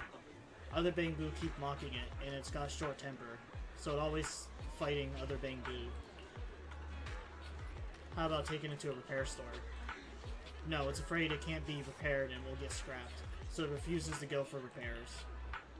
But it likes watching these movies with immortals who catch demons, so it wants to learn mystic arts. If you try and convince it, it might agree to be repaired. So you wish to use the mystic arts as a cover to convince it to get repairs. It shouldn't be difficult. Belle, do you know any places nearby that does repairs? Let me check it over first. There's no need for that. I can check it over first. If there's any major hardware issues, I can do some debuggings and adjustments. Very well. Really? Great. Amazing. You two are amazing. My friend is not far from here. Please go and check it out. Oh, dude, look at that fat fucking cat. Oh, there's two of them, actually. I forgot that they added balls to the cats in this game. The fucking cats have, like, nut physics. Like Red Dead with the horse dicks.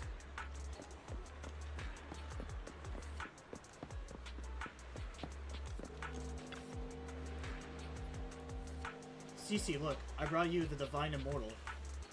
Really? A real immortal? Yep, really. They're really amazing. I just saw Shifu say a spell and disperse a whole crowd of people. She even said she'll train you in the mystic arts. Really? I've been waiting for this day for so long. Yes, however, in order to walk the path of the mystic, you must have an inept talent for it. Please allow your senior sister on the path of mysticism to check you over. Wow, great. Now I can be like those movie protagonists, learning awesome mystic arts, gaining divine power overnight, and then taking revenge on those bullies. A dongle for a dongle, a widget for a widget. Everything they did to me in the past, I, CC, will make them pay for their tenfold. Yeah, I'm sure this is the kind of guy we want to be helping. Calm down now. Let me check your parts first. Okay, please. You carefully check the Bangbu CC's parts. Its network module is a little bashed up, but the damage is minor. You can fix it.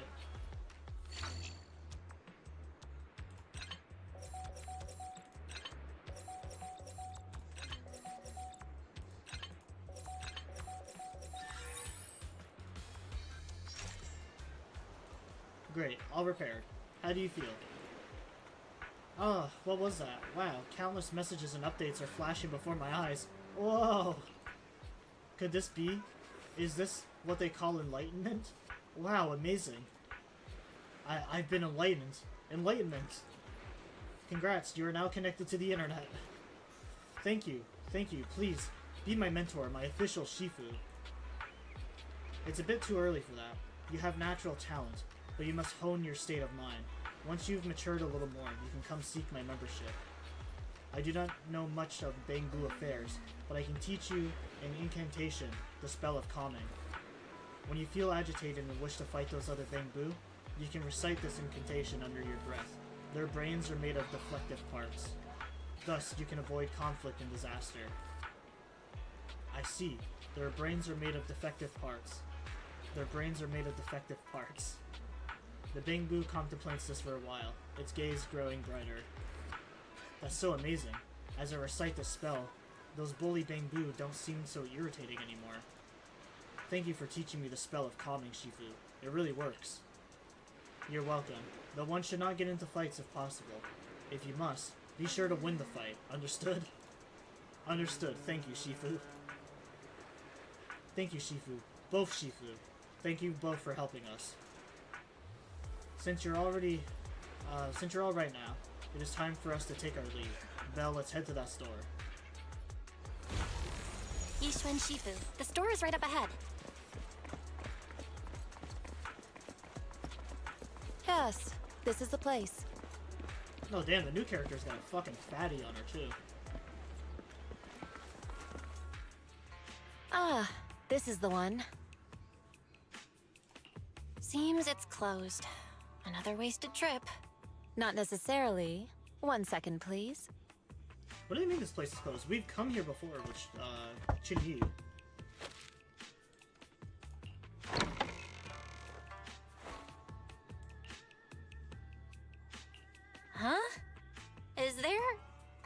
on inside?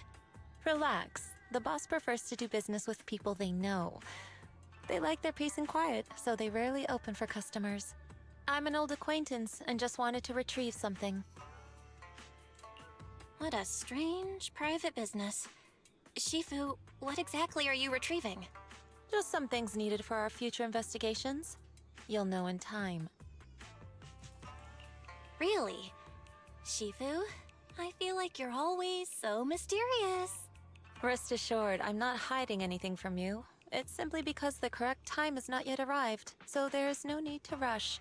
Since we've already obtained what we came for, let's part ways here. There will be plenty of time in the future. We will certainly meet again. I thought the whole point of coming out here with her was so she could get to know me better. I just came here for fucking nothing. I fixed 2 Bangbu that were suffering from fucking... I really wanted to use the R word there. That are suffering from a disability.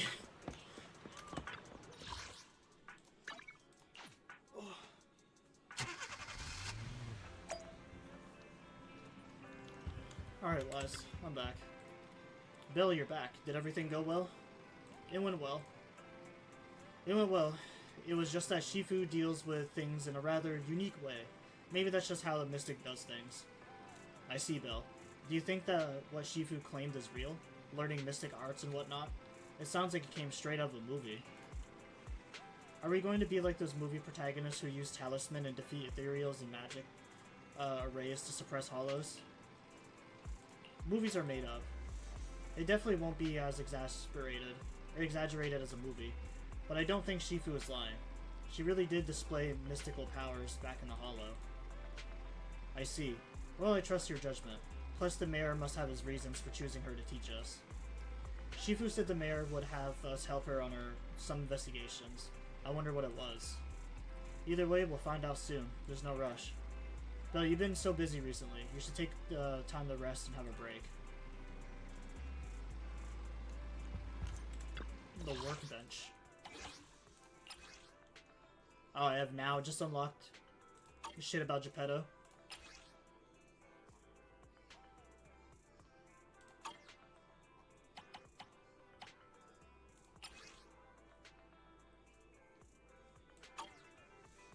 I'm pretty sure I defeated this before. That's just the other form of the Dead-End Butcher.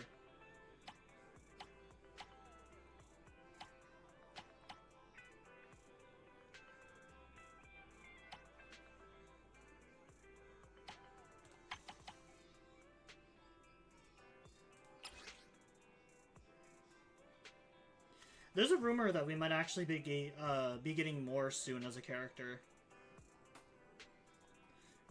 In like one of the new trailers for Zenless, there was a very wolf-like character that looks somewhat similar to this. So a lot of people are speculating that we might actually get him as a character soon.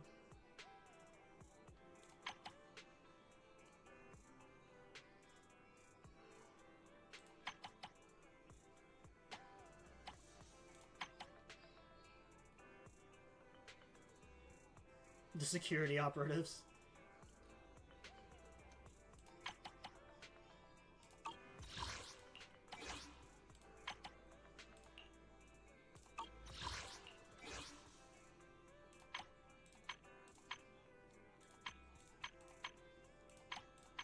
Oh, okay, it's down here. Fancy collectible, agent story, out of sight, the tape. Partner archives. Oh, Mockingbird. We have them as a, trust thing now. I'm pretty sure Nicole is the character that has, like, the birthday closest to me.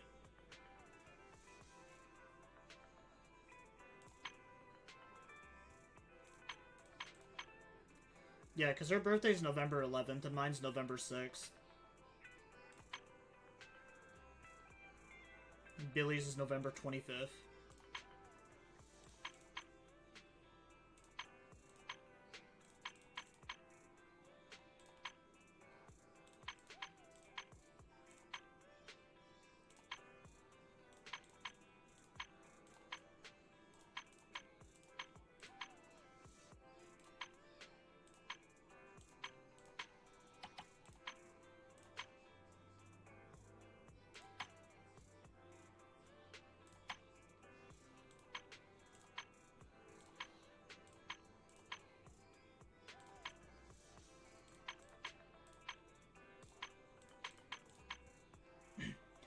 Yeah, so Nicole's the one character that has the closest birthday to me.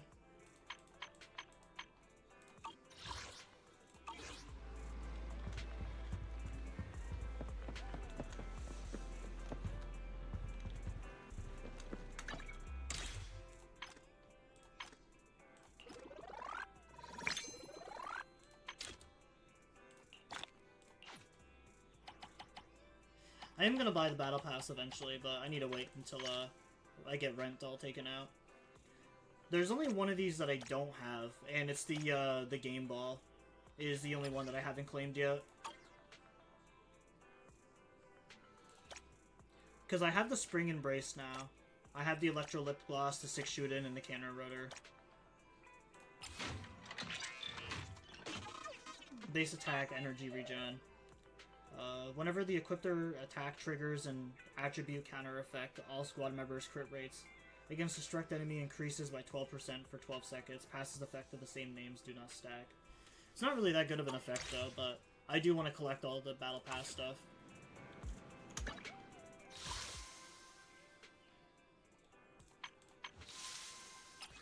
Oh, and now I have access to the new events.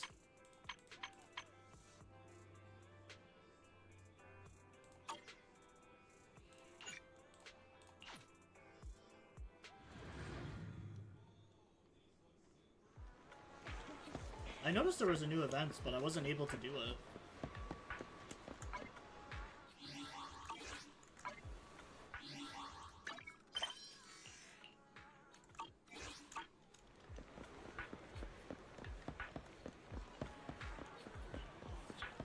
I haven't checked out this shop in a long time either. Welcome to Sanzi's studio. I hope you find my designs interesting. Oh wow, they did actually add more stuff to this. One of the main reasons I didn't go to the store was because I didn't think they had anything else.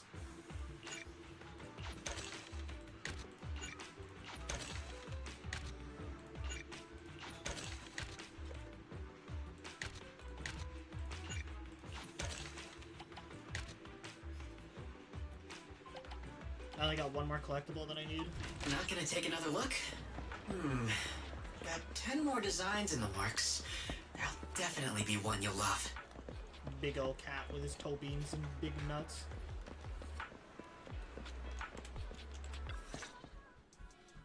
Ah, you've arrived. I wanted to ask you some questions about store management. Ask me? Well, actually, my brother's the one who's managing the video store for the most part. But go ahead, I'll do my best. Customers have always loved purchasing carefully arranged bouquets. The flowers glistening with morning dew add beauty to their lives. And that, in itself, is fulfilling for me. Yet lately, a customer mentioned that rather than buying bouquets in full bloom, he wants to spend time with his flowers. However, simple potted plants don't quite have the same aesthetic charm. So, I was thinking, perhaps I could create custom potted floral arrangements. That's a brilliant idea! And potted floral arrangements sound perfect for Dew Gardening's vibe. Since you agree, could I have the honor of inviting you to be our part-time manager and special floral designer for the next few days? Huh? You mean you want me to handle customers' floral arrangements for a few days? Yes. Spring is here. No self-respecting connoisseur of flowers would dare to miss this season. I plan to travel for a few days and find novel flora for my shop. But the floral arrangement project is just getting started. Pausing it now might let the customers down. As an experienced store manager, you must understand my concerns. So... Since you're going to be busy, then just leave Dew Gardening to me. But maybe you could teach me what it is exactly that I need to do I have a first. feeling I know exactly what this is going to be. As a floral designer, it's going to be one of those games where need like, to customers understand are going to come why up and your just be customers like, want here, flowers these are the type and of flowers that I'm what looking qualities they're looking for. Throw a bunch of shit Some together that you customers think may will fit. already have a specific flower in mind. There's like a If very you can guess similar it correctly, mode to this in it'll Persona make them 5, actually. even more satisfied. Well, It's a bit At hard least that's to just what I'm explain. assuming it is. Let's do a practice round. I'll pretend to be the customer. Now, I'm looking for a plant that may seem unremarkable at first glance, but has a strong, thriving vitality. As for my favorite flower, I'll just tell you, if possible, please include Eva lupus flowers in the arrangement. Although those are all my requests, so dear florist, how would you arrange the flowers for me? A flower that seems unremarkable at first glance, but has a strong, thriving vitality. I'd probably choose daisies, adding Eva lupus as well. Should make, I guess.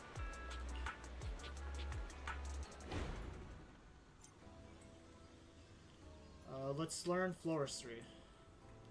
Daisies. Based on this, selecting the customer's preferred floral components will grant earning bonuses. Oh shit, I didn't mean to skip that.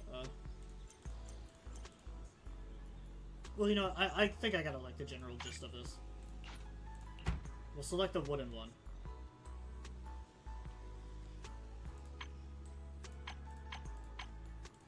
Next we'll do white daisies. And these. Alright, so it is kind of like what I thought it was gonna be. Daisies always carry the morning dew, innocent and fresh.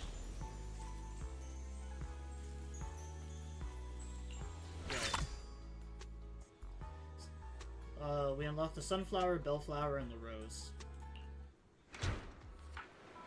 Nicely done. As expected of 6th Street's superstar manager, running a new shop is just as effortless for you. Though your first piece is a bit rough, that's mainly due to the limited selection of flowers. Once the flowers I ordered start coming in, you'll be fully prepared to take on the role of a floral designer. How can I improve? Honestly, mastering floral arrangements comes with practice and experimentation. When it comes to aesthetics, I'd say you already have a great eye for it. There's probably just one thing. Flowers are cherished not only for their vibrant beauty, but also for their silent way of expressing unspoken words. Perhaps when customers seek out the perfect bouquet or a pot of flowers, they want to give voice to the feelings they haven't been able to put into words. If you can hear those unspoken words, you'll be able to find the perfect flowers for them. But if you're really struggling, then just recommend the pricier flowers. I keep an eye on the revenue as well. Don't worry, just leave the dew gardening to me. Of course, I may know more about you than you realize. But it's not like I'm going on a long trip and disappearing for days. Whenever you need me, I'll be there, along with the flowers I've ordered, right on time. I also have a notebook on custom floral arrangements where I've recorded previous customers' requests. When I'm not busy, I flip through for some ideas. Some customers also enjoy a light read of it while waiting for me to finish their arrangements. If it isn't too much trouble, I'd appreciate you keeping a record too. There might be unspoken messages people wish to express through their flower choices. I'd like to take a look at your notes. While you manage the flower shop, please keep an eye on the revenue. Oh. Of course, we're gonna make that fucking moolah.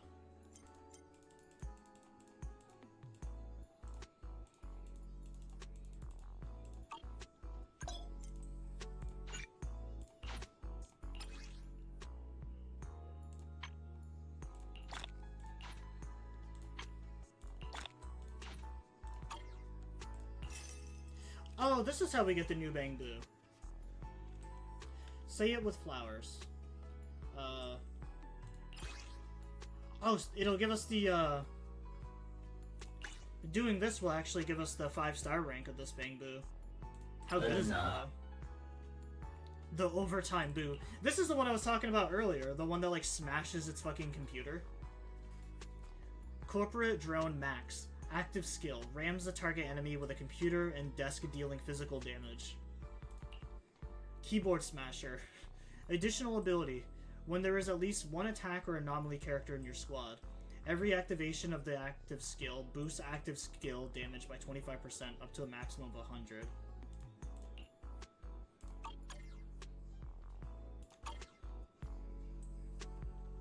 That's kind of cool. I like that.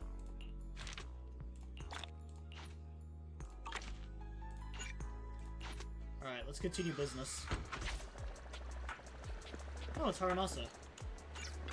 Hey dude, did you know that I can cure corruption now? I might be able to cure your etheric cancer that you have. Proxy, what a coincidence. Are you here to buy flowers too? Isn't it working hours right now? Wow, if I'm not mistaken, the shop behind you doesn't seem to have a random play sign. You can understand the urge to sneak out and enjoy the nice weather, right? I'm the part-time manager of Dew Garden now. I see. Then I suppose that makes me a humble logistics staff member for Section 6 now. I was just on my way to pick up the formal attire everyone needed for an upcoming field assignment in a couple of days. That's why I'm not stuck in the office, the meeting room, or the holo. Since I'm already out, picking up a plant for my friend along the way and stopping by for a quick chat doesn't seem too unreasonable, does it? Not at all. I knew you'd understand. Actually, who's that character? Ryosuke and the others passed their entrance exams. Oh, those are probably one of the kids from the, his storyline. So I'm getting a congratulatory gift for them. I wonder, would brightly covered flowers suit them better? It'd be even better if they were densely arranged. Come to think of it, I personally like flowers that always look vibrant and full of life. So bright and lively. A pot of flowers like that would surely lift everyone's spirits. What a wonderful gift. You think so too? That's great. Oh, and just so you know, I'm a diligent logistics staff member of Section 6. I still have to pick up the formal attire for everyone later. Shikaku is really looking forward to this field assignment. She's already on me she's already on at me to hurry.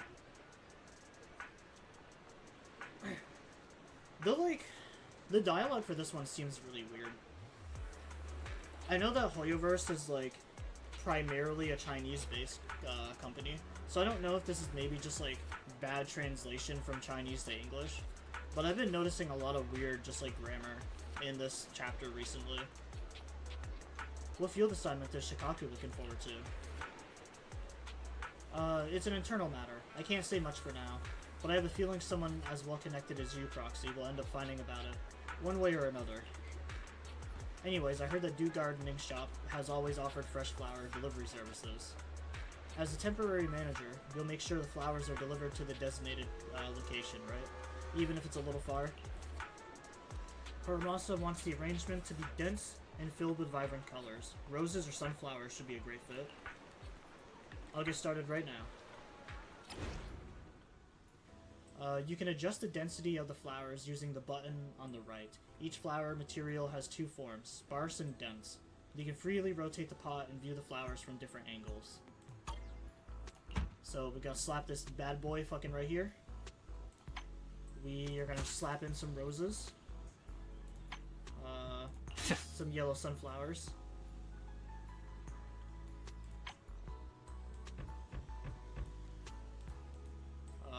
Where do we make them dense?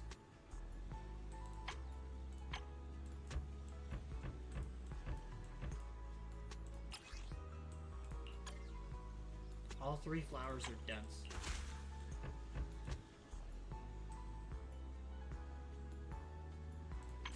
I see. I see, said the blind man. It's all coming back to me.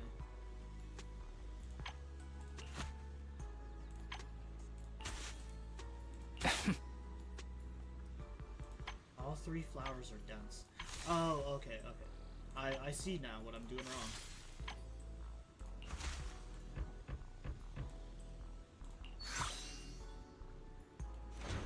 It is both intention and courage.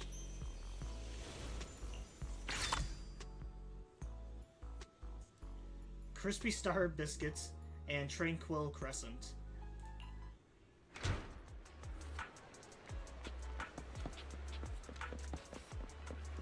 Alright, so now I need to deliver this over to Elpis.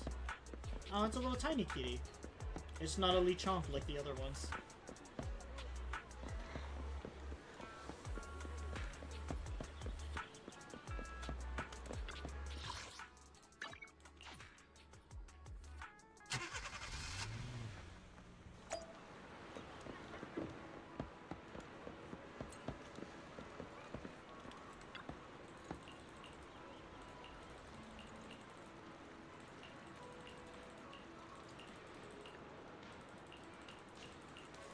I haven't actually checked out this mod that I installed for Shikaku yet in like full person.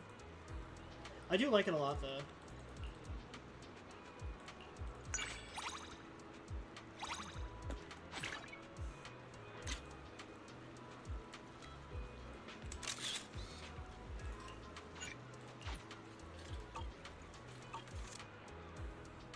I've been meaning to take more pictures for my TikTok. Most of my TikTok stuff is just talking about this game. Nope, that is... I wanted to talk to the guy in front of me. Dew Gardening's temporary manager has arrived. Wow, such beautiful flowers. If Ryosuke and the others weren't waiting for me, I'd take them home right away. Waking up every day and seeing these vibrant little ones blooming with all of its might would be quite delightful. You climb the lighthouse with Haramasa and find Ryosuke and the others. After greeting Haramasa, Tsubaki and Kana eagerly go back to scanning the sea through their binoculars. I probably said that completely wrong, but this telescope seems to have quite a long range. Yeah, Baki and Kana like it too. After all, since we can't travel far for now, this is the best way for us to take in the distant scenery. Then wouldn't a gift that comes from afar be just what you need? Haramasa hands the finished flower pot to Ryosuke. Here, I specifically found flowers that only grow in faraway places and asked the proxy to put a potted arrangement together. Oh, is that so? Here, take this, a gift to mark the occasion. Such beautiful flowers, thank you, Haramasa. We'll place the flowers somewhere they can get plenty of sunlight. Perhaps I should also get a timed watering system. If one of us suddenly gets worse and we can't take care of it, I hope it'll be okay.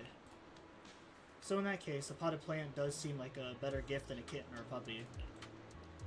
If you had a kitten or a puppy, wouldn't it be even harder to take care of them when someone falls ill? Is that supposed to be comforting for someone who's ill? Yeah. Huh, you actually agree? I told you before, don't worry about things that haven't happened yet. Even if they're very likely to happen and ruin everything, you still have to make the most of the present, right? If I come back and see you've let it die because you've been worrying needlessly, I won't be happy. We'll make sure to take good care of it. Why do I feel like Hiramasa's request? You're very clever, Proxy, but Ryosuke still has some work to do. Ah, okay. Alright, I have to head back now, Bill. Ryosuke, see you next time. There's an important on-field assignment in Shikaku.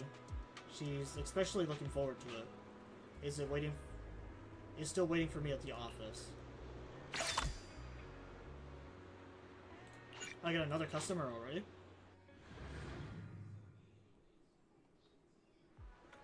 Oh, it's Evelyn. Fuck yeah. Orchid seems to be out of the shop. That's right, I'm the temporary manager. I see. Miss Yao is preparing for a shoot that the photographer suddenly felt some props were still missing. Everyone is busy, and since Miss Yao has her own preferences for props, I was sent out here to buy them. I thought Orchid would be here, but since you're here, it wasn't a wasted trip. How about I handle it for you? Of course, Miss Yao and I both trust your abilities, whether it's emergency response, hollow exploration, stealth, infiltration, or something else like flower arranging. Then I'll leave it to you to prepare for floral prop for Miss Yao. By the way, Miss Yao specifically mentioned using red and white flowers along with a metal pot base for the Star Loop photo shoot. She also wanted some additional decorations on top of the flowers to make the prop look more visibly appealing. And as far as I know, Miss Yao prefers bold and vibrant flowers that convey strong emotions. Looks like Evelyn and Astra want a metal base, red and white flowers, and some accessories. No problem. I'll start on it right away. So she wants a metal pot. A red rose would probably be good. Well, this is the only red one that I have, so she'll have to suck it up. We'll make it dense because it looks better that way. White flowers.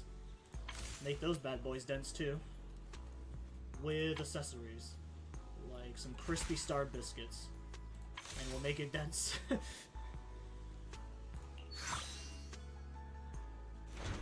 A combination of simplicity and modernity, with no extra lines.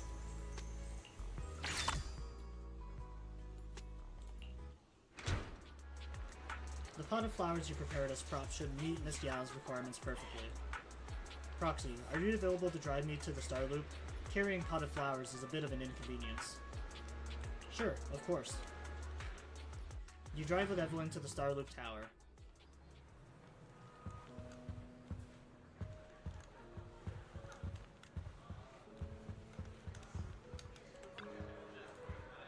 Eve, you're back so soon. Are the props for the shoot ready? My standards are pretty high, you know. Wow, Belle, you're here too. Did you two run into each other on the way? I arranged this bouquet. Oh, I see. If not for the shoot, I would have missed the flowers you arranged. Once the shoot is over, I'll definitely take them home with me. Where should I put them? I'd love to have them in both my home and studio, but there's only one pot.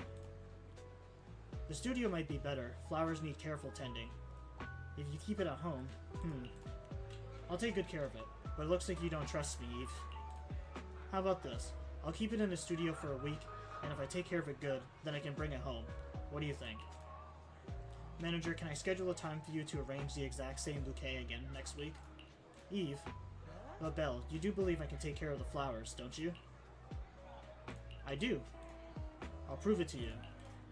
Miss Yao, you need to prove something else right now. You need to finish the shoot by tonight and leave enough time for the magazine team to clean up the venue upstairs. Starting tomorrow, the venue has been booked. For the next few days, only authorized personnel will be allowed to enter. To prove your punctual professionalism and exceptional photography skills now. Alright, I'm going upstairs to start the shoot right now. I can't chat with you for long today, Belle, but I'll visit your store to come hang out sometime. If we are truly in sync, you'll have already prepared an even more beautiful bouquet, right? Oh, so many customers. Normally they only give you like one of these a day. Oh no, it's Rena. How they butchered my girl. Ready and waiting. Poor voice acting. Handmaid Rena, at your service. I still can't believe they changed these three voices. Hey, don't look down on me! Let's start the experiment. I don't like their new voices. I really don't. It's so unfair.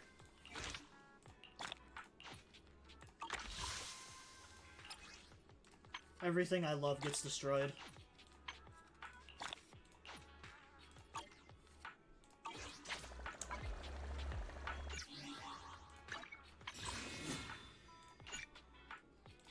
Alright, pull time. And still shit. Alright. Master Proxy. Are you helping out at the flower shop? Orchid, don't tell me she took time off just because my order was too hard to fulfill. Orchid just said she went to restock supplies. That's not entirely certain. But since I still need to ask you, Master Proxy, to help convey my message, there's nothing wrong with saying it. Our client is preparing for a banquet. To please one of the guests, the client inquired about his favorite flowers and wished to present them at the event. But those flowers are rather rare, so I can only hope that Orchid, considering we studied floral design together, can help me find it. You studied floral design with Orchid? In this case, you could say we're old classmates. As a qualified headmaid, arranging flowers to decorate my master's rooms or adorn a banquet is an essential skill. Sometimes the master may wish to convey difficult-to-say thoughts through the language of flowers. Interpreting and delivering those messages is also one of my specialties. But I'm not a professional florist. Orchid is the true expert. Did she teach you anything? I suppose she did teach me something. That's all. She really trusts your talent and intuition to have left the shop in your hands. Master Proxy, would you be interested in learning some more advanced flower arrangement techniques? I'd be happy to teach you. Sure, Rena, that would be great. Actually, there's a little trick that Orchid and I share. We assess the flowers in greater detail and analyze how to perform in different qualities. For flower combinations, in addition to the obvious aesthetic appeal, we also evaluate their overall score based on various qualities. Only when it meets expectations is it considered a successful arrangement. The shop should have Orchid's notes from when she first started, though she may be a bit vague. They should help guide you in arranging a bouquet. Why not give it a try? Set the task, please. Let me think. How about a banquet gift as the theme? If I were about to present a delicate and beautiful bouquet as a gift to a distinguished guest at the grand banquet, most important is that the gift must reflect the hostess' sincerity. Flipping through Orchid's notes reveal the 4 flowers characteristics she summarized. By the way, personally, I prefer gentle, elegant, and subtly fragrant flowers. It would be great if you could pick such a flower. I think I understand now. What Rena wants is probably a pot of flowers that are somewhat rare, yet gentle. I'll get started right away. Sometimes customers may want to specify their preferred flower style. So she wants softness and rarity. Okay, I can get that one.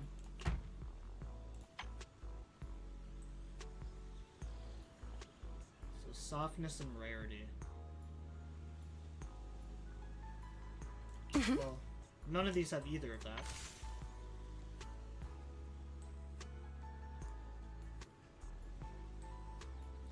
Rena's preferred floral components, Lily bonus earnings. Alright.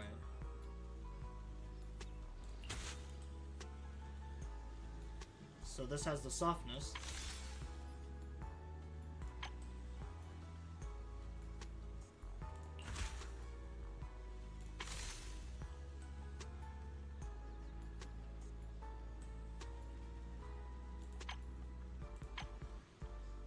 I was gonna say, I have lilies, don't I? That should check all of them. Okay, yep. Daisies always carry the morning dew, innocent and fresh.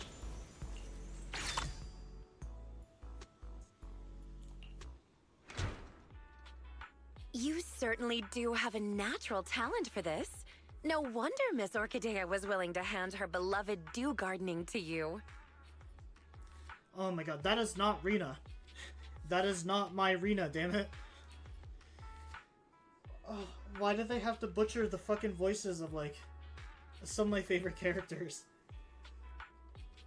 At least it wasn't Andy. That's all I can say, is at least it was not Andy. You think I have talent, Rena? I didn't do anything super difficult. It's because you easily managed to convey both finished my monster. I gentleness was like, where did my and drink go? treasured beauty in your work, and didn't find it difficult at all. So you indeed have talent. After all, talent and skill are different. What you accomplished can be considered communication with flowers. Just as Orchidea wrote in her notes. A floral designer must feel the qualities and personality of each flower and arrangement in accordance with their own understanding, allowing each flower to radiate its own charm. This potted arrangement has achieved that. So, if you're free, I'd love to hear your understanding of different flowers. I've brought snacks. Oh, don't worry. I've already experimented on everyone at Victoria Housekeeping. All thanks to your guidance, Rena. And about the qualities and personality you mentioned, I'll practice getting a feel for that. As you're talking with Rena, Orchid returns to the store. Oh, what a coincidence. Not only is my temporary manager here, but also an old friend of mine. A coincidence indeed. If I hadn't stayed to chat, I would have missed you, Miss Orchidea. Oh, is my previous request causing you trouble? It is a little difficult, yes. I've visited several old friends in search of the flowers you mentioned. However, a flower that only blooms in an area that has been repeatedly ravaged by Hollow Zero and then restored, and looks similar to a symbiotic ethereal. No one's ever seen such a thing, let alone a tamed one. Lycon and I have been gathering intel as well, but without much success. Our client has failed to find any other way to get close to that gentleman. We can only place our hopes on his favored flower miraculously appearing. There's only 2 days until the banquet. I hope this doesn't become a regret of both Victoria Housekeeping and our client. As expected of Victoria Housekeeping, you're so dedicated to every commission you get. Right. It's not easy maintaining a near-perfect completion record and reputation. I'll keep an eye out for you. Fortunately, I've already found a temporary manager who's highly reliable. You've seen Miss Bell's work already, right, Rena? With such a brilliant floral designer here, there's nothing I need to worry about. Agreed. You are truly astute, Miss Orchidea. Then I'll thank you and our dear guide in advance then. The banquet still requires more preparations. Please, contact me if there are any new developments.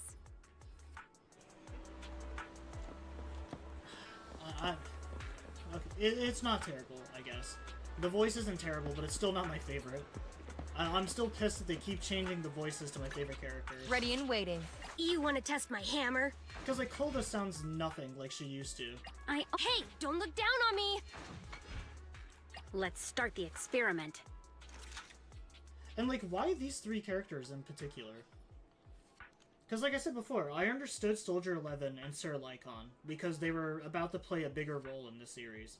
We had like all the shit with Trigger and like Oval Squad, like Ambi stuff. I understood them getting like a touch-up. I understand why Shikaku got touched up so many times because of, like, towards the end of Season 1. But, like, why Colda and Grace? They didn't even play a role in this new chapter.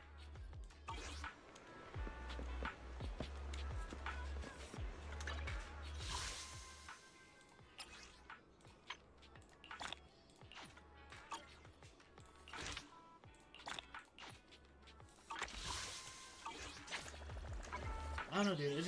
It makes no fucking sense to me.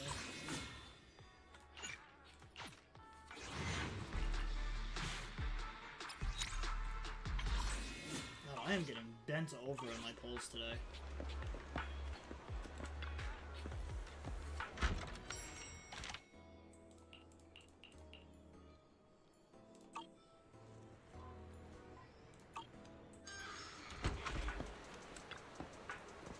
Are you about to close? Looks like my stand-in manager has worked hard today. Oh, it looks like we have another little guest. A wary Bangbu appears carrying a briefcase and wearing a neck pillow. Welcome, dear guest. Could you perhaps use a bouquet to ease the fatigue of work? Hello. I heard you do personalized potted flowers here. I'd like to order one. I've been working too much overtime lately, and my optical components are a little overworked. Since I don't have time to go in for repairs, could you put together some brightly covered potted flowers for me? That way, I can look at it as often to recalibrate my vision sensors. Morning to my Bang Bros. Good morning, Mason.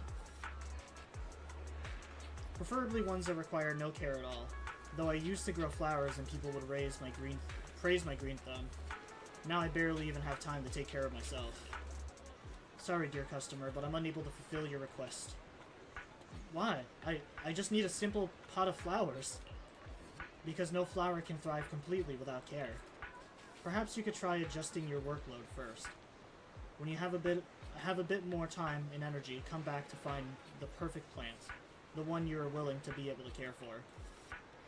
Sobbing, adjusting my workload? That's not possible. My boss has been so excited lately, constantly saying, if we pull this off, that mine alone will be enough to take care of us all. All he does is make empty promises and assigns even more work. Meanwhile, he either does nothing or spends his time chasing shady get-rich-quick rumors. Poor overtime, Boo. It's working so hard. How about this? While I can't sell you a pot of flowers right now, I can give you a few sunflowers. They are just about to bloom. Simply place them in a vase and change the water every 2 or 3 days, and they will flourish beautifully. These sunflowers can keep you company for a week or 2. Perhaps by then, your work situation will be improved. When you come back, I'll arrange some flowers exactly to your liking. Thank you. You're a kind shopkeeper. Overtime Boo leaves in the sunflowers, with the sunflowers Orchid carefully chose. Its wary silhouette seems to be brightened just a little by the vibrant bouquet. You take care of so many customers today and ran dew gardening wonderfully. Thank you so much. I'll keep doing my best. Due to Rena's request, my once relaxed restocking trip has become more intense. I'll have to trouble you with taking care of the customers for the next few days. The sunshine today is lovely.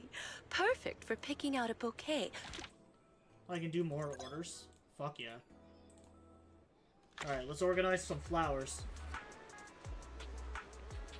Susie, customers have been saying the gadget store's promo images are too plain lately. I want to buy a pot of flowers to use as a prop for the photos. Would be nice if the potted flowers were more fun to match the toys. Oh, if I add more decorations, would that mean I wouldn't have to replace the flowers as often? That way I could save a bit of money. I'm still hoping to save a little from the budget the boss gave me, so I can buy a surprise box. Please, please? Using fewer fresh flowers and more accessories to create a flower arrangement with a touch of playfulness, while also helping Susie save a bit of budget, should be no problem. I'll give it a try right now. We'll use this cool looking pot.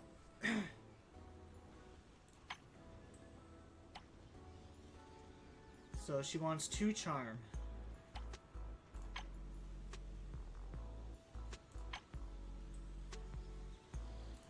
None of these really have charm. Well, I guess this one does. And she wanted some accessories.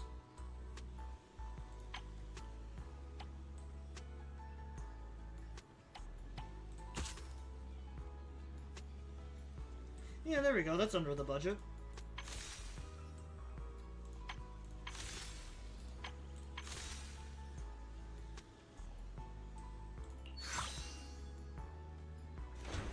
Sunflowers always follow the sun, just like a loyal heart that never leaves.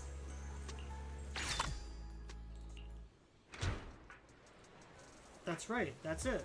With all these Denny's saved up, I should be able to unlock a hidden edition. Thank you, manager.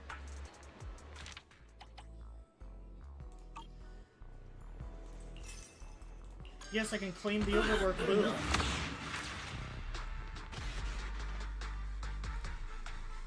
Yeah, I got a new boo.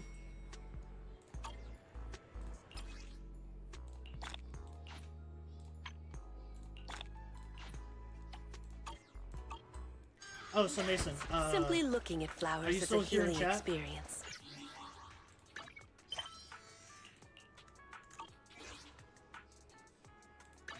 Ready and waiting. So, it's worse than I thought. I sent you that message earlier this morning. They changed 3 characters' voice lines. So 3 characters have been completely just redubbed, and it's awful. They redubbed Kolda. Hey, don't look down on me! She sounds nothing like she used to. Ready and wait. You want to test my hammer? It is so different.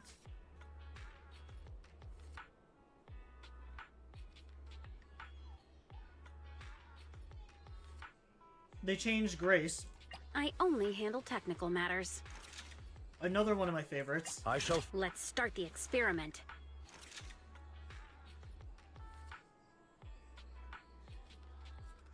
And then they changed Rena.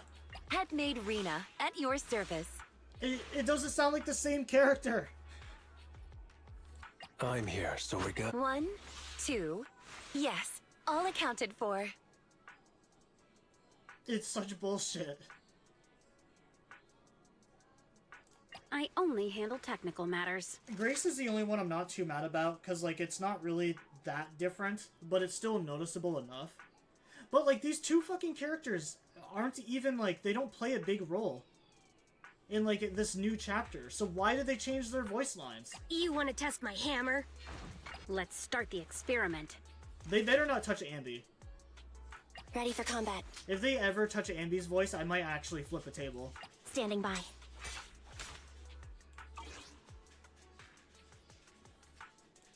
Awaiting further instructions. Also, I downloaded a new mod. Is it work time? Is food included? I have a new outfit for Shikaku that I can change.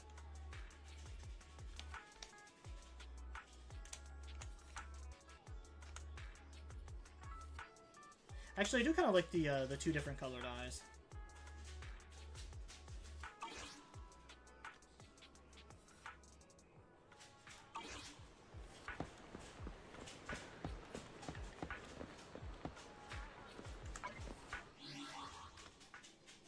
Yeah, like, I'm tempted to go on YouTube now and play, like, what her voice used to sound like.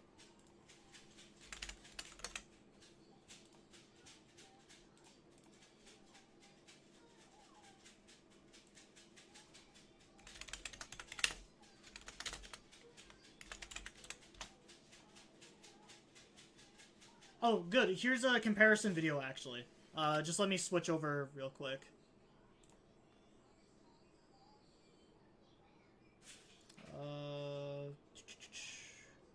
To display capture.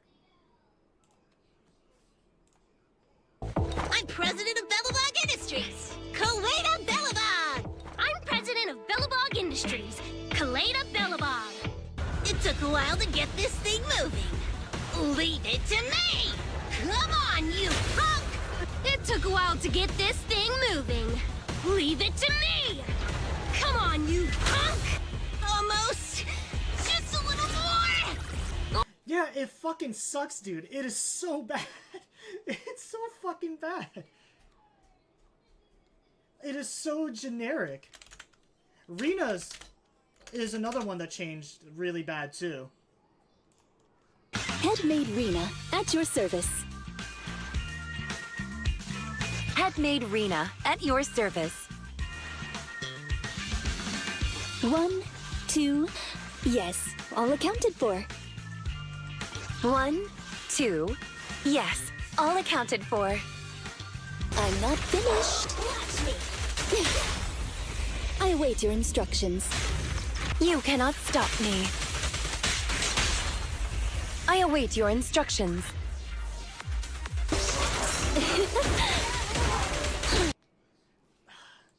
Why?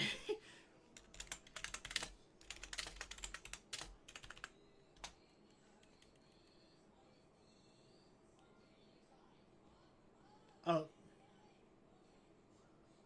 I don't really want to watch this dude's videos, though. Huge Zenless voice actor news today. So, the English VAs for Grace, Kolida, and Rena have been replaced. There's no announcement about who the new VAs are, and as for the reason why this happened, I recommend watching the video made by Ryothesly's VA so you can understand the full context. Now, this replacement might also be bad news for Genshin, because Grace's VA also voices Shenhei, and Rena's VA also voices Clorin. I don't know what will happen to them in the future. However, seeing many recasts already happening, yeah, the show must go on. And last, here's a clip of their new already happened. Shikaku English voice actor recasted for the 3rd time. Yeah, so that's what I was saying earlier in the stream. That Shikaku has had 3 different voice changes. And the second one is the one that I remember the most. That one was probably my favorite. Apparently Lucy and Shikaku's voice actors got replaced. Lucy sounds the same to me. I don't remember that.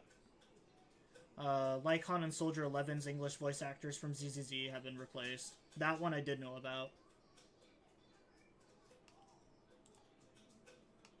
I don't know. I'm telling you, man, there's something just wrong with, like, English voice actors. Because, like, you don't see this problem with any of the other ones. Oh, this little one is so cute! I'll just explode! Commence demolition! Every effort counts! Oh, this little one is so cute! I'll just explode! Commence demolition! Every effort counts! I will say Grace's new voice acting kind of makes her sound a little bit more crazy.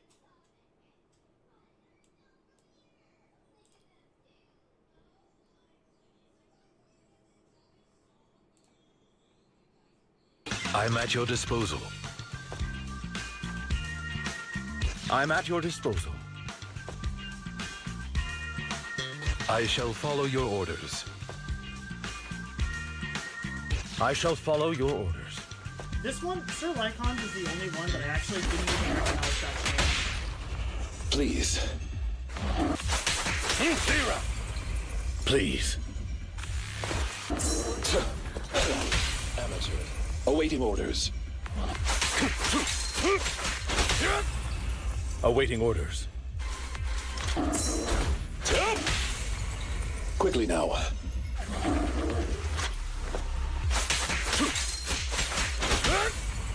Quickly now. I think this one has been the only, like, actual decent change.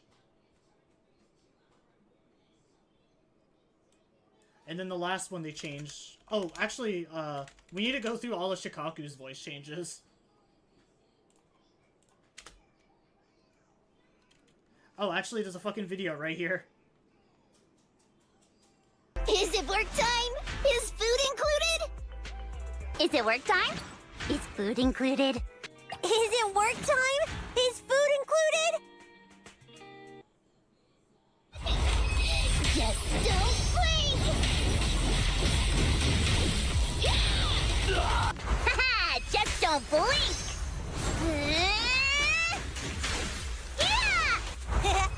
Just don't blink! Yeah, so the 1.1 Shikaku was the one that, 1.1 blows. That's the one that I was most familiar with. When I started playing, that's the voice that she had. And I think Soldier 11's the last one that got changed.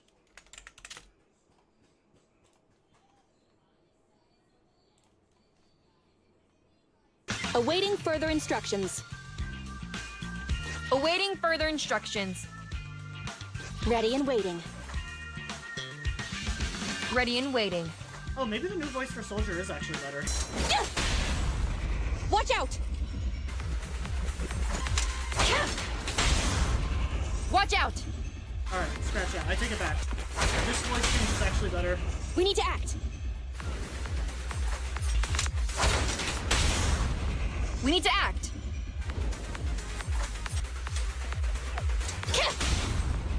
It's time.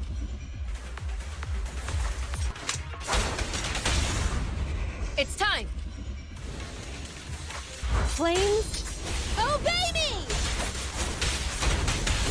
Flames, obey me! Huh! Prepare to burn! Prepare to burn! Huh! Open fire! Open fire!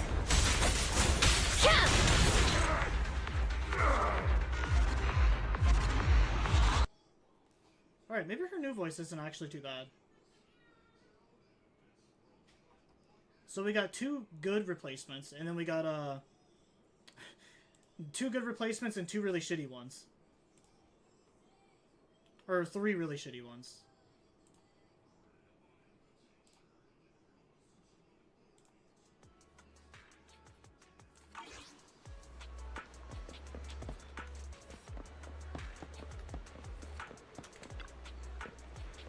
The sunshine today is lovely. It is actually really nice out today. I need to turn my heat Don't off. you think? It's like super warm outside. A new florist. I barely got the last person to figure out my taste, and now I have to explain it all over again. Use the most precious flowers in the shop to create a gentle potted arrangement for me. I don't like overly complex arrangements, so leave the middle layer without flowers or decorations. Make the base layer denser. My little bird might enjoy sleeping on it. A pot of flowers that are significantly rare and have a gentle charm. Empty in the middle and with a dense lower layer. No problem. Leave it to me. That's very oddly specific.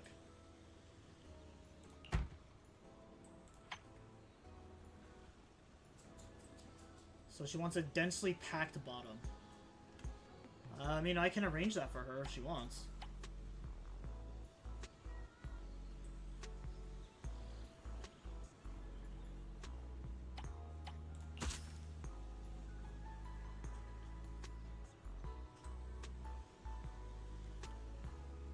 So she wants an empty middle layer. And then...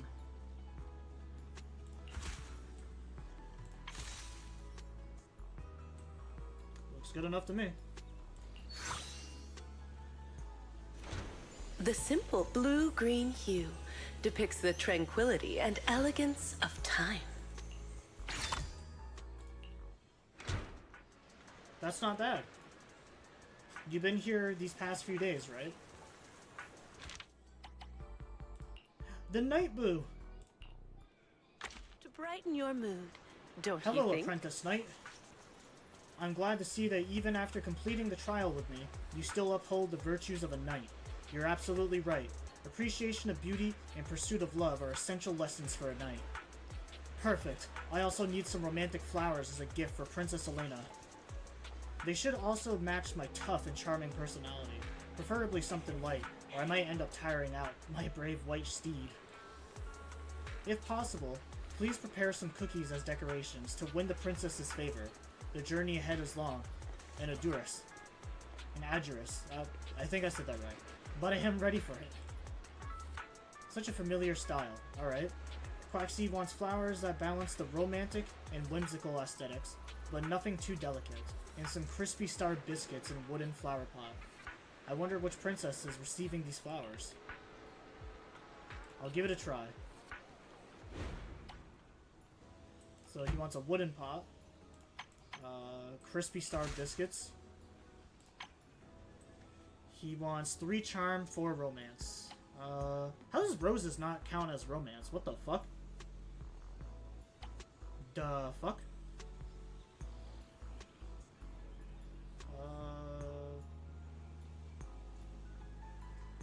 None of these increase charm.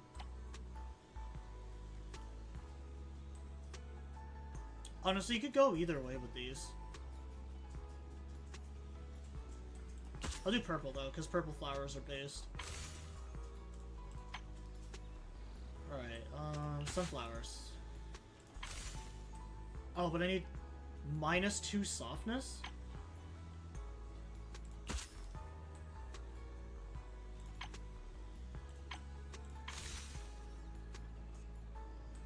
Alright, well, there we go. The sweet aroma of... Congratulations, Apprentice Knight. You have passed my test. Once I win the princess's heart with these flowers, I'll be sure to speak highly of you, so that you too earn the king's favor.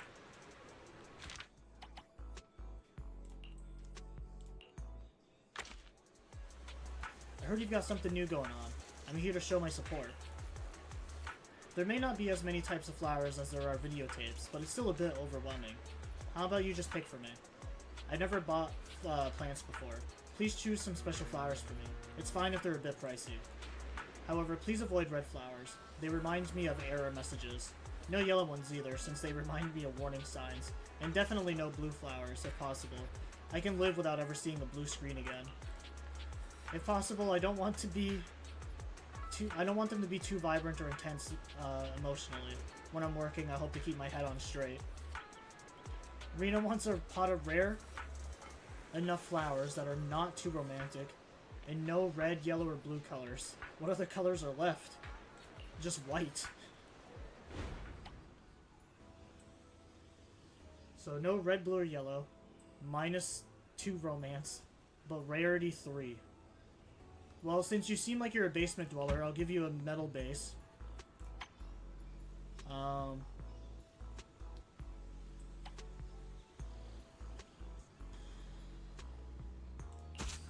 Oh, well, I guess that counts as blue. Fuck.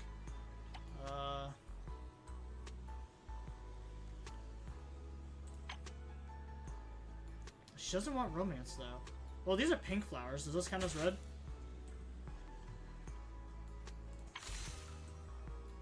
Oh, but that has no rarity, though.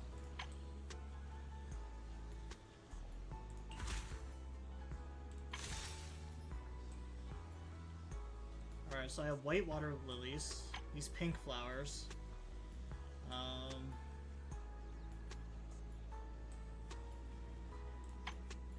Well, these are purple, but it's... That would go over the romance. This would also go over the romance. God, Rain, why do you have to be such a bitch?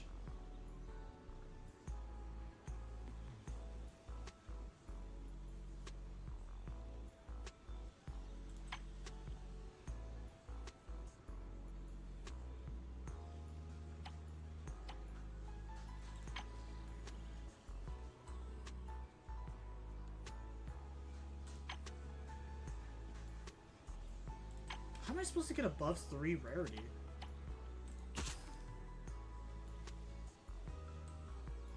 Oh, it's 2 or under. Okay. Alright, I got it. Alright, that's all of our requirements. A combination of simplicity. That was fast. Was being a florist always your planned 3rd career? Don't worry, I might not be able to help much, but I'll make some room on my desk for these flowers. Oh, it's the Daft Punk guy.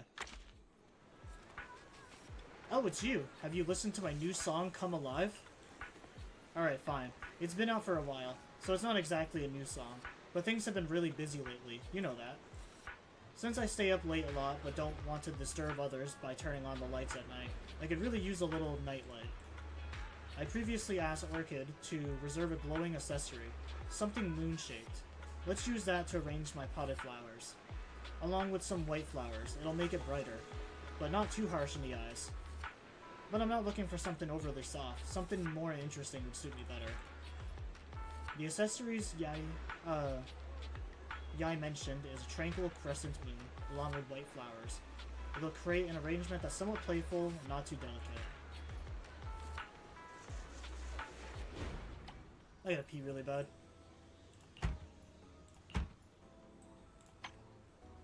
Alright, so here's the moon.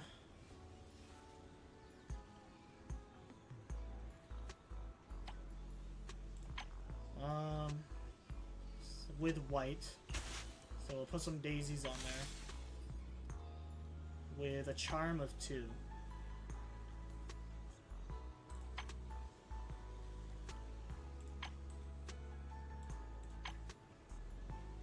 Wait, let's use the sunflowers here to get the charm of 2. And then, the water lilies.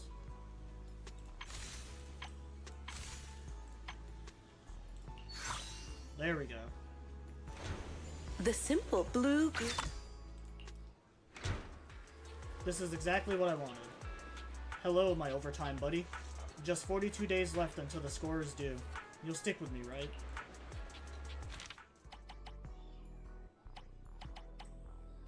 And it looks like all I can do for now. You think?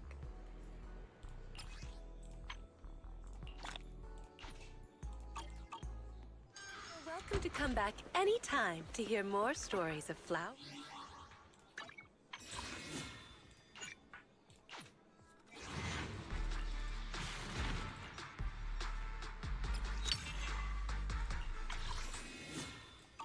Yay, I got stuff. Awaiting further instructions. A mission? Take me along. Oh, I finally maxed stuff out.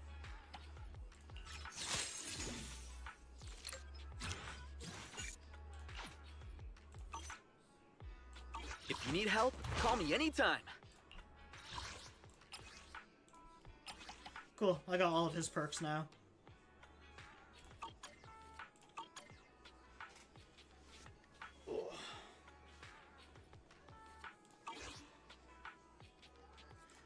Awaiting further instructions. Did they actually change Lucy? Good day, Proxy. She sounds the same. Come on! To what do I owe the pleasure?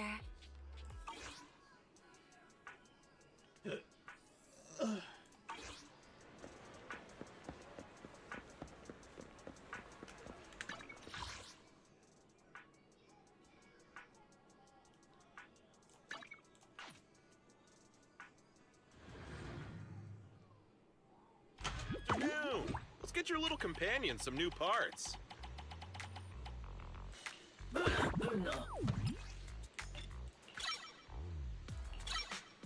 There you go, level up my overworked boo.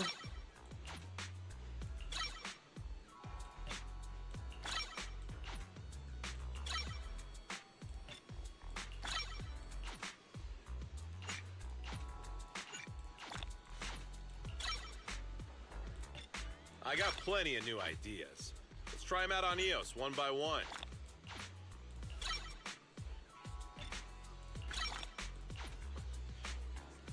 Hell yeah.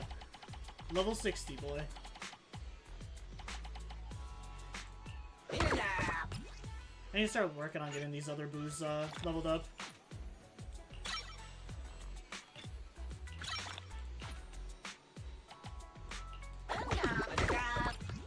I got plenty of new ideas. Let's try them out on EOS one by one.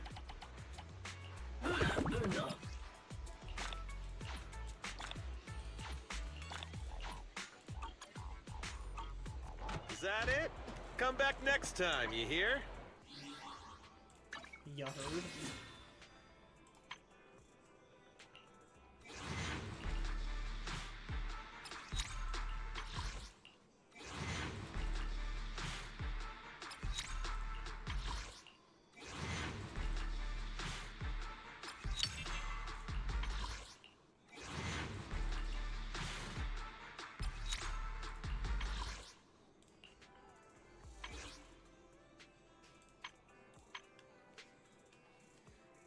You know, I think it's really funny that Zenless dropped the fucking outfits on characters.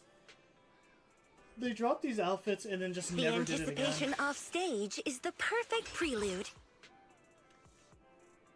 If we get one outfit for free, and then the other two outfits you gotta pay for. To take this class? They haven't even made any new ones since then. That's just kind of wild to me.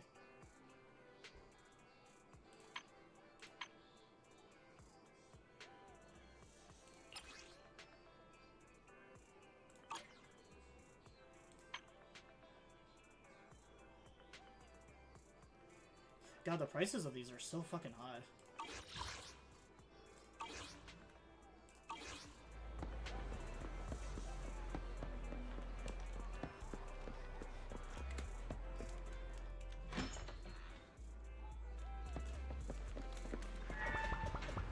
There isn't much left to do other than to like redo these story missions and try to get the on the hard difficulty.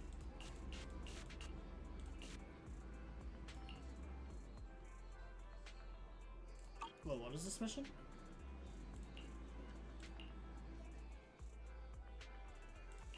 I'm at your disposal. Yeah, sure. Looks good enough to me.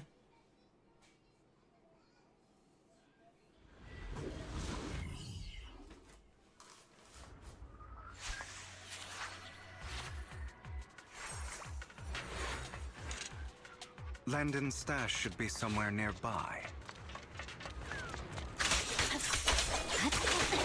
I did some... Oh, what the fuck was that lag spike, dude? That just actually, like, fucking almost killed me there.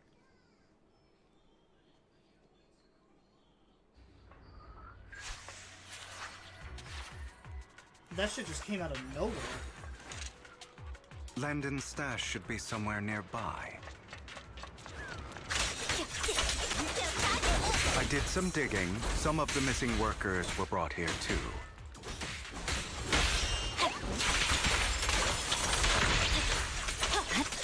Dina's getting ready to make her move. Don't... They're trying to destroy the goods! Stop them!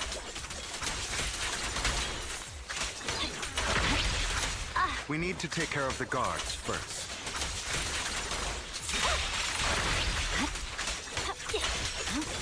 Some of the serum is stored in this warehouse. You're not taking anything from here! Weakling. Hugo, get the guards first. You just stepped into your own grave!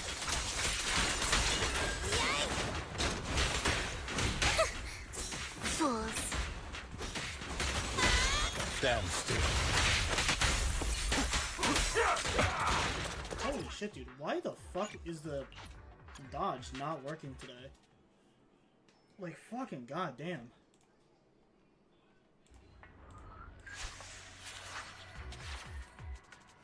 I've been having trouble with this fucking timing, like, all day. Landon's stash should be somewhere nearby. See, like that there. I fucking pressed it at the right time to switch out the Shikaku, and it still doesn't fucking hit.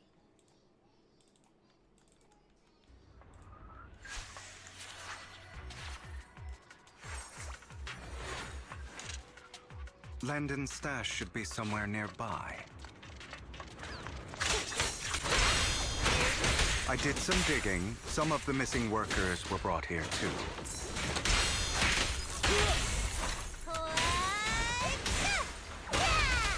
Dina's getting ready to make her move. Don't worry, we'll clear them out.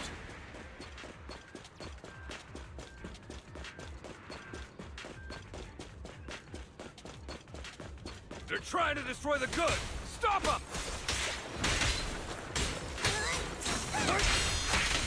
We need to take care of the guards first.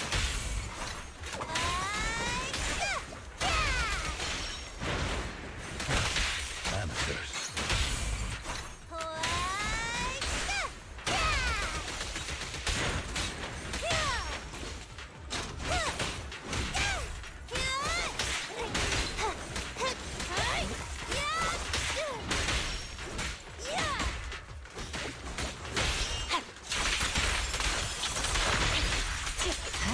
Some of the serum is stored in this warehouse. You're not taking anything from me! Hugo, get the guards first.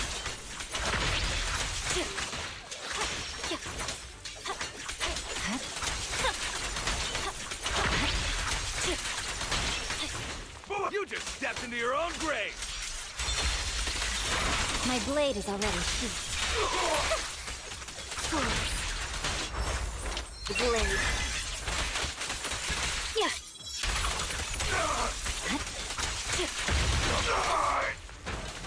Out of my way! Weakling.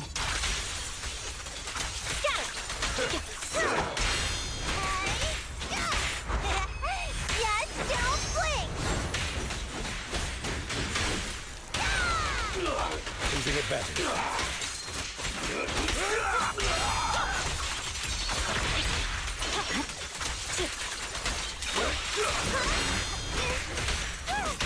Vanish.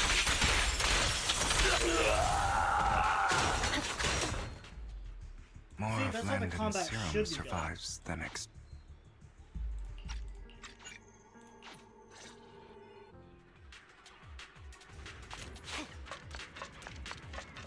Leave this to me, Lord Phaethon.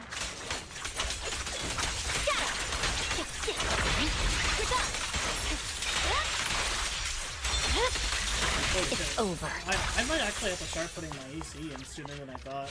It is already actually Lord super Phaethon, hot in here. there might be more serum here. How dare you steal from Lady Dina! I'll try to go easy on you.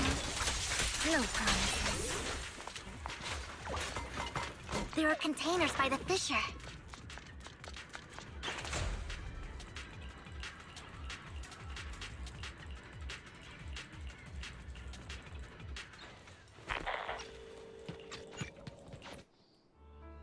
Where are you going, Camille?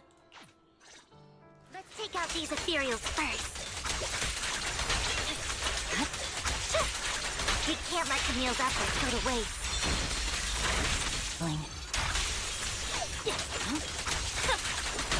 Watch out.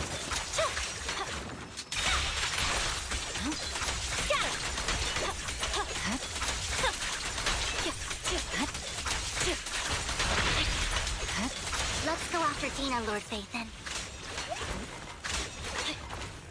God, I hate those little scorpion bastards so much.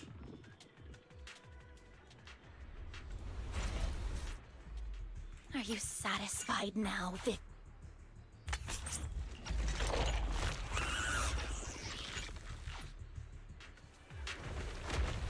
Dina, soon the pain will be over. Lord Phaethon, don't come any closer.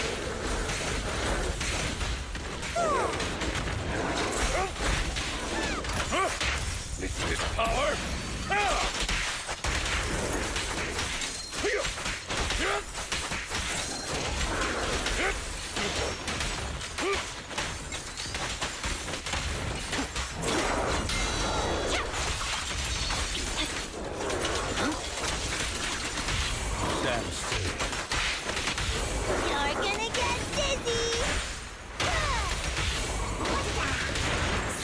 Decisive! Purging slash!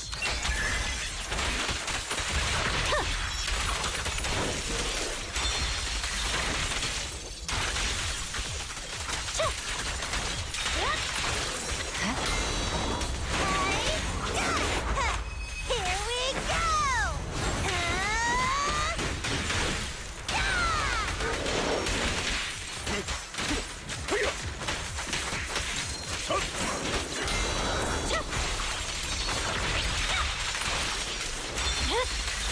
My blade. Oh, that mission was easy.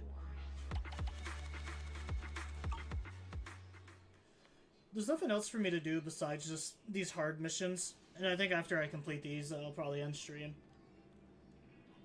I didn't think that it would take me this long to actually get through the story. I still plan on,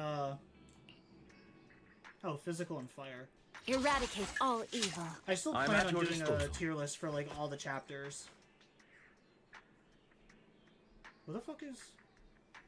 There she is. Is it work time? Is food included? Awaiting further instructions. Want to see the red scarf? We fighting? Take me.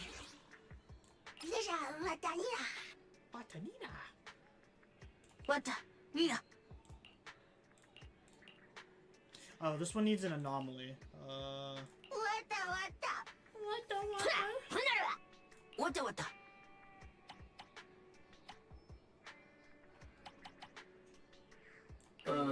What the?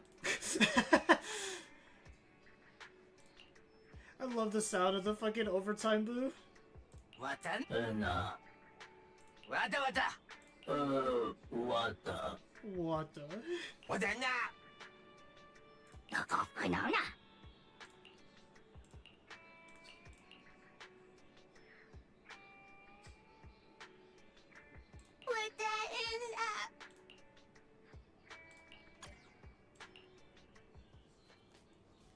The little Bang Boo mascots are so adorable. I fucking love these guys.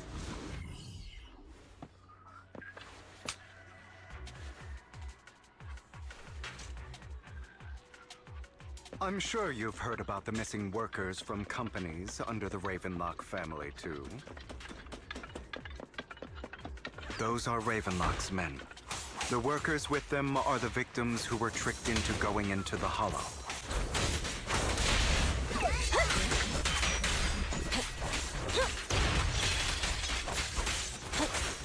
Come on, let's get them out of here.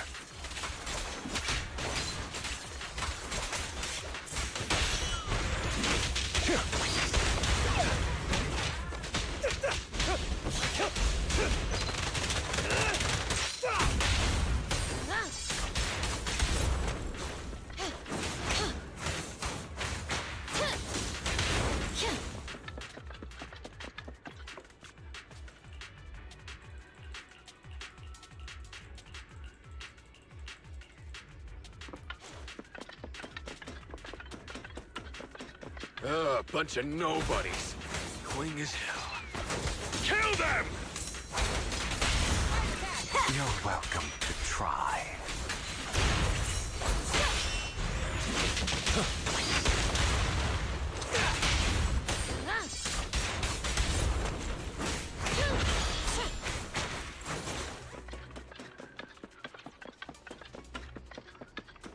More workers here.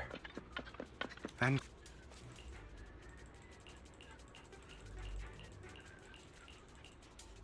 Is Hartman behind this, too? of course. He threw them into the Hollow like offerings for the Exaltists.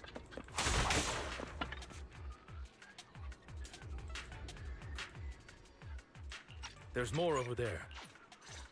Those were... Who the hell are you? Why don't you take a guess?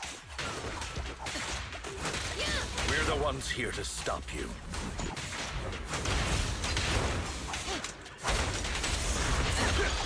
Can't remember the last time we worked this well as a team.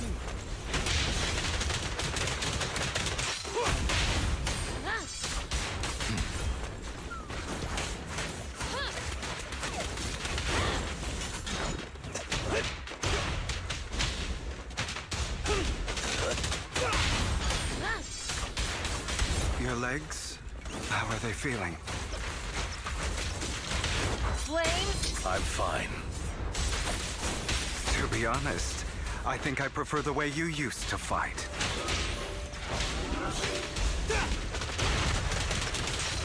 You had a lot more aggression. Champion! I've merely learned to control my strength. I won't budge! When I need to be aggressive, I will be.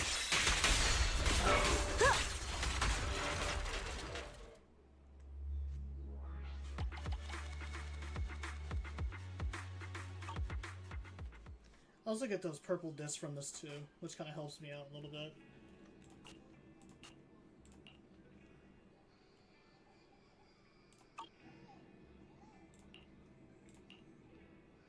I can just choose any random team for Hugo's Inner Demon. Wait, isn't this mission literally just like fucking... Oh, it is this mission.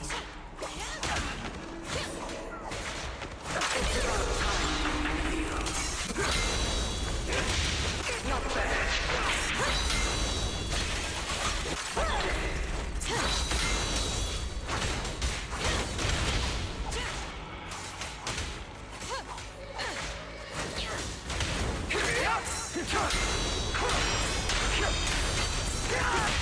Target acquired.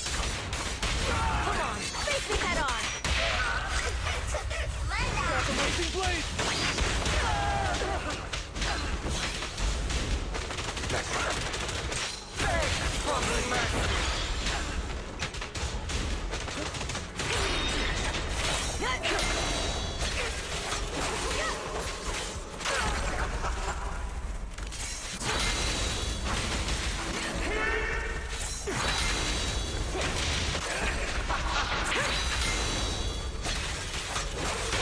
We're just getting started. Get out of my way. That's all you got. There's more to battle. The glory.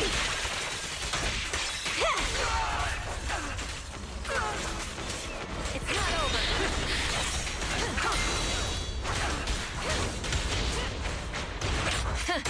Open fire!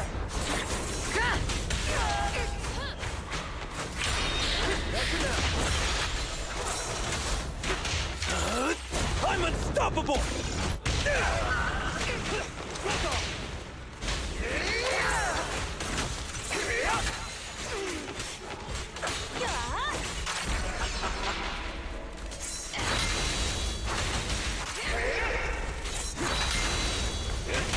Fire's ready. Victory is in sight. Stop the raging blade!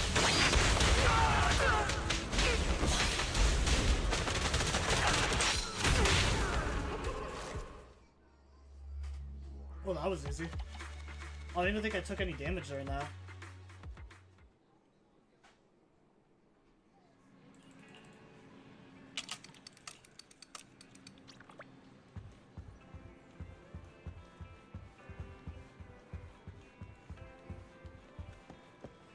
Oh, but yeah, going back to the project that I was talking about before. I know I mentioned it a couple times already. But the project that I want to work on is... It's gonna be a tier list of every single, it's gonna be every single episode of the main story, so like all these tapes here. The agent stories. And then like the special episodes. I want to put all into like a tier list.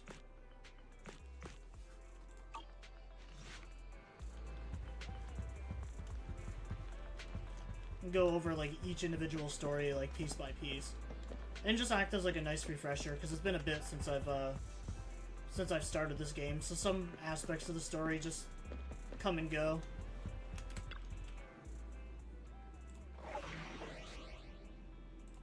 Especially since I got like the memory of a fucking squirrel. I'm here, so we're good. Ready and only the... Wanna see the red scarf? This is the path I follow. Is it work time? Is food... I shall follow your wish is my command.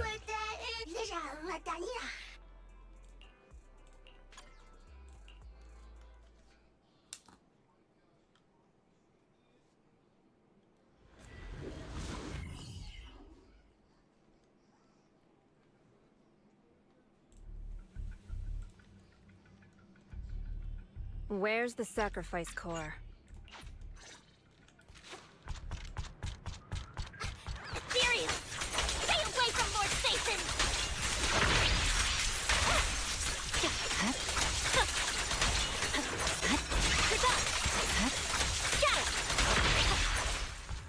Replaying through these missions actually makes me realize like how little gameplay Looks like we had Hartman's during trying to this negotiate chapter. for more leverage.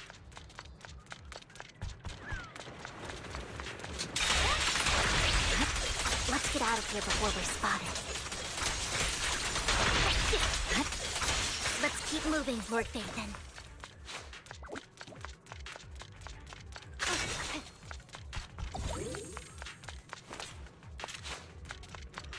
Leave the enemies to me, Lord Phaethon.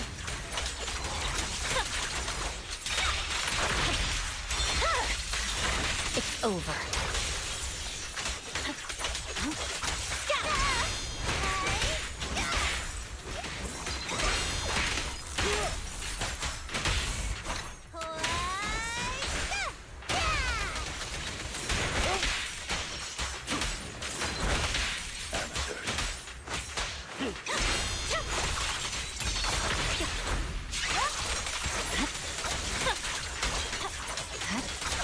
Over there. Looks like they're I miss like arguing. the older aspects of the story, where it was mainly just us doing commissions and like small time gigs. This is our chance. Let's hurry. Like I definitely like No the matter direction who that has the game the is going, sacrifice and core, like how the new Hartman missions or feel the like actual Exaltists. levels. It would be really. But it just feels like a lot of it is now just like exposition. Hand over what's in the box. Or we do this the hard way. Watch out. You sure talk big, little girl. Let's hurry and secure the sacrifice core. Lord. Vivian, it's been ages. More ethereals are coming. Weakling. Too many. No chance to get out of this.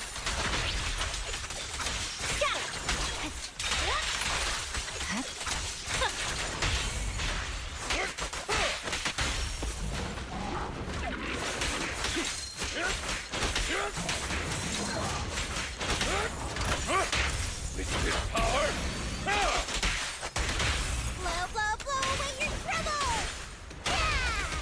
My heart is a mirror. Purging flash!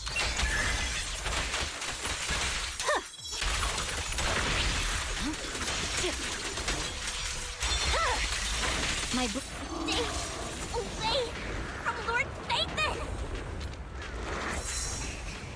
There are so many. You must be Belle, right? It's even kind of become like a joke in the community now. Because like I've seen a lot of people posting under Zenless stuff about how mainly just about how like the creators of Zenless will do anything except an actual event that requires combat. Because they did the same thing with Trigger too, with the whole like shooting gallery. Literally just anything besides combat in this game. When that's like the main aspect that like sells the game to me is the hack and slash and the fun combat.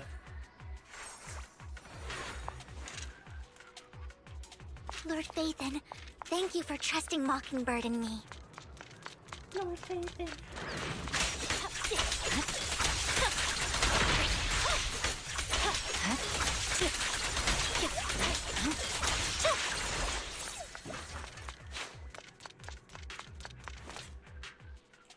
Has someone already taken the door?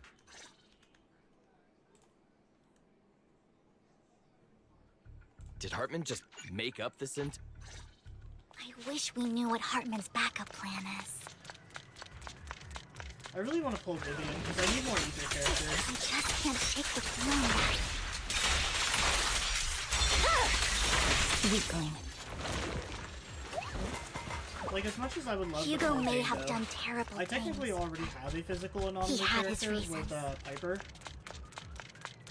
Where I still only have Nicole as Mockingbird like, my only might be ether seen as the character, bad 'cause I guys missed by a every lot of single people, one. but...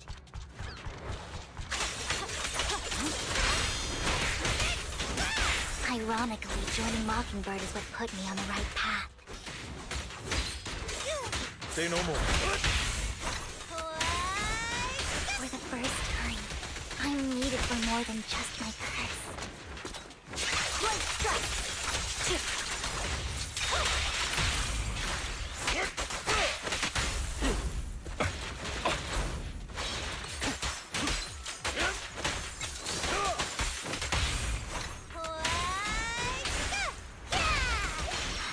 Nothing here either. There's...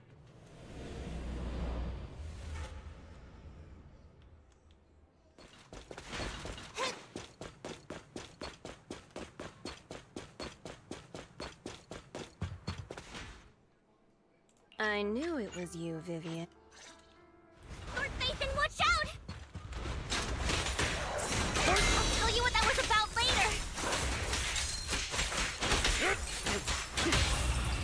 Let's take care of the ethereals first. Cut through path.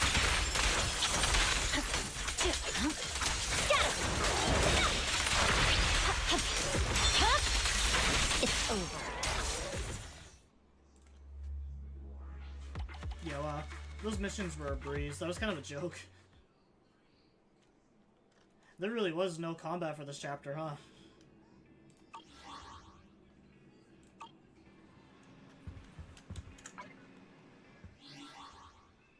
I don't have enough for another pull. I do have enough battery, though, to, do one more grind.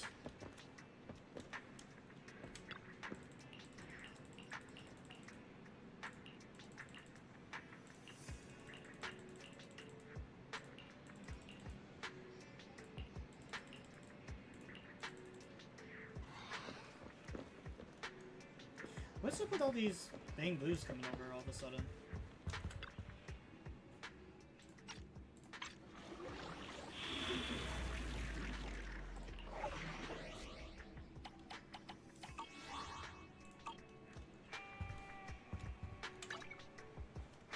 No, that's the camera.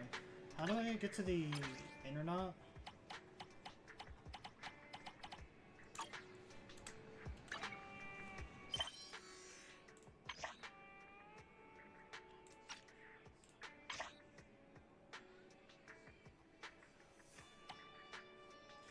I'm still convinced that there's a couple missions that I am missing. Because there are some hollows where, like, I'm missing a couple of points in them. But I should have had, like, every single commission.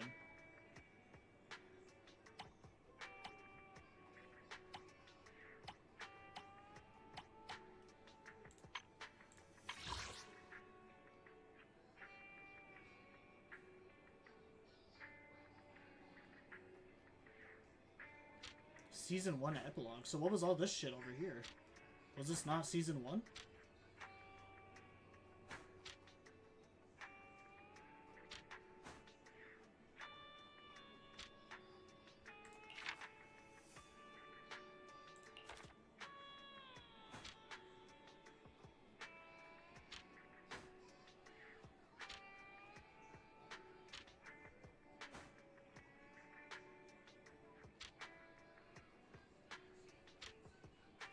Because if this isn't Season 1, I don't know what this is then.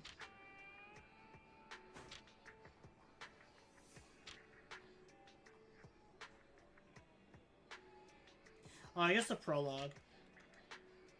So I guess all this stuff was prologue, and now we're technically in Season 1?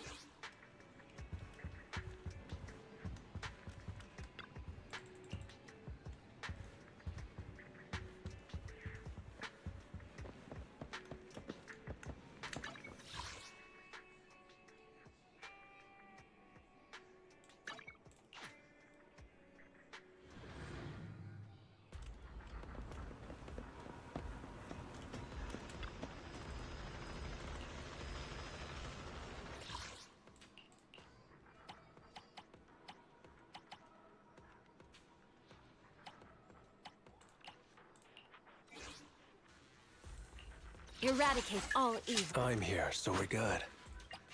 To what do I... Starlight, it's... Nothing to fear. Number 0. Dun, dun, dun, dun, dun, dun, dun, dun.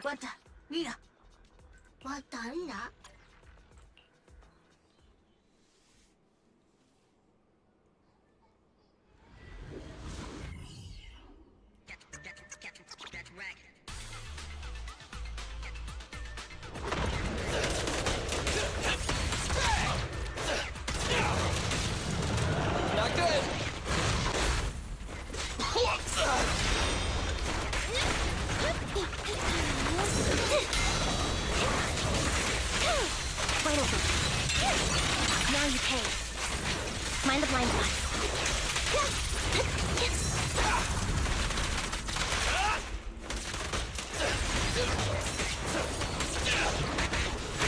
Fall back. Off balance. It's time.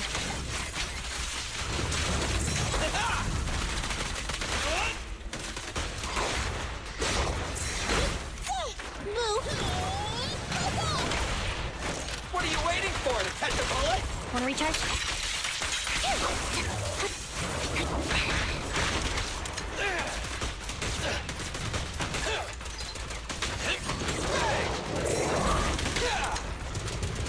I've got plenty of bullets! Flip the switch. It's no good to render. Down strategy. Wide open. Now, resolve.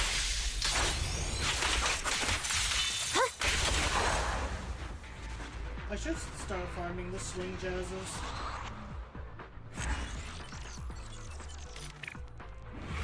Just because, like, I have so many characters that need swing jazz. That's actually a really good one.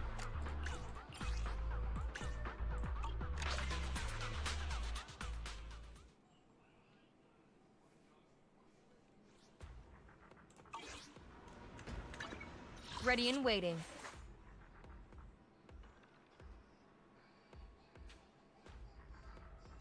Looking. To what do I owe the pleasure?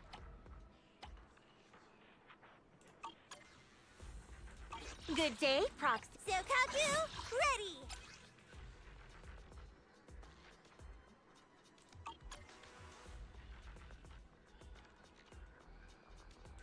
Is it work time? Is food— A mission? Take me along. Actually, Rena might need Pet this. maid Rena, at your service.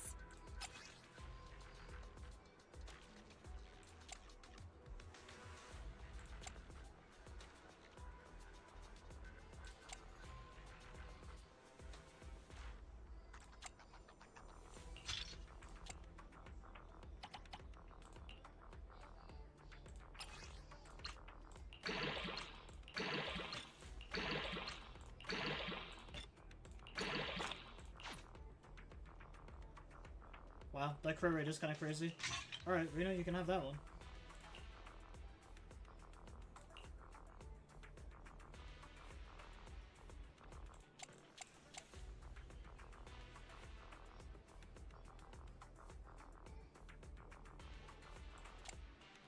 Yeah, because I think she needed the 4 pieces of swing jazz and then the 2 freedom blues. I have to check my my character builds again. Oh no, it was 4 freedom blues and then 2 swing jazzes. Oh, that's gonna be even more troublesome.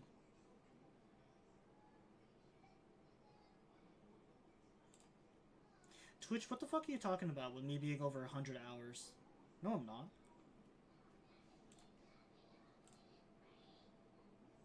Suck my dick, Twitch.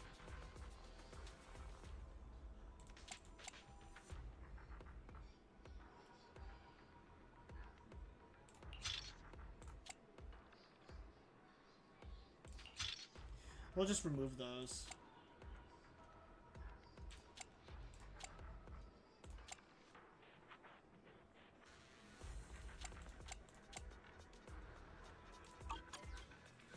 One, 2, yes, all accounted for.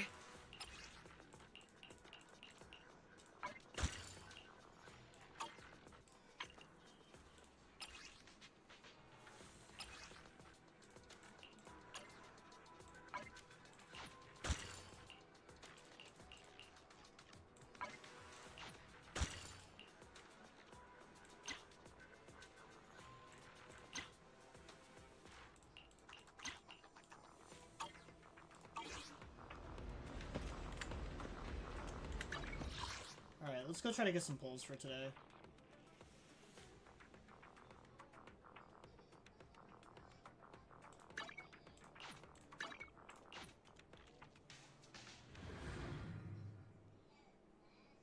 Evening. Today's special is the electric margarita with blue Z undertones. I'm gonna do a single poll of the polar metals just to give this her icon.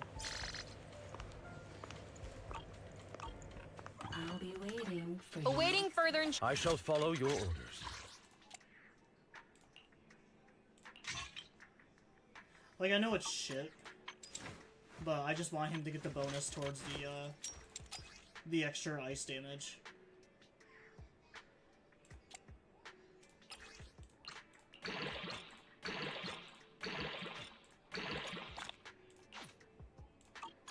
It's only temporary, anyways. I'm at your disposal. A mellow tune evokes 100 aromas. Oh shit. I did not mean to do that.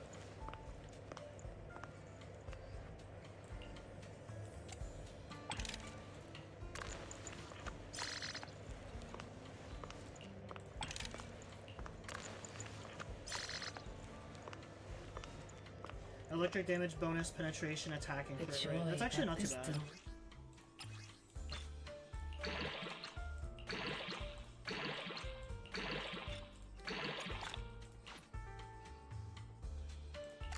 Yeah, that's really not bad at all. I don't think I need this with anybody.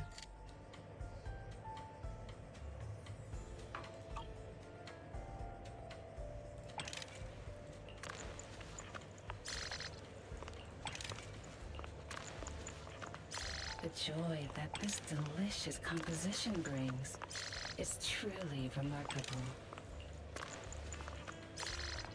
I need one for fire damage. Fire damage bonus, crit rate, crit damage. As long as I can get any form of attack on this, it'll be fine. Oh my god! Oh, I'm about to fucking bust. I don't even care that I put 2 points into HP at this point. That this delicious composition brings is truly remarkable. Leaving. Awaiting further instructions.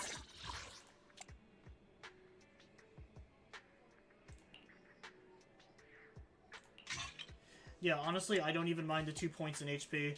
As long as I can finish up Soldier 11, that's all I fucking care about.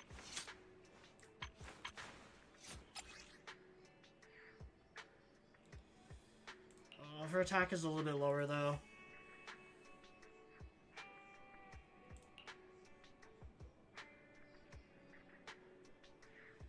Because, like, she did gain a lot of attack from this.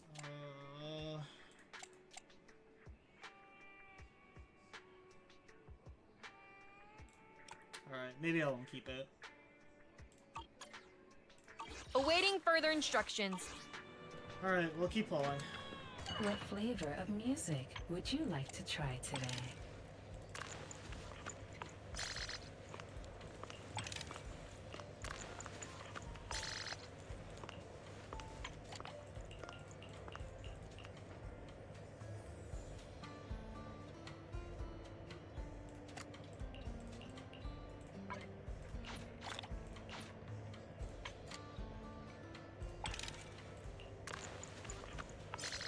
The joy that this delicious composition brings is truly remarkable.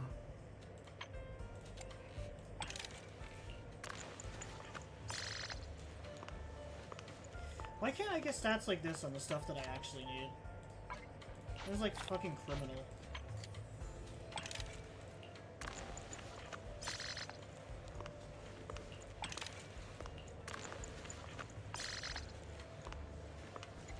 The joy that this delicious composition brings is truly remarkable. I'll be waiting for your next Awaiting further instructions.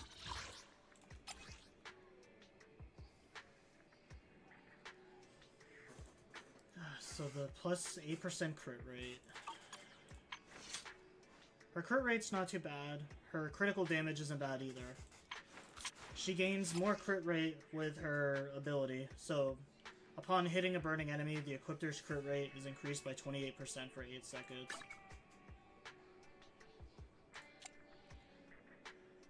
Even though it's not ideal, I'm almost tempted to just put this back on here, just because of like how much it increases her attack.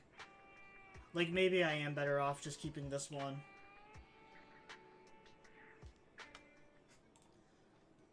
Let me check out Soldier 11. see what the website recommends. Okay, so yeah, they definitely recommend fire damage in the 5th slot. Crit rate, crit damage, and attack.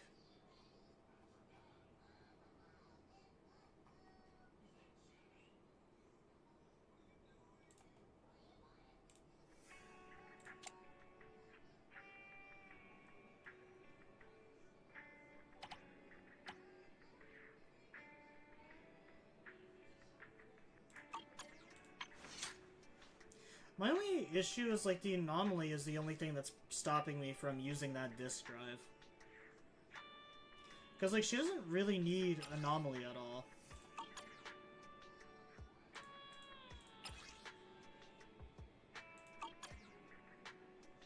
Where can I check out the full drop-down list? I want to see, like, her full stats, not just what it shows here. Because I want to... There, oh, I guess it's right here.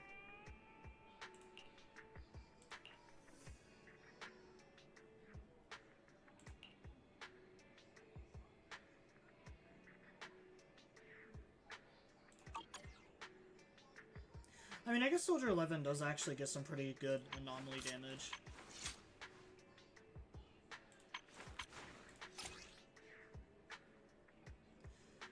Because, like, my attack is 2,300 something with using this one. But if I switch back to this, it goes from that to 2,400. But that does lower my crit rate a little.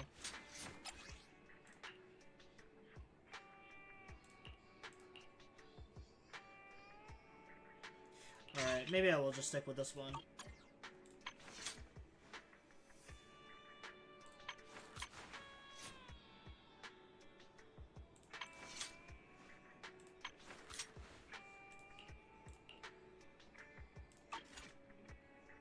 Well, I guess eventually... Ready and waiting. Once I get Soldier 11's actual engine, the attack won't really matter much, because her engine... Because this one's only temporary. Her engine increases base attack by like 30% or something. So like, her stats will boost up. It's really like the crit rate and crit damage that I should be focusing on right now. Yeah, alright. I guess Soldier 11's Awaiting done for further now. instructions. Only the brave will win. That's me!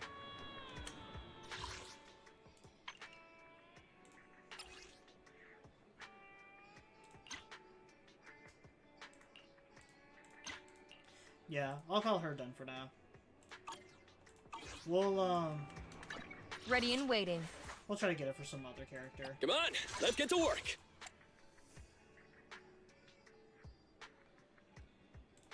So I only need 2 of the Woodpecker electrodes for Anton, I'm pretty sure.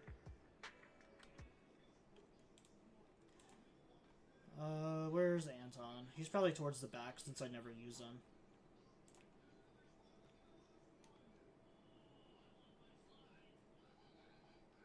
Yeah, 4 Thunder Metals and 2 Swing Jazz. Oh, actually, wait, what?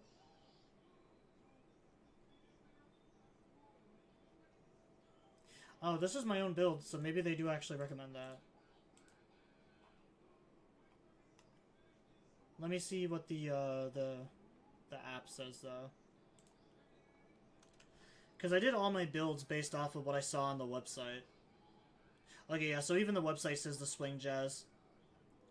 And I think the only reason they did that is because that's how, his ability works. Thunder Metal increases Anton's electric damage and boosts his attack as long as an enemy is shocked. This synergizes well with the burst mode since he'll be hitting shocked enemies during it. It will increase the shock procs and raise his damage during burst mode. 2 pieces of Swing Jazz is great to pair with this since Anton needs energy regen so he can activate burst mode more often. Okay, so I guess we're getting rid of these.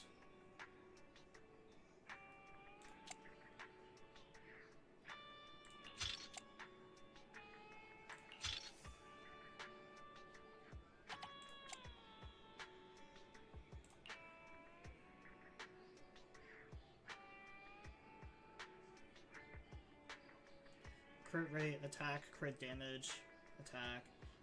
Both of these aren't too bad, honestly. Crit damage, crit rate, penetration, attack.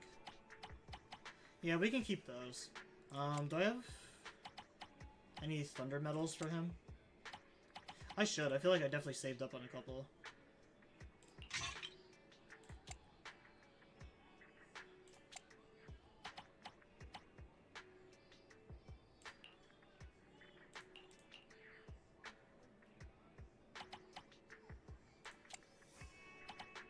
I don't think I have any swing jazzes for him, though.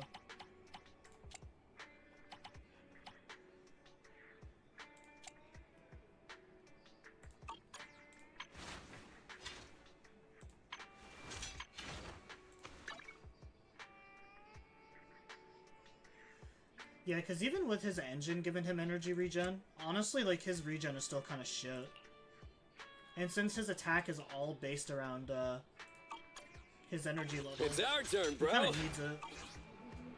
I actually think Anton is probably low tier. Like, he's probably the worst character in game.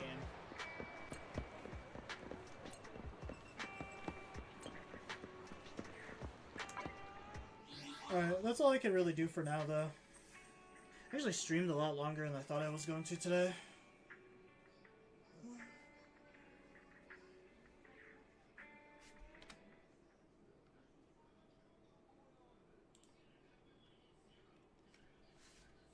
Alright, thank you all for joining, even if it was a lot later towards the stream, but I did start very early today.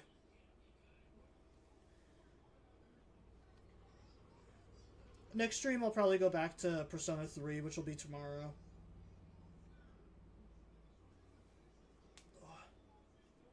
It is like insanely hot in here though. Ugh.